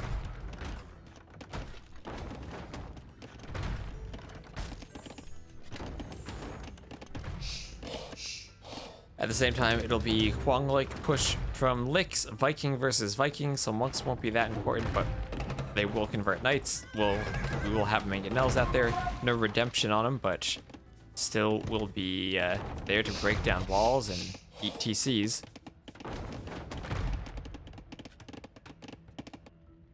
Lix trying to keep some of his navy alive, just running around. Dogel will clean that should he find it. And Dogel has added in a few more fish. Looks like Yo never really recommitted to the fish. But now a few Knights are in on Dogel's base. Spores are flopping back and forth. I think I do like WWP's position here with how they are controlling the middle passages. We now have double monastery and a castle going up in the middle for Yo. Bill count's still better for Miguel's team, and we do have Knights being pumped from 3 stables from the poles. I'd imagine that Schlock the Privileges is in if that's what he's doing. And with those Knights, he probably can clean up Lix's forward. But with this forward, I think they've accomplished what they wanted to do. Lix is going to Imp. Lix just now clicking Imp. Miguel's there to defend. Lix will need to move away from the coastline there to chop wood, come up here or go to the middle. But the middle is a place he already has secured with that TC. I don't think you can wall it fully because of all of these rocks here. I don't think you can build walls on the rocks. But now here comes Miguel. He can't push down this passageway to the north, but he can push through the middle as Yo is bringing in his 3rd relic. And he's gonna avoid the TC for now. But this push here has been cleaned by the Knights. Big score lead for Dogel, and Lix looks down, but that's because of the Imp. And, ooh, Yo, actually, both players on this team going to Imp. And Dogel, could this be the opposite of last game? Could the Imp timing kill them as Dogel wants a castle? That archery range is actually clutch because it stops the castle placement. And now you can't build on that rock there, so there's no place for Dogel to build a castle without first running past the TC. So he would need to win this fight with the Knights convincingly and then get to the middle, and he has to go back and put it at the bottom of the hill. bottom of the hill where if Lix somehow, he's almost at a castle, if he can get his own castle and get the Trebs out, he will be imp first for the Treb war. And we have another forward castle from Yo. If that one goes up, it will start to cover the gold here from Miguel. This is where, if you're Yo, you're thinking you might want to start doing that fletching just so the castle has more range, can hit the gold villagers more easily, and can control a larger area of the map. We have these lovely Gebetto warriors popping out. And now, castle here for Dogel as they try to reclaim this path here from Lix. Lix is up. They'll be knocking down that archery range foundation with the villagers.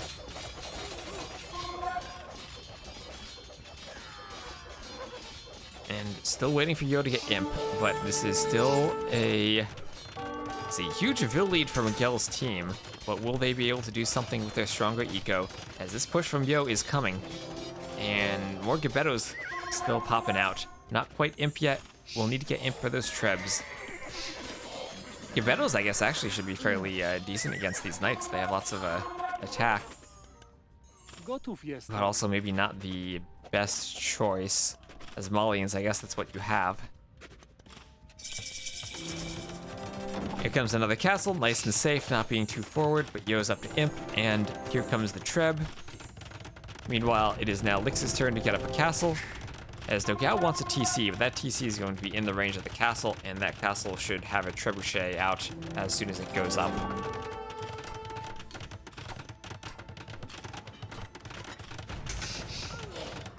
Now, score lead here, I feel like that's just because they had won the water. I think that's a bit deceptive. Miguel trying to run around with the knights. But now, not only is this an eco lead, it's also 3 relics for, a map control lead, but also 3 relics for Yo. As he's now breaking into Miguel's base. Those are still Miguel's knights. They can defend for now, but he's on 1 TC still. 55 Vils. This is all Dogel with 113 Vils. Dogel will need to push Lix somehow, because Miguel, once again, is going to be dying. This feels like me playing with Ornlu. Miguel dying while Dogel is boomed.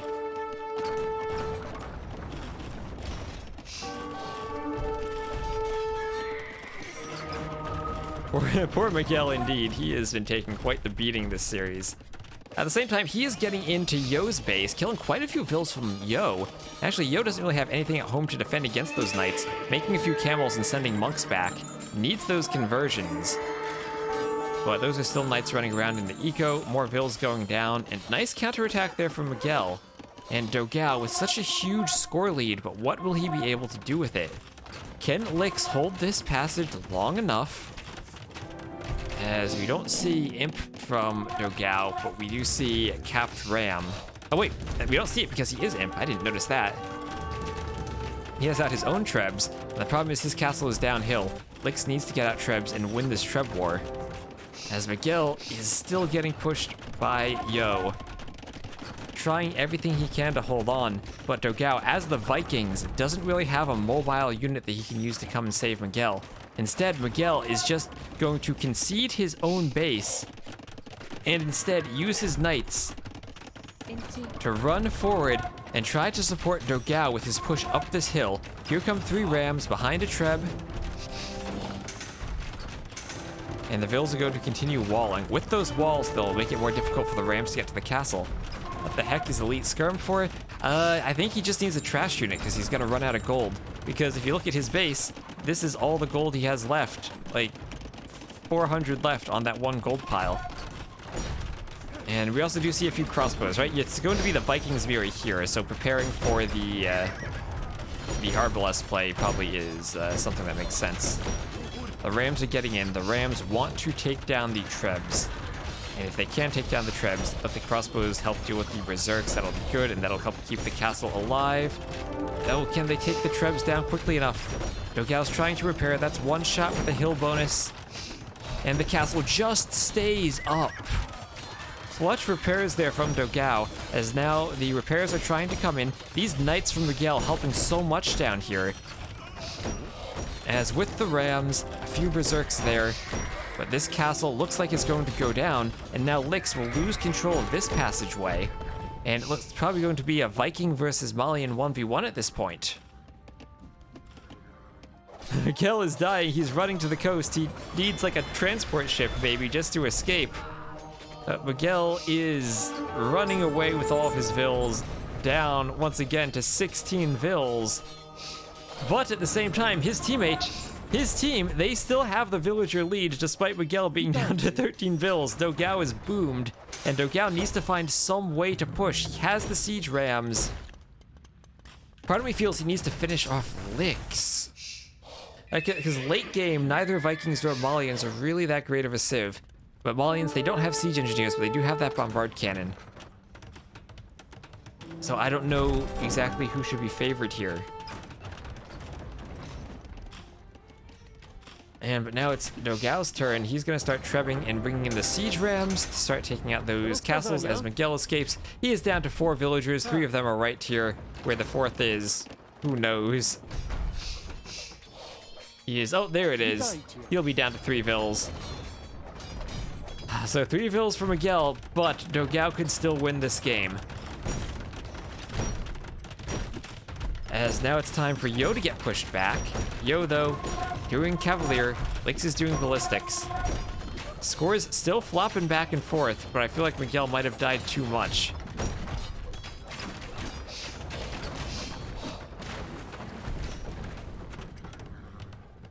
And now here we are. They are in. They're in on Lix's base. And as dead as Miguel is, Lix is in a very bad spot too. He's trying to add in archery ranges to defend at home.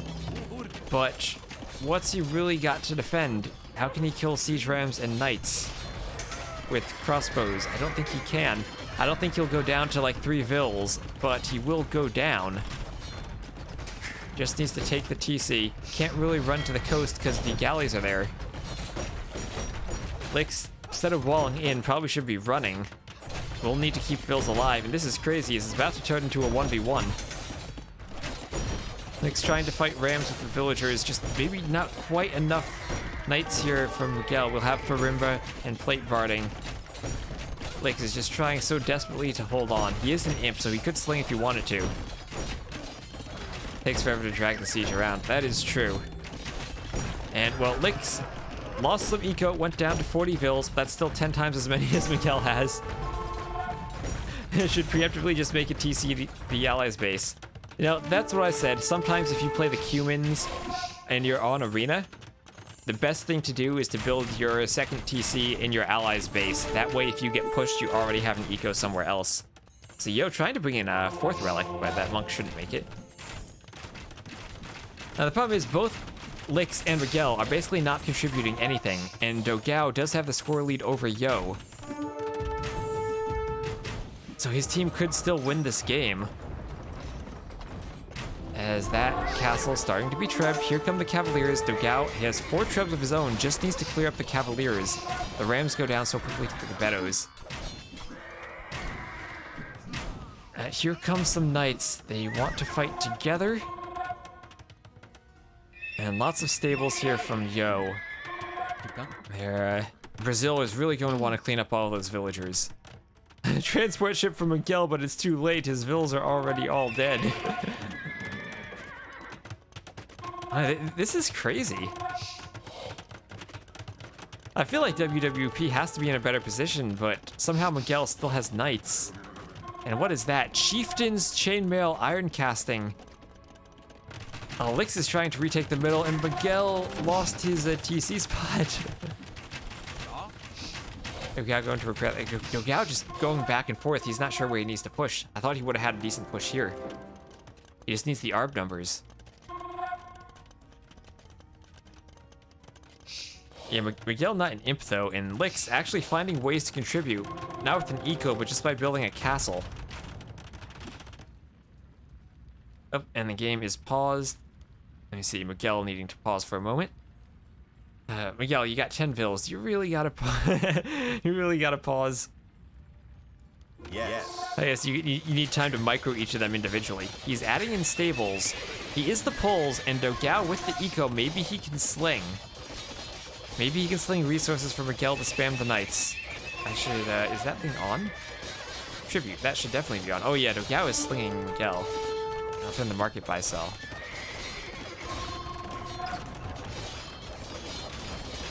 just for effect.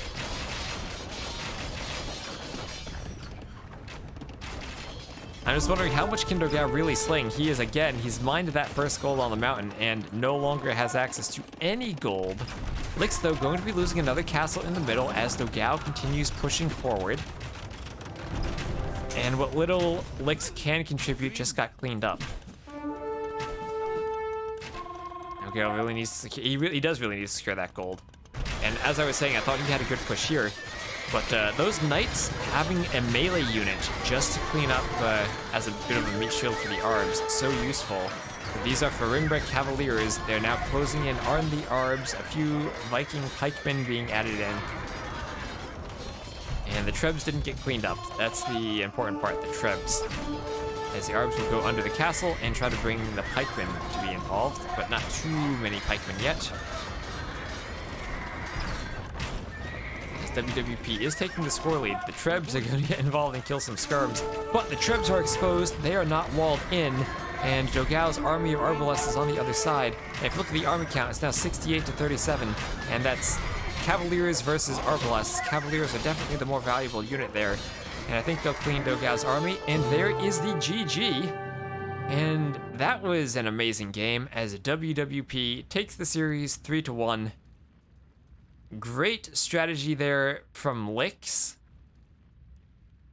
And I don't think that Dogel and Miguel really reacted to it the way they could have. They had what they needed. They saw that Lix didn't have a dock. They had the scouting. But they didn't scout where the sneak docks were, and Miguel just lost his fish for nothing, and then just fell behind. By the time Dogel had cleaned up Yo's fish, they'd already paid off. It gave him the momentum to go for that faster castle and forward monk and siege push. And very well played from WWP. Went from not knowing the map in game 1 to being very prepared for the map in game 4. poor old Miguel indeed. He was taking a beating that one, from the douche to being doubled to losing his fish and being brutally monk rushed. Lix managed to die slower than Miguel, and in part Malians are probably able to push faster than Vikings. Not true in all situations, because sometimes your early imp Arb ram play with Vikings can be very viable, but harder to transition to that after you had already been going heavy on water, because Dogel had to make that water transition before he could contribute on land, whereas Yo just went for land at the start, so once he had an advantage, he could keep pushing it. So, oh man, that was a really great game. And yeah, look at that KD, that for Yo. Dogel never quite was able to catch up to that. He did have the better eco, but that's an eco lead when he really needed to have a bigger military lead. Now, this is just the population, but crossbow Arb population not the same as Knight Cavalier population.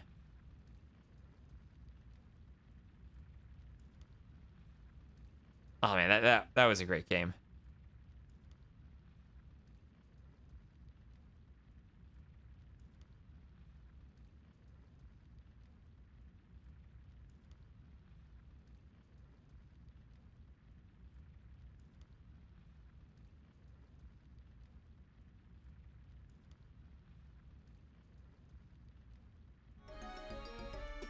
So that is a 3-1 lead for WWP. Let me go check out the brackets real quick.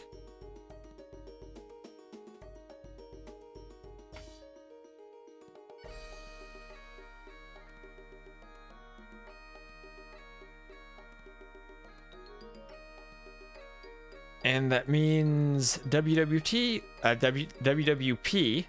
WWPA will advance to face the winner of,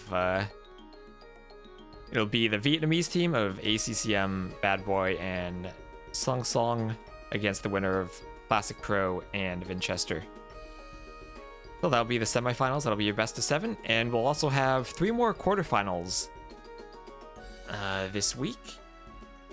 And I think Gamer Legion A is still playing against Sleepies in Looks like they have a 2-1 lead in a best of 5, so I'll go and see if those games are still happening. And I might cast the end of them. Oh, the dashboard's offline. No, I need you. I can search for Tato probably.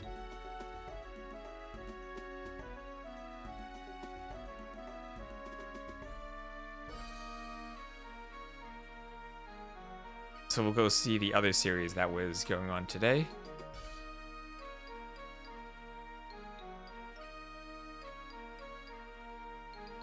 If that is indeed still happening.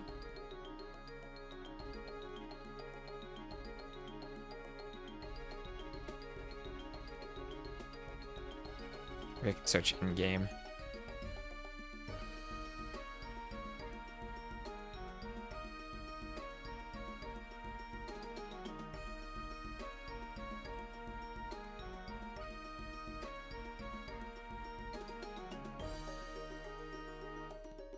Maybe what I do is I find someone streaming.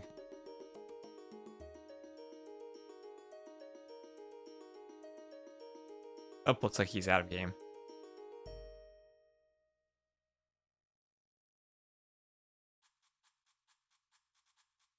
Alright, so they'll probably be getting into their next game pretty soon. I don't have the draft and everything for them, so let me get that. And thank you, Vamiro, for the follow. Oh, GLA1, it's over? Alright, so it is over then. We won't go to switching that. The 2-1 I see is from before game 4. And so there's a couple things we can do. We'll see who is, if there's anyone who is still live playing games. And I also have a bunch of recs from the Viper from earlier. And I kind of feel like casting some more games from the Viper and his return to Age of Empires.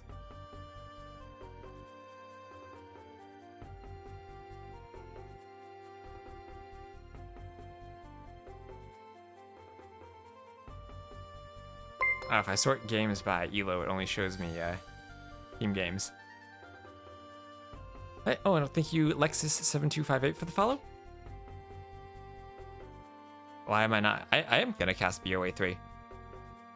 I don't think... It's still like the qualifier stage, though. And there's like 10 million like different games going on, and I haven't been following it all that closely. When it gets to the later stages, I'm going to cast some more. Let's go. I'm going to find some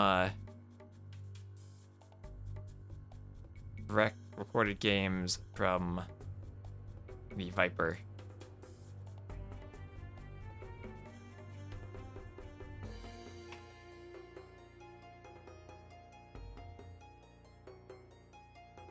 And I'll swap back over to Capture Age for the moment. GL the Viper. And I casted some of these the other day, and we're going to continue that. He'd played a bunch of games against, so X, and then Vivi. Now we'll do against Veles. He had been trying out the new civs, and I think Ornlu is standing in the room next to him giving him some advice.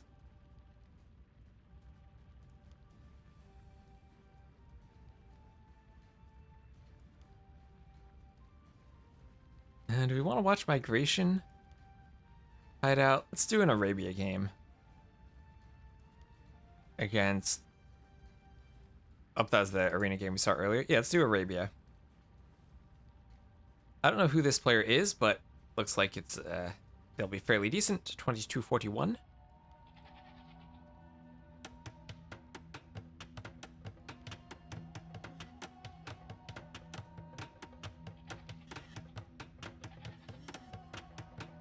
And here we will have... Hi, Idol. Someone who really likes the Viper. Taking the Viper's color, even. Against the Viper, down here in the green. Playing as the Gorjars. And he will immediately be making that mill to put the goats inside of it. If there was ever a civ where you don't want Vils accidentally killing your sheep, it is the Gorjars.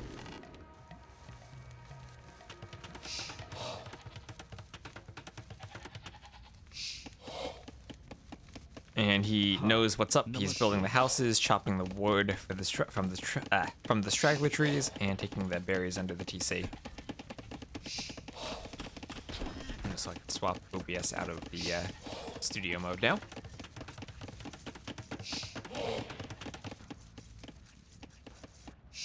Nice little cliff on the map, the only cliff on the map in that little wedge shape. Anyway, Viper, forward gold, kind of hilly in front of the gold. That could be unfortunate for him. He'll be moving over to that wood line. And same or a similar situation for yellow, he'll have a hill in front of his gold. And Viper will be doing loom and looking to click up first on a good 19 pop. And I'll probably be for some scouts then. Don't see him going to gold, and I see 2 lumber camps. Yeah. That'll be 10 on wood. Oh, okay. I thought those were forward vills. They're just deer vills. I got excited there for a second, but nope. Just standard scouts things, rushing up the barracks and putting up the stable. Meanwhile, we see the 3 militias coming forward and the men-at-arms coming in, so it'll be good old scouts versus men-at-arms play here. Camel scout even, and needs to have a quick wall in time, gets it. Keeps the men-at-arms away from the lumber camp bills, just has to be careful not to overchop.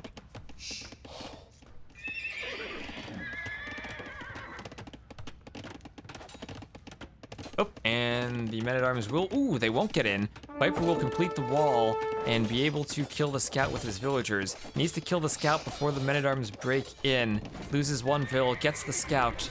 It will delete the wall and save the other vill. Or not quite save her. She's on low HP, but can maybe get back to the TC. Oh, he's gonna masterpiece, but she dies over the diagonal. Almost saved her, but not quite. Anyway, it's scouts time, as he's adding in a couple of scouts to accompany the camel scout. And it'll be archers from yellow.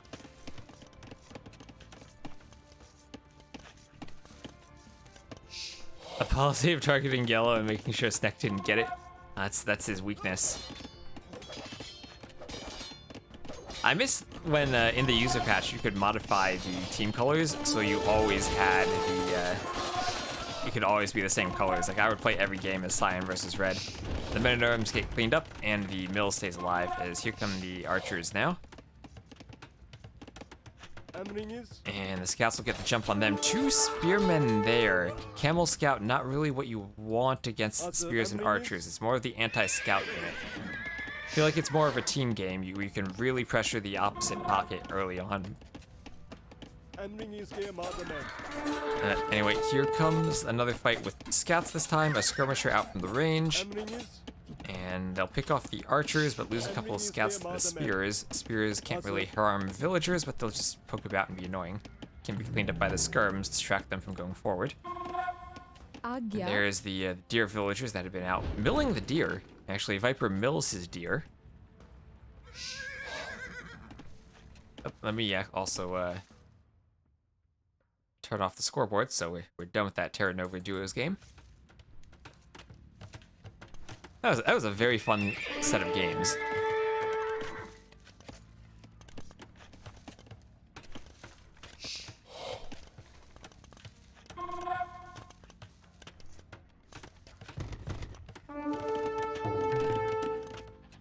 And we have a couple spears chasing the skirmishers down in the south.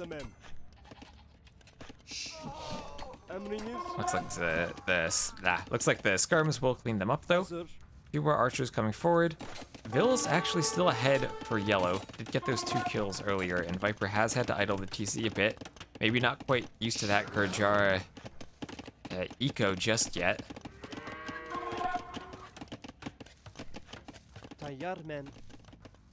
Now, stable transition, scouts to deal with skirms from yellow, town watch from Ordian.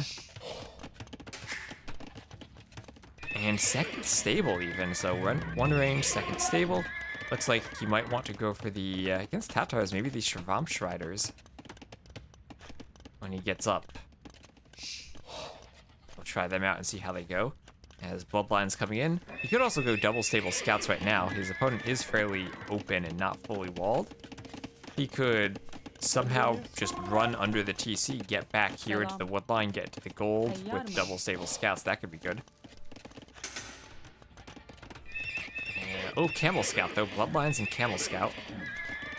Making one probably just to make one. I feel like normal Scout's probably better in this situation.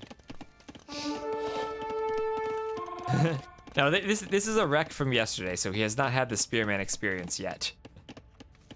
This is, I think he played some games earlier, and I think he's gonna be back later today.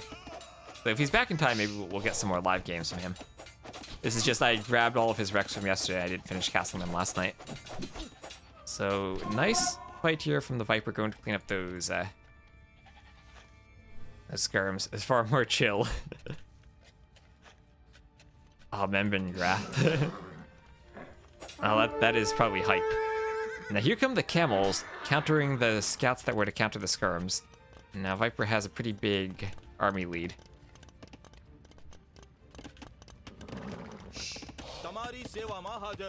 One thing I've been thinking of is grabbing a whole bunch of recorded games and just, like, editing them down to do, like, quick highlights or analysis of them.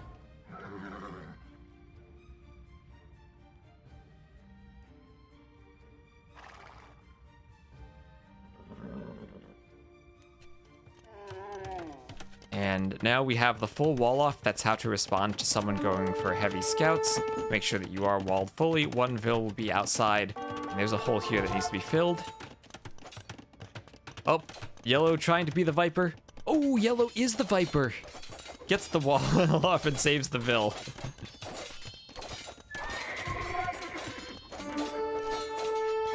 At the same time, though, scout fight on the right. One more scout will go down for Yellow, and that spear should go down to the skirms. Archers having to come from behind, but the skirms are there to help deal with archers and break in. Viper versus Viper. I mean, this player is Yellow. They're getting the quick walls up to save Vils. I mean, I played a 1v1 against myself as an April Fool's joke. Maybe Viper's doing it for real. It's contagious. Those scouts still running, trying to get into the back. Walls will go up, though.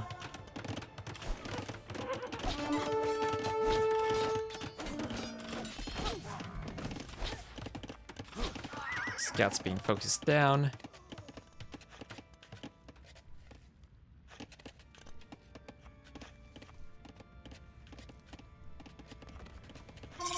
And up to the castle age is Yellow. This Viper is still running the scouts around, trying to get back, as he himself is also up to castle. And what will Yellow be doing? We'll be doing crossbows. And what can Gurjars do against crossbows? Viper's gonna try to masterpiece with the Shravamshriders.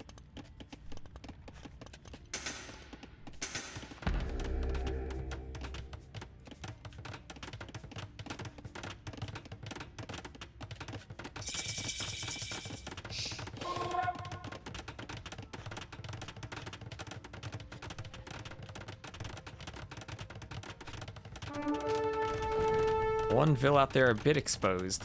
The tower now goes up. We see the minimum range line there. Ooh, crossbows coming over to the wood line before the Shravamshriders really get out. And Viper will have to delete the houses and run the Vils. Nice play there from Yellow. This is actually Ornlu playing on Sneck's PC is green. You'll see it when you'll see it when the 7th TC goes up, you mean.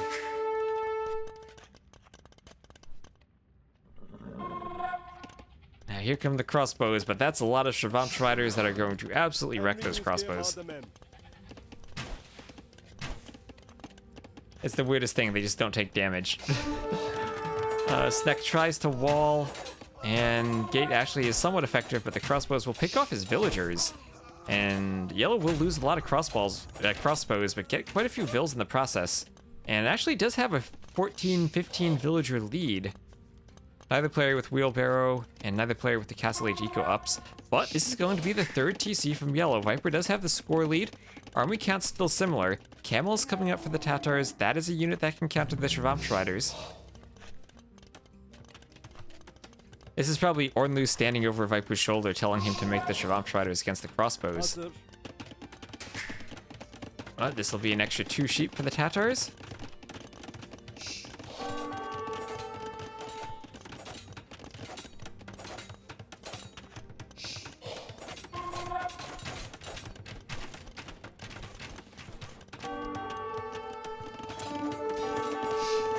One camel probably doesn't want to fight against 3 at the same time, though. You really gotta pump the camels if you're gonna fight this.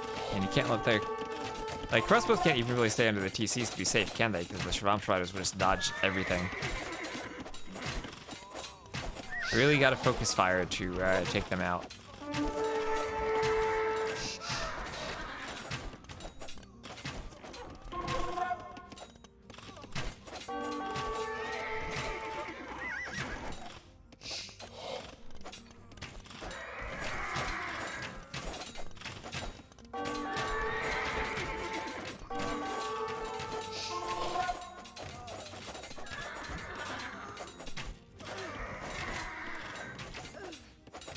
And these guys will go down. I think we'd hate them as a concept more had they not added First Crusade and Flame Revolution. Yeah, I'm definitely not a fan of the concept. I think it wouldn't be as bad if there were some kind of like animation where they dodged the arrows. Instead, it's just like they just don't take damage. It feels kind of silly. It's like they're clearly getting hit by the arrows. It's not like they're dodging anything. But anyway, nice win from the Viper as he learns how to Shravamsh his riders against crossbows. And yeah, I feel like you can't make crossbows against the Garjaras because they just make Shravamsh riders. But then again, you can't really make knights because then they'll just make camels, and you can't make infantry because then they'll make the chakram throwers. So I don't really know what to make against Garjaras. I feel like they're a very, very strong civ.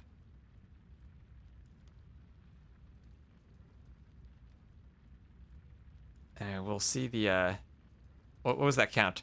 41 crossbows to 27 Shravamsh Riders.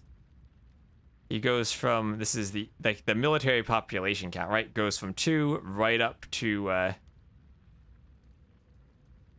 number where he can take huge fights and win them. Yellow with the much better economy, the faster castle time, but not with the Shravamsh Riders. So I still have another few wrecks here. We'll see Dravidians against Teutons against Dark on another Arabia game.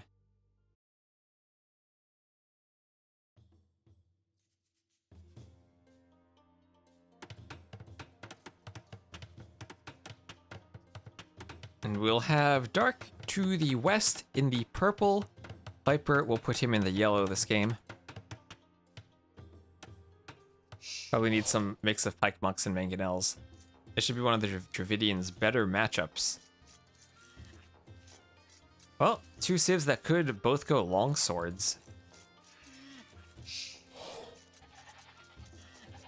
Viper, ooh, actually just missed, another just missing the sheep by 1 tile. That is unfortunate for him, but he'll probably find it as he goes back. No, not going back, instead just going out. He's really going to be missing those sheep now. As he's 3 on wood, brings it in, and looks like he might be going scouts. We'll have Dark with 3 on wood as well. Teutons could also go scouts, gets a nice clean Rhino lore. This is, yesterday I was seeing Viper wasn't very clean with his Rhino lores. Too much age 4 for him. Halb's Corp seems to work. I feel like you're right in that they do need siege, but the Scorpions also get dodged by the Shravamsh Riders. So I actually don't know how well that works. Maybe like a Celt Huang push could be effective, but that really relies on getting them stuck in feudal and not having their counters. Anyway, there's the barracks, and actually militia. No ballistics here. I know that. Dark pointing out how the TC doesn't always hit the scout because it doesn't have the homing missiles. And Dark will just be keeping track of the militia as they run forward. And Viper going to be milling the ostriches. He's liking those mills so far. And stable for Dark as we see men-at-arms from Orjan. And just going to be pushing through. Did he also miss the sheep as he went for the rhino? I think he got the sheep, but he actually doesn't have any more. I don't see where the sheep are now. I think Dark might have, either Dark stole them or he just got them and I didn't see him take them. Alright, we'll have a bit of a scout fight on the hill as the men-at-arms are coming in to teach that mill a lesson. Dark will be walling it.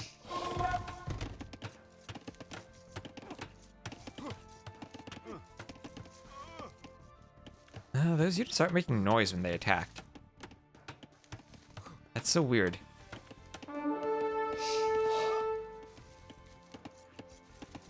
I will need to look into that and why that's happening. Because all the other sounds, like, they're grunting, but their swords aren't making sounds.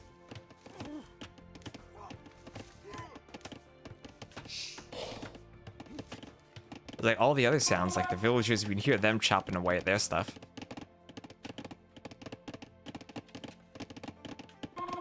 Alright, that's interesting.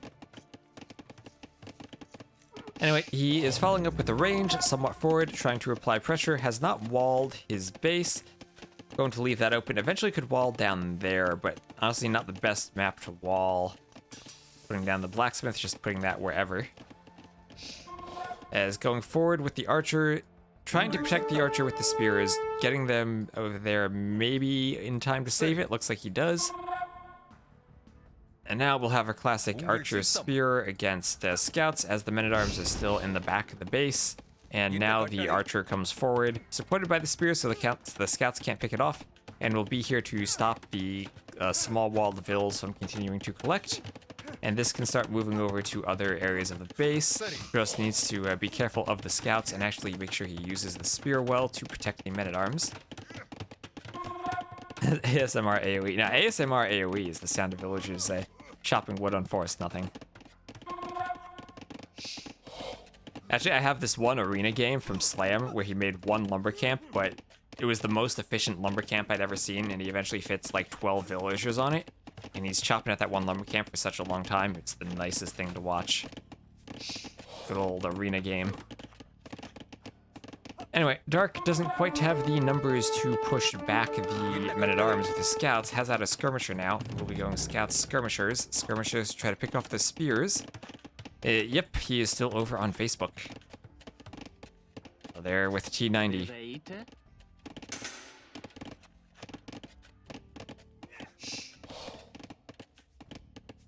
And now scouts coming around. Nice shot by the archer on the low HP scout. Spear, bit of a misclick switching targets there. Could have killed one more scout. Losing a scout to the TC and a men-at-arms to the TC.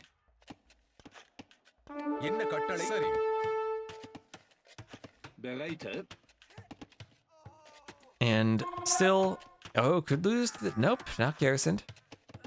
He's microing out the front. Such a weird experience not hearing those sounds.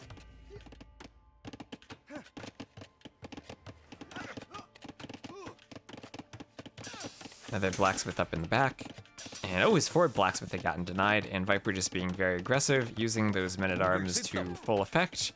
And this is where the Dravidians shine. It's when they get that plus 200 wood as soon as they hit feudal and can throw down their feudal buildings super fast. And don't even really need much of an eco to do it. Says, I know Viper had picked 3. I gotta turn him to yellow. It's the matchmaking system when you get the odd numbers and you can't pick yellow. He needs to learn how to pick the best color, cyan.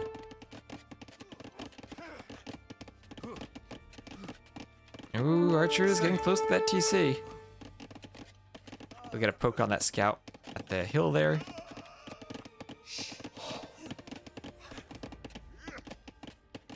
Hey, sir. Role-playing Leary.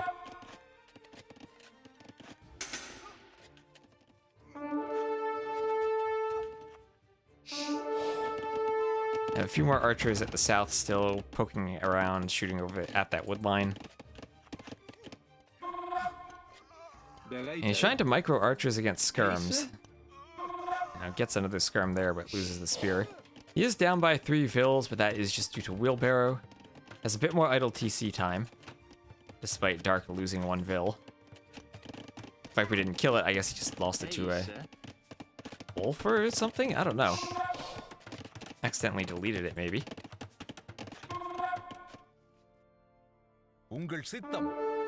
Well, full archers against full skirms. That normally works out well for the skirms unless Viper has a scout transition waiting in the back. But just 2 ranges, don't see anything for killing skirms at the moment. Forging now, and a stable, so there it will be the scout transition. He'll want to get out a couple scouts and fight the skirms with them. Dark will be up first. His eco is looking like it. If Viper had a market, he could buy and then go up, but with the stable transition, that will delay his uptime. I think he will need the scouts out, though, and fast, because there's a hole between his houses. Too much fancy 3D graphics where you can't zoom in and zoom out properly. He has left a hole in his wall. And Dark will be up first with market, and there's the usage of the market. He's selling, and he is going up. Now, these are just skirms, so Viper can afford to leave the vills there still working. Doesn't need to pull them back just yet. Oh man, it's so freaky not hearing those sounds.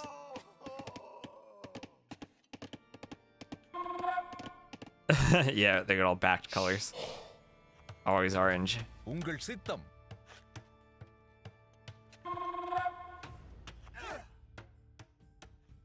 I will have... Ooh, archers could get sandwiched here between the skirms. Archers need to pick that spear as the scouts try to engage on the skirms, and archers trying to get in there, get 1 spear.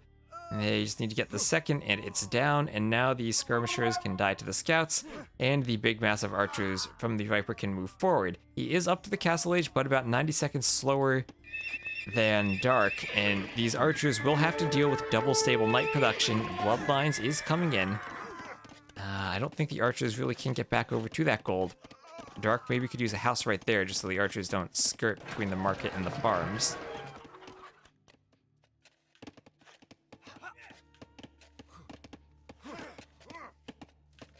It's so weird the units make noises but the projectiles don't.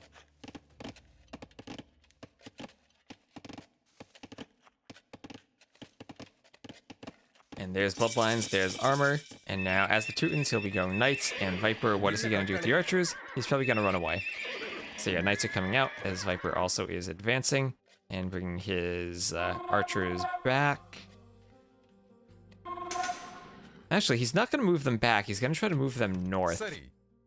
And he won't see that outline, that's just a capture age thing showing the outline. 1 Vil TC from Dark, and as his knights go forward, Viper doesn't have anything to defend against this. Building a barracks, adding in more spearmen. Probably will have to go pike if he wants to defend. Remember, those are Teuton knights with extra melee armor.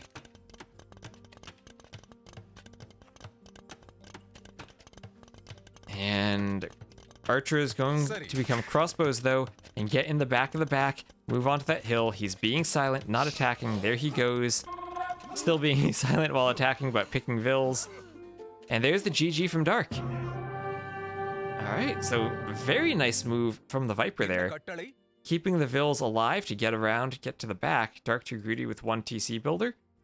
Well, too greedy going forward when he didn't know where Viper's archers were. Oh, thank you, Unyielding Death, for the follow. He was thinking, oh, Viper doesn't want to lose crossbows to my knights. He must have retreated and went back to his base. And then he just didn't scout enough, didn't see where they were. If he had ran away from that gold, maybe towered it earlier, if this were walled, right? Like, if this were walled, or if that gold were towered, then Dark would be in a good spot to go forward and push with the knights.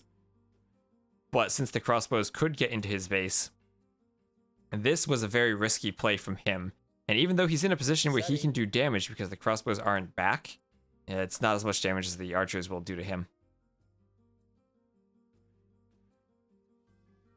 Anyway, let me message one of the capture age people.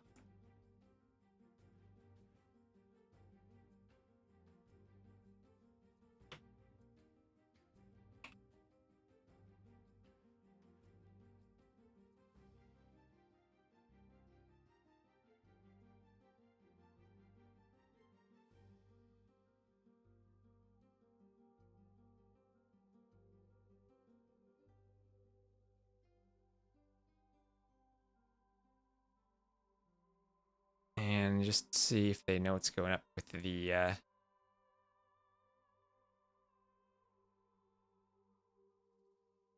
stuff here.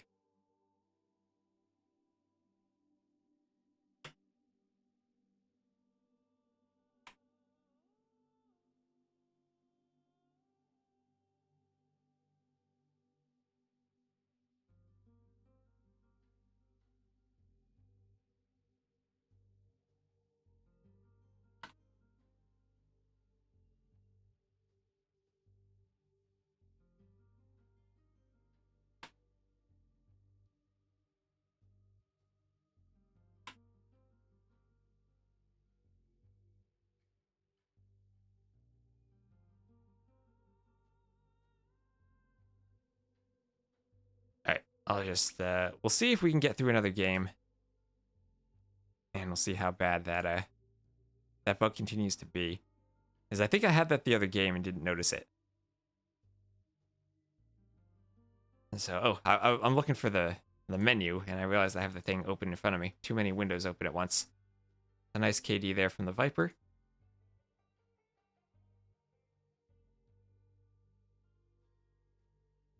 Over to watch more. And Bengali is Japanese. Let's check that out. No sounds bug? Yes, well, not a no sounds bug. Only a no attack sounds bug. Hi.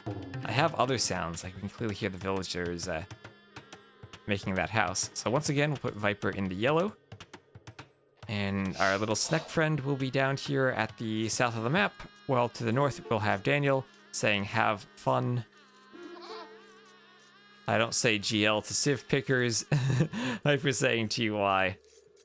And I don't know how well Viper knows how to play the Bengalis, but he will be going for them.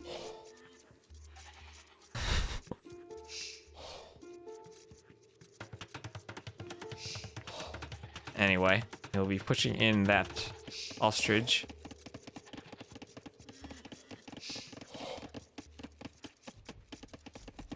Daniel trying to probably learn the Bengali tech tree as finally we get a nice rhino underneath the TC there for Viper. Sneaky army trade in the way of stealth. Yep. In the way of capture age stealth.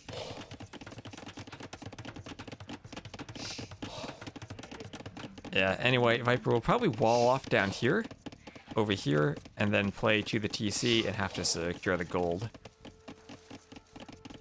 Daniel, as a backwood, could do a there and there wall, then go across the front to the TC. You see, yep, he's already going forward with the drush. So we'll check that out. The 3 militia drush. Don't see that often nowadays, but 3 militia drush. He has a mill on the berries. What is he planning here? Sneaky army going to attack that palisade there. As the Vills build some more palisades in the back, and they have to repair. That thing is being repaired slowly. As Vills will gather from that TC. Snaky army. And go up as the drush won't really find anything to hit. Probably could kill the house. Killing houses with drushes is definitely something that's viable these days. Barracks going up for the Viper. And we'll see, he'll probably just open with a range and skirmisher, I'd imagine. He doesn't have access to his gold.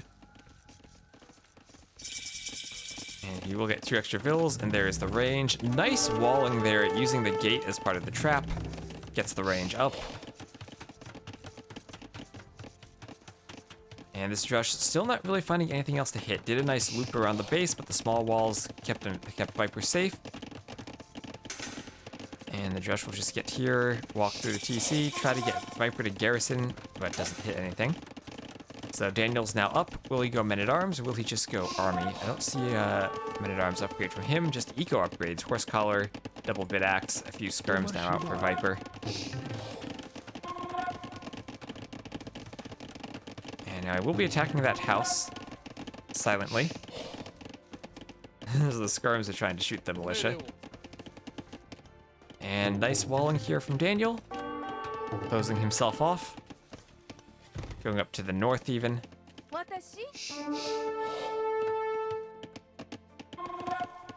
And with the militia still keeping the Viper at home, defending his base, not letting the Viper go forward, do any type of harassment. So that drush still being mighty useful. And as long as it doesn't run into the TC. Still no men-at-arms upgrade from Daniel. Maybe he doesn't see much of a use for it. Oh, instead he's going for scouts, actually. Drush into scouts. With 2 on gold. That's an interesting build, but he does already have 10 farms up. And if he can get this wall finished, he'll be fairly safe, because he's walling off the right-hand side, too. Would probably like to include the gold in the wall, but probably just as good to finish the wall as quickly as he can.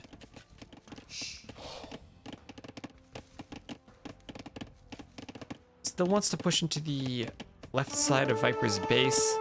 Well, those spears will make it hard for the scouts to engage. There is a ninja unit in the game. It's like a unit that doesn't make an attack notification. Like the good old silent BFG trick. Anyway, Spear from the Viper gets a pokey there. He wants to get more pokes.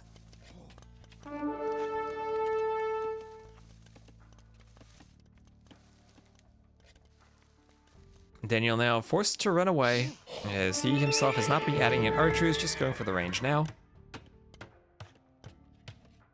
There was that unit in the Realms mod that was a villager that you could make, that was a spy, and your opponent would have to right-click to attack it. It wouldn't be auto-attacked by units.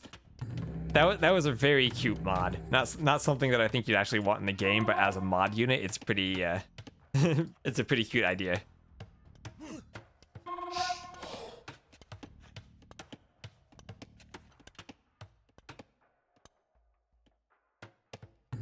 Now a few skirms added in for Vipey.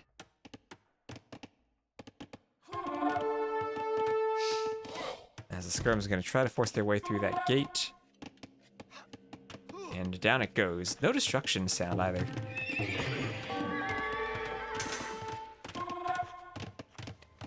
Yeah, there are some scenarios where you get ninjas, I think.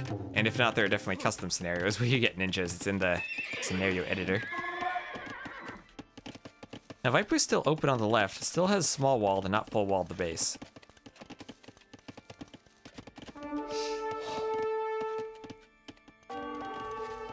Hi. And this could be a problem if Viper doesn't notice the scouts about to run on his gold, but he can feel it. He uses his Viper senses and puts down the palisades just in time. No ranged units forward for Daniel, so Viper still can afford to defend only with the small walls. And scale barding armor going up from that blacksmith. Get it in the in hyper random. Yep, I think that I have seen it in hyper random a couple times too. Now Viper going to start breaking through those palisades. Viper has a lot of idle TC time. That he does. That he does. He was idling because he wanted to click up. I guess he'll make up some of that as the Bengalis for getting the extra 2 vills, but that is a lot of idle TC time. And is behind by 7 vills.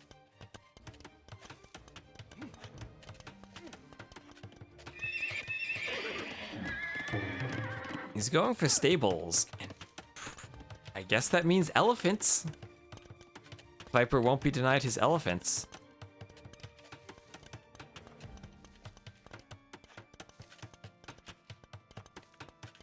Actually, let me double check real quick. Does this Civ still get camels? I don't have my tech tree open.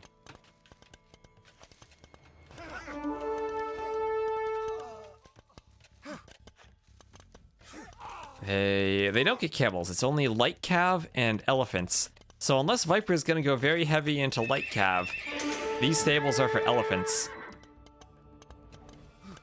Elephants that will resist bonus damage or bonus attack.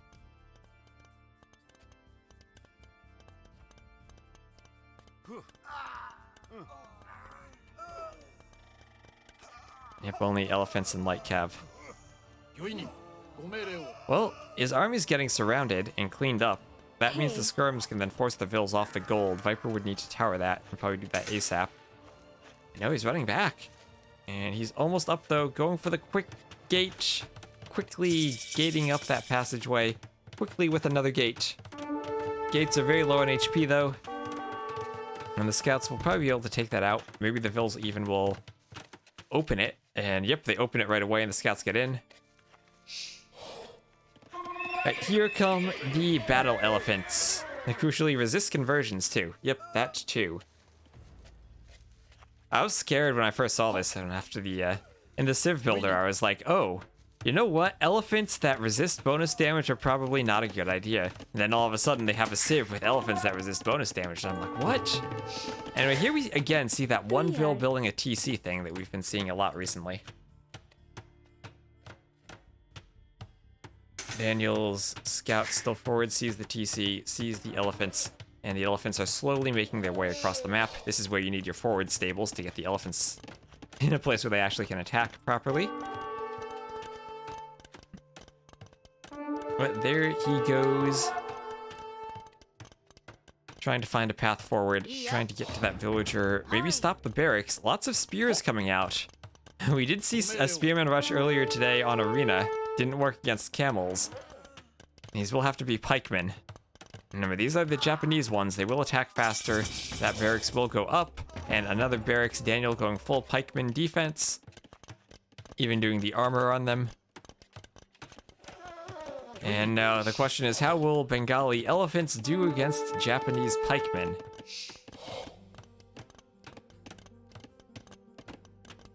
Yeah, so Automod, just to abbreviate using JPN if you want to abbreviate Japanese. Yeah, mods are gonna catch that.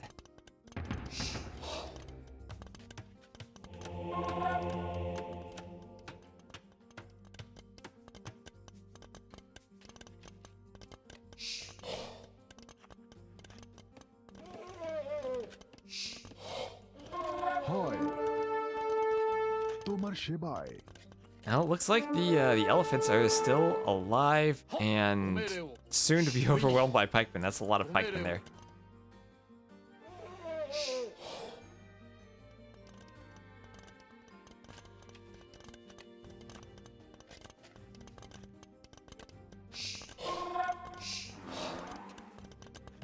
Oh, the monk's not making conversion sounds either. Oh no.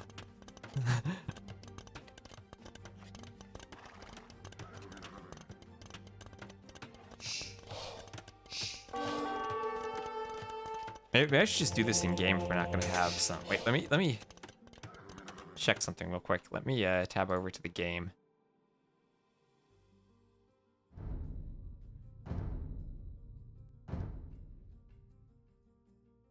I'm just gonna close Capture Age real quick, and I'll try from the game and see if this actually has sounds. Oh yeah, I hear the sounds already. Yeah, let's just cast in the game then. The not having sounds is bugging me.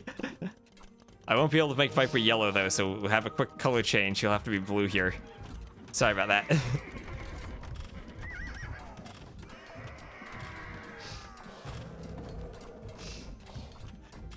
Alright, Elephant is killing the skirms, killing the pikemen. And doing a rather decent job. Let me also, if we're going to be here, I'm just going to turn my scroll speed. It is down slightly more.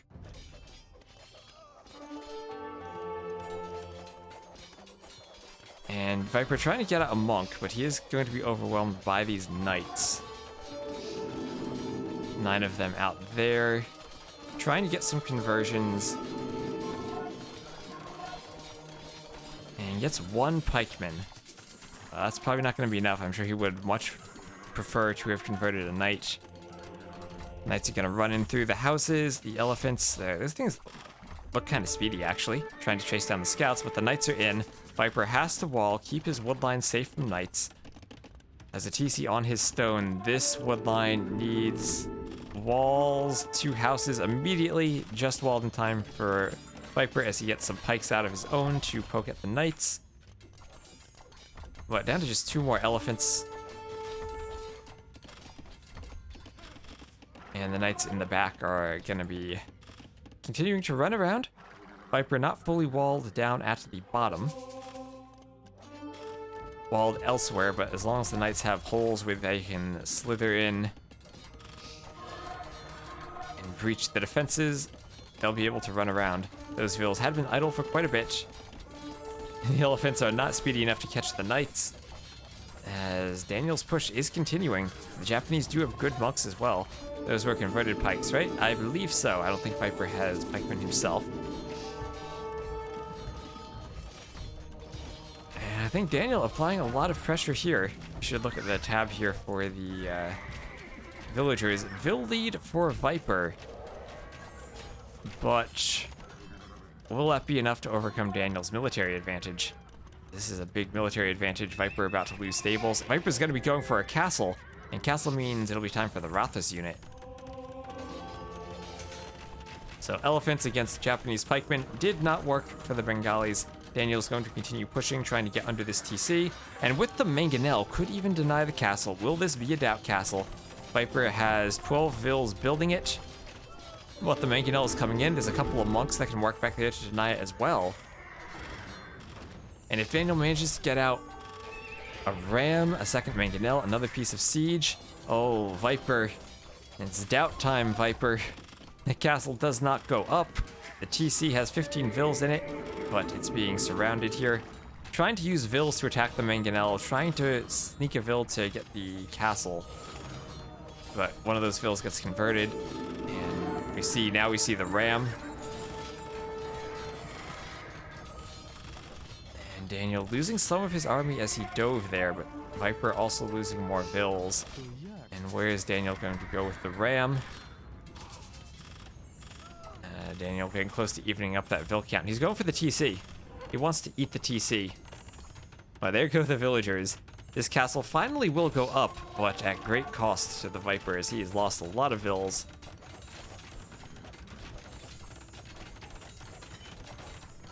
He doesn't want the ram escaping, even quick gating to lock it in.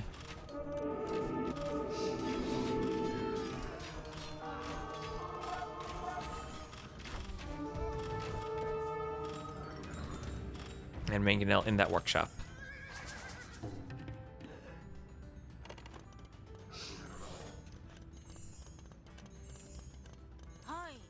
Monk healing up those Vils, and I'm glad that we now have attack sounds again. I'll have to... Oh, wait, Deco messaged me, I think.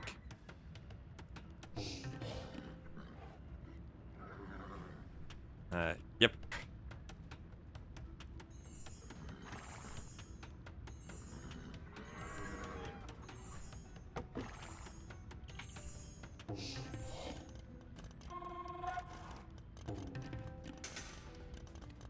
Rothos are slower than knights, are they? Oh, if we had capture age, we could check.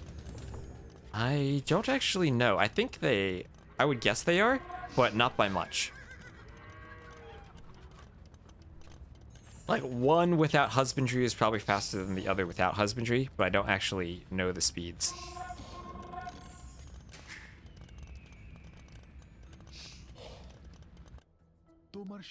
So Viper will be exploring with crossbows, and despite all of that intense pressure, has managed to hold behind the castle. And Vil counts are even, but he is on 3 TCs. Let's see, Daniel on 2 of his own. Pretty good defense around his base, but he did leave a gaping hole in his walls. He probably wants to wall that up. I did see Viper just ran a knight through there earlier. There's some Vils mining on the outside. Yeah, that's a pretty big hole that could use a couple of houses or a gate. 1.3 for Rother, 1.35 for Knight. Alright, yeah, so Rother is ever so slightly slower than the Knight. And there goes another castle for the Viper. Wants to go for more Rathas. Let me see, what is the Bengali? They have a good crossbow line, if I imagine. Yep, they have Arbalest. They have all the blacksmith upgrades. They just miss Thumb Ring, so they get full upgraded Arbalests aside from Thumb Ring. And that means they get full upgraded Elephant Archers aside from Thumb Ring as well. So now melee mode on the Rathas to deal with the Mangonels. Nice usage of melee mode from Viper there, as he tries to get some walls up, but here come the knights in on his castle villagers. The Mangonel there also getting some shots fired. A lot of Vils going down, but at the same time the castle going up and just gets it, but at great cost, as Daniel now has a Vil lead, and Viper will lose a lot of his Rathas so far as they're continuing to engage against the knights under that castle. So, costly castle there from Viper. Daniel's still continuing to run around with his knights. Here, Japanese knights, so they do get bloodlines nowadays. Another Mangonel out, now the Rathas are mostly gone. Can't get off another shot on the crossbows, though. Look for relic in the enemy monastery. Well, that's a great place to look for relics. Oh yeah, really? Relic in both of them. This relic will pop out and be under the castle though, so can't really steal it back for Daniel, even if he does get a sneaky monk.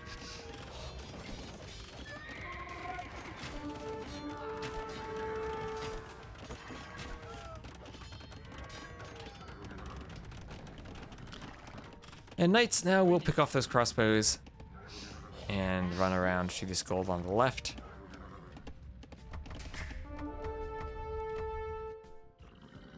Force Viper away from that. And oh, some knights even into Viper's eco, raiding this TC by the stone. More conversions going on as Viper gets one conversion though. Looked like a fast conversion. And Viper trying very heavily to take that stone. Wants more castles, wants more Rathas. Daniel expanding out with a TC of his own. And I thought it was looking very good for Daniel early on when Viper went full elephants, but Viper's managed to hold and recover quite nicely. Lots of low HP knights there could be picked off. Build counts still fairly even.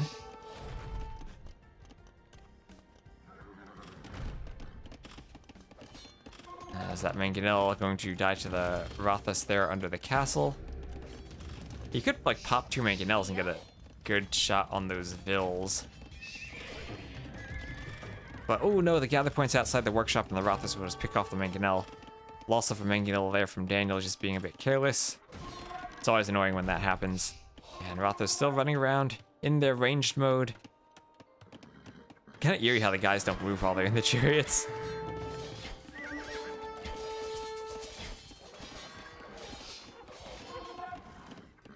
They probably need a bit more of a wiggle added to them.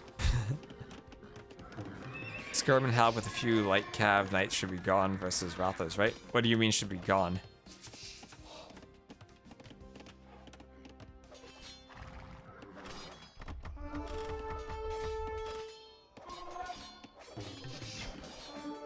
Now Viper again wanting a castle to protect that gold, but not going to get it up. Nice active usage of the knights from Daniel here, running around, being in all parts of the map, and in many parts of Viper's eco. This forward castle protecting that wood rather nicely still, but another another Mangonel out there that can just garrison inside. Yeah, you meant good. I think they should be good. They take bonus damage from lots of units, so both skirms and halbs in the right mode can damage them. More knights here from Daniel, though. 10 of them wants to run in under this TC. He does have +2/+2 and bloodlines, so fully upgraded castle age knights. Although I can't tell if they have husbandry, but definitely a good unit now. Viper is still not walled in his base, and he's chopped so much wood that he really doesn't have anywhere else where he could build walls. Similar story for Daniel, but by virtue of putting the pressure on the Viper, he doesn't need to be walled as much. Now Viper will try for another castle, but again, Daniel will have some knights in the area. His knights are everywhere, but looks like they'll be focused mostly on fighting against the Rathas, as Daniel's still maintaining a small villager lead. And it looks like this castle will go up. Not enough knights there to defend it, but here come the skirms. And I think the castle will go up just in time to stop this army from pushing in. Almost there, and I think he'll have to retreat. Yeah, there we go. And he's pulling back. Now it's time for that Rathas to be taken out by the knights and skirms there. And looks like we have double castles in the middle. And whoever gets Imp first would be in a Treb War position, but it looks like Viper nowhere close to Imp. Daniel almost there. And Daniel is just about to click Imp, and there he goes, Imp in his home center TC. And he'll have to keep an eye on Viper's resources as he's not going Imp, he's just pumping out the Rathas. And Viper will probably see a score dip and realize that he's on top because Daniel went Imp. Still trying to control the map with as many castles as possible. Nope, they were not in Imp yet. They were... Viper spent his early eco on elephants, and Daniel spent his early eco on a strong push against the elephants. So they were stuck in castle for quite a long time.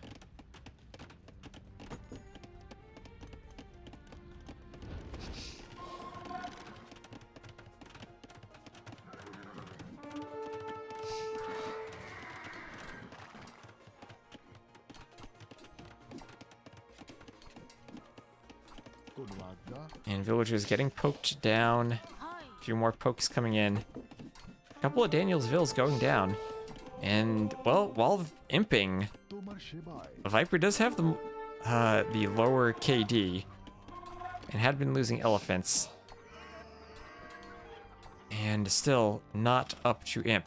Just going to rely on pumping out the Rathas. Wants to use them to clean up the workshop there. Knight's just running amok everywhere in his eco. Really needs to get some walls up over here just to try to contain them.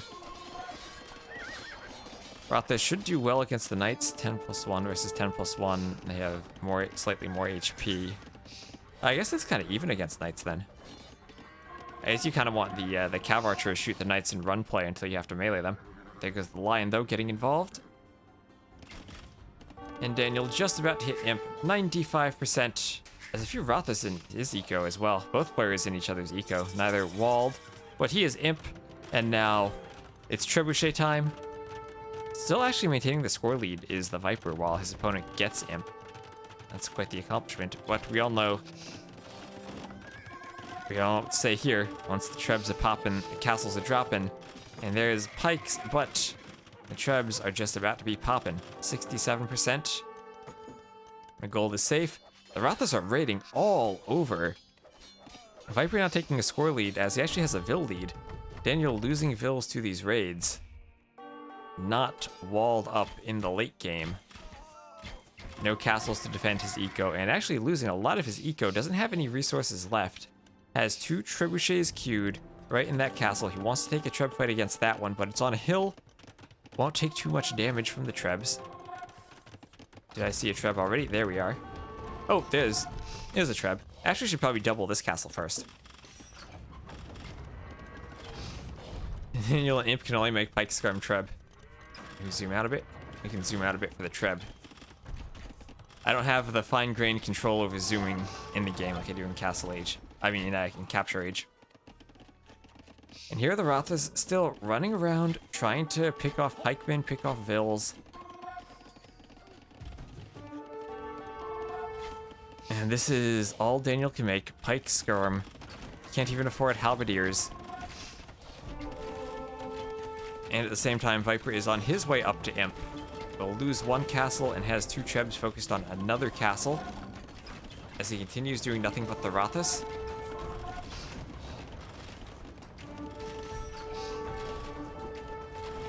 Like default zoom, people have different zoom preferences. We'll zoom out so we can see Trebs shooting 2 castles at once. How about that?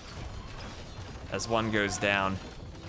And Viper will try to repair this one. Against 2 Trebs, especially on top of a hill, he can repair. Might need a couple more Vils, but should be good to keep that alive for quite a while now.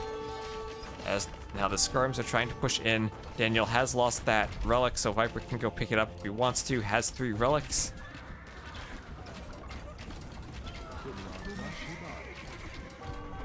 And Treb hitting our Rathas there, I think. Going for the barracks. Oh, now we have another castle from Viper at danger of going down.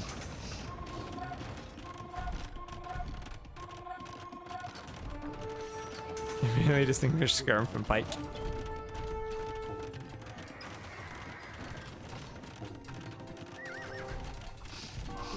We have the Pikes pushing forward, trying to take out Skirms. Lots of Skirms defense now from the Viper as Daniel is building a forward castle, trying to establish his dominance in the middle of Viper's base.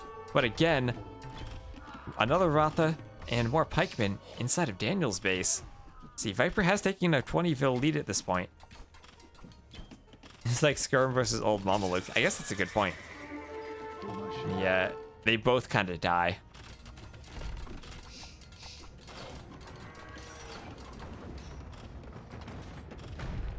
Well, Viper with 4 relics, but he could lose them. As Daniel's Trebs are pushing in, has another castle he can start working on there. Viper is still repairing this castle on the right. 3 Trebs, but they are downhill. Daniel might need a couple more Vils. 10 probably not enough against 3 Trebs, even with the hill difference. And I think he might just want to get conscription and then leave that castle. He is running very low on stone, can't keep repairing it forever. And the Trebs are now pushing in, trying to get to this castle. That one will have a hill bonus when attacking it. That will be pretty good, and the Vils will repair it. Yeah, this castle looks like, ooh, needed to get conscription before going down. Just does get it, gets the repairs there. And another volley or 2, and it should go down.